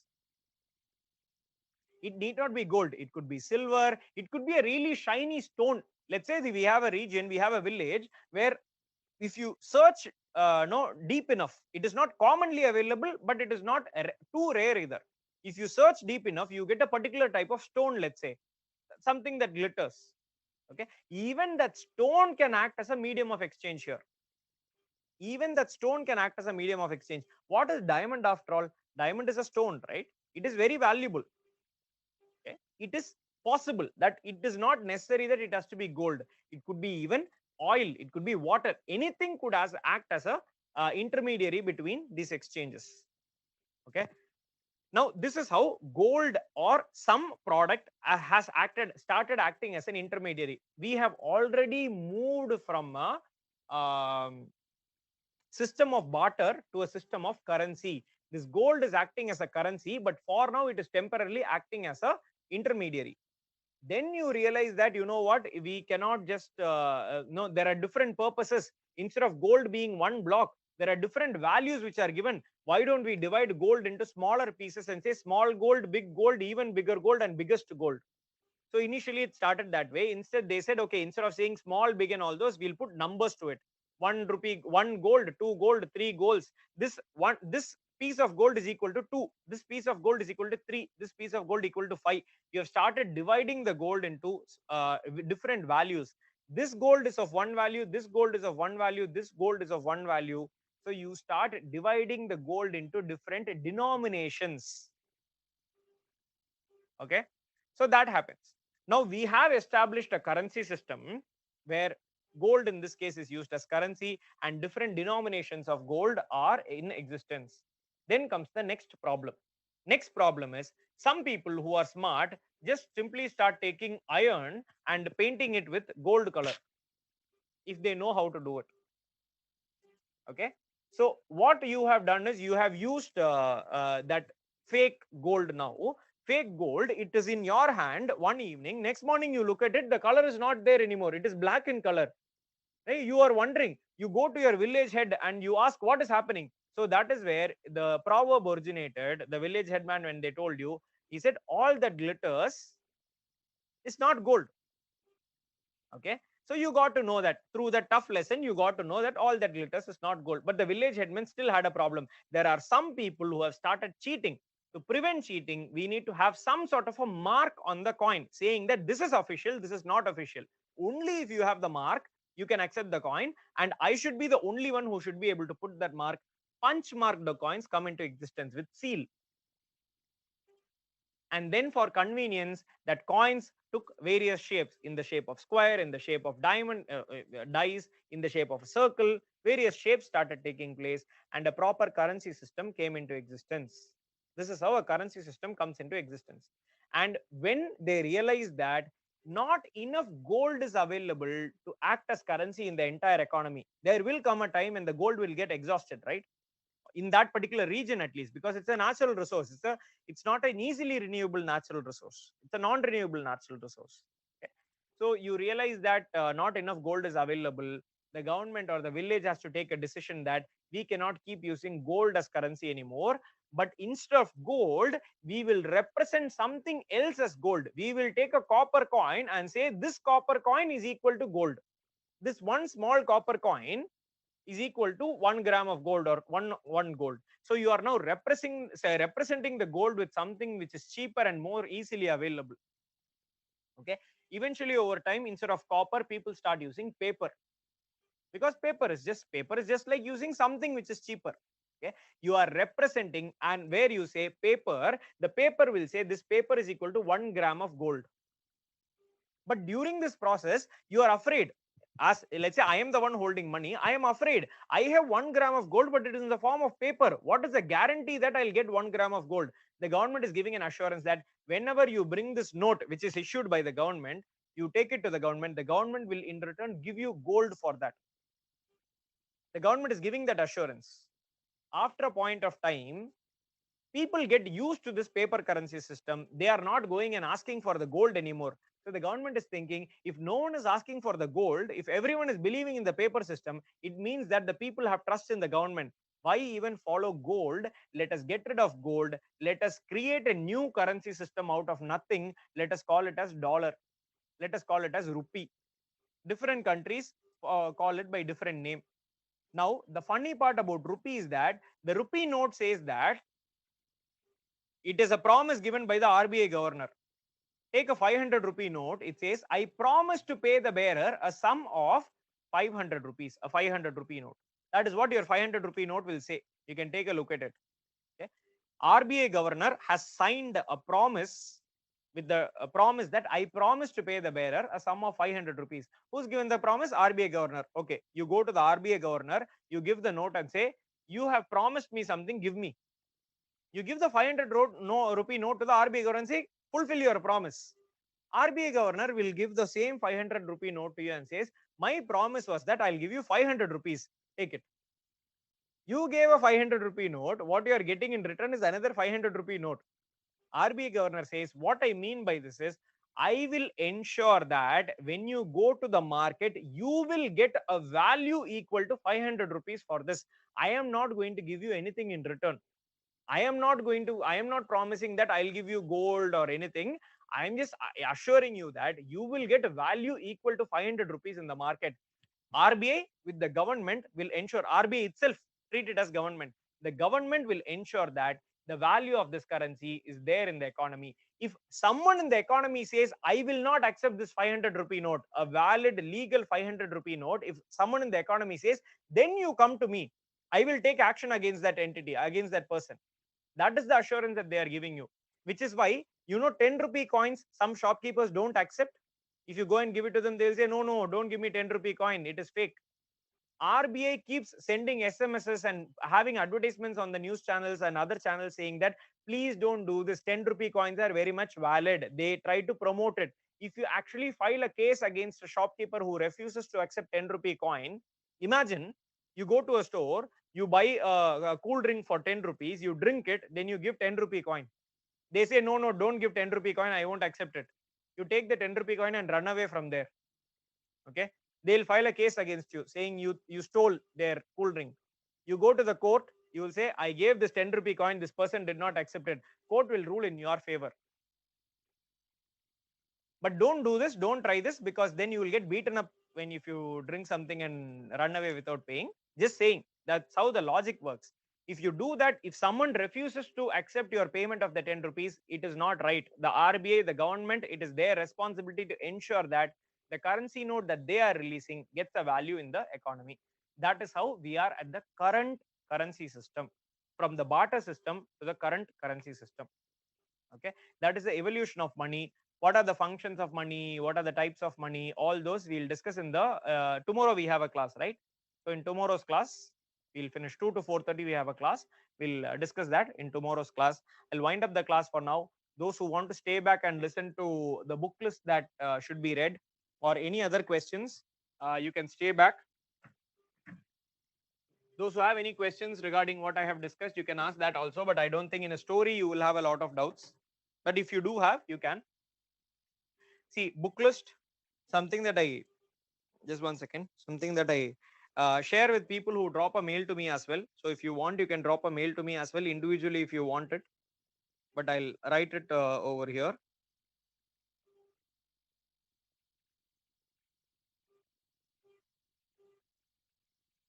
Okay. So my suggestions to your preparation, and if Kishore is there, you can take a note again as well. If you are someone who's right at the beginning, and I don't think this is applicable to you now because your national income accounting is over, all that is over. But if you are someone who never listened to any of the classes and who you feel that you are starting with economics just now, fresh start, then you can start with 9th and 10th NCERT. These are very basic books. You should not spend more than a couple of days on reading this if you are going to read this. But for others who feel a little confident about the first chapter, who feel that you have understood the first chapter, don't bother reading this. It's not relevant. Compulsory. So this is optional. This is, see, when I say okay, I'll not use the word optional, which is confusing. I'll use the word, it's a choice that you have. It's a choice that you have. Second, 11th NCRT. This is a compulsory book. You compulsorily have to read. According to me, it is a compulsory book for you.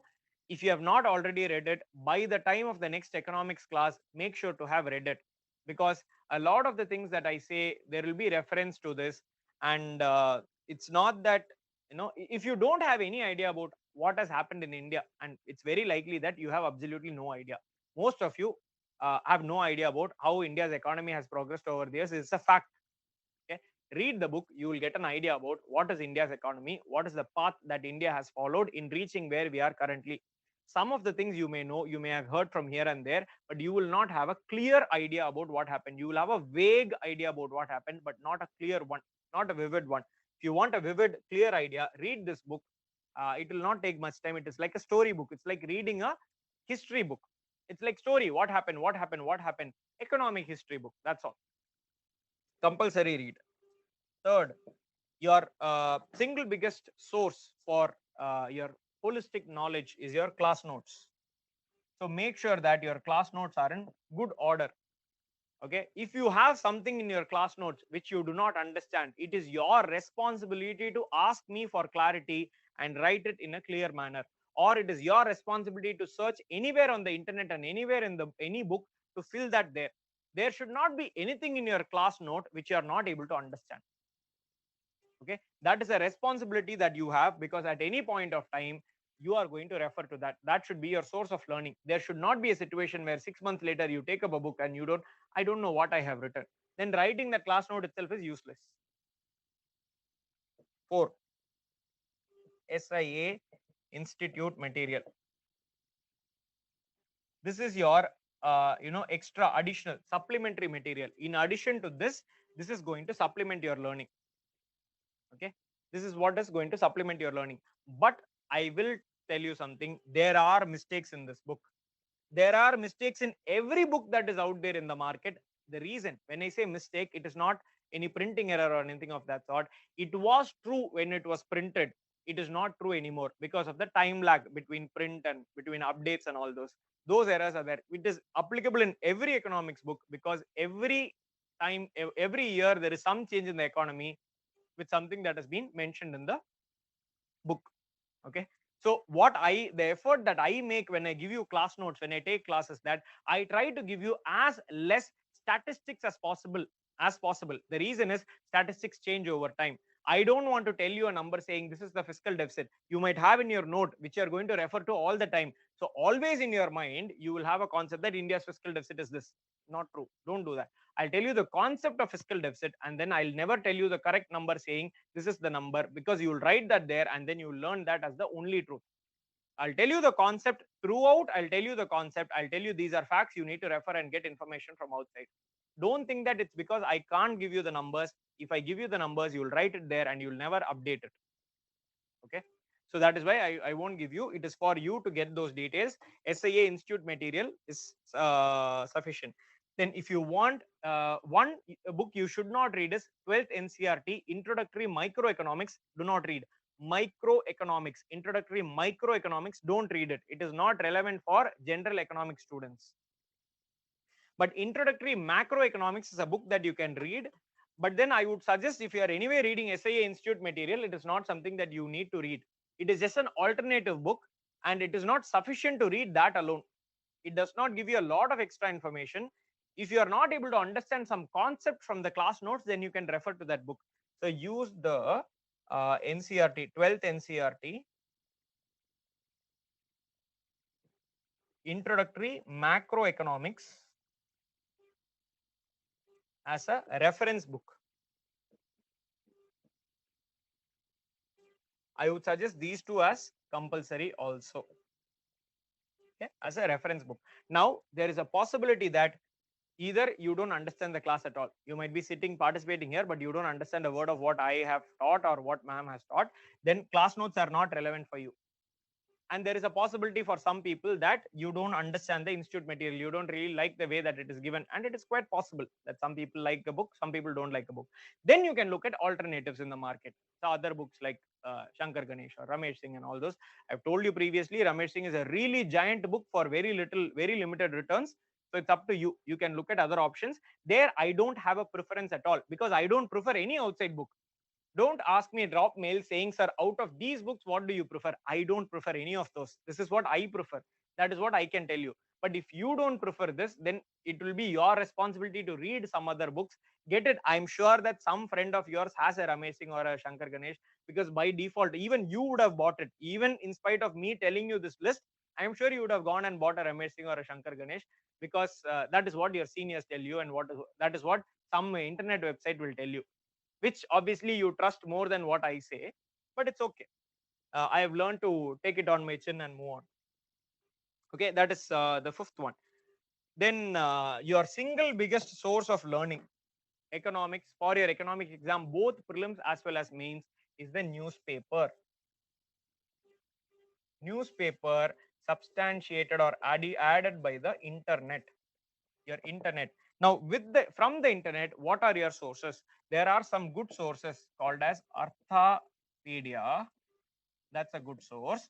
There's another source called as Investopedia. These are both websites which give you an idea, but you can also refer to a set of videos which are available on Khan Academy. A lot of the economic concepts are brilliantly explained in this. Okay. So it is something that I personally relate to. I like the way that they teach. I find a lot of commonalities in how I approach the subject and how their faculty, whoever is teaching, approaches the subject. So Khan Academy videos are also good sources of learning as well. Okay, if there are concepts that you don't understand, concepts which are international in nature, things that you will find on Investopedia. Investopedia is like a huge dictionary, but this is limited, but you will have all the relevant basic concepts. Okay, Arthapedia is specific to Indian economy, because it is run by Indian Economic Service officers. Indian Economic Service officers. So a lot of Indian economy related stuff you will find in Arthapedia. Now, how to search? Very simple. Type the word that you have seen in the news which you don't understand along with the word Arthapedia or Investopedia or Khan Academy. That will give you an idea.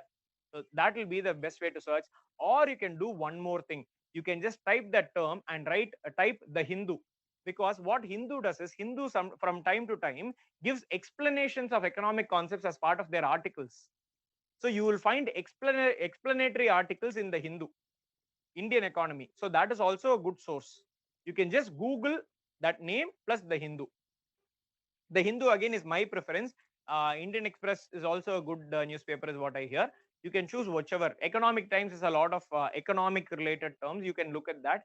But I don't know about the veracity. See, uh, the Hindu I trust blindly, but any other source, these sources I trust blindly. Arthapedia doesn't get updated very frequently, so some of the data may be a little outdated. Some data may be a little outdated. So scroll down and check when was the article last updated. If it was updated recently, trust it. If it is updated some 2012 or so, verify with a second source. So if I find a news article in Economic Times or any of the other newspapers, what I'll do is I'll read that, I'll re-verify it with some other source. If two sources say, I'll reasonably believe it. But one source, one type of source you should never refer to is, don't refer to any other civil service preparation websites or any other exam preparation websites. The reason is because it will be people who are preparing who have put in there, and they may not be subject matter experts. They may have given with their limited information, they may have referred to some source. If that source is wrong, their entire information becomes wrong. I have seen this in numerous reputed civil service websites. some of their data is very wrong with respect to economics. So that is the reason why I would not suggest that you refer to websites like that. But you can refer to, for example, with taxes, there is a website called as cleartax.com, cleartax or something like that. So that website will give you a lot of information about GST and all those, that you can refer to, but not another UPSC preparation website, because I'm not very sure about the quality of the people who maintain that. So that's the problem. So they get people at maybe who have an understanding, but who may just be referring to a few sources here and there and filling in the details. I'm not pinpointing at anyone. Everyone has mistakes. Even Shankar Academy's website has mistakes with respect to some data. I acknowledge that, but that is what I'm saying. Because there is a possibility of error, because an academy has to focus on multiple subjects, okay, and cannot really have subject matters experts from everywhere, it becomes more challenging. Okay, whereas if you refer to these websites, they'll have people hired specifically for the purpose of that. So it tends to be of higher quality. All right, so hope that is clear. Any further questions you can ask me?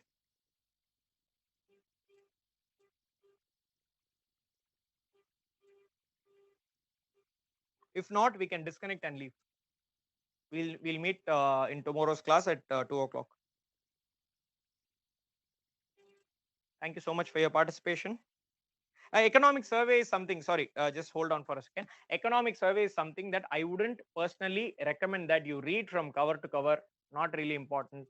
Whatever is important in economic survey, it will come in the newspaper. If there is some chapter which is important, once again, you will keep reading in the newspaper this particular topic, just read that chapter from the economic survey. In addition to that, refer to economic survey for data with respect to how has the fiscal deficit been increasing, decreasing, GDP increasing, decreasing, external sector, exports, imports increasing, decreasing. Volume 2 has a lot of data. Maximum you will get one question from economic survey, and even that question, it's not that it is found only in economic survey. You have other sources as well. I wouldn't personally suggest reading economic survey from end to end. If you are not an economics optional student, that is my suggestion. Okay, there will be compilations, there will be our own institute will have an economic survey class, or a note or a book we'll print and we'll have it as a book for you.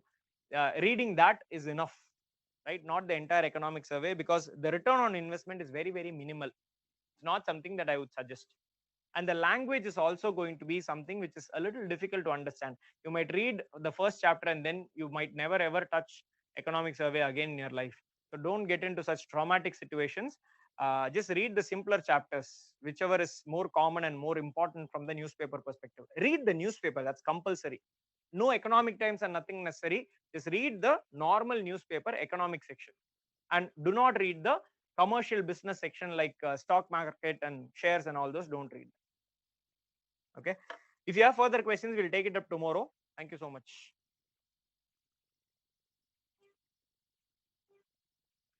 Thank you guys. See you tomorrow.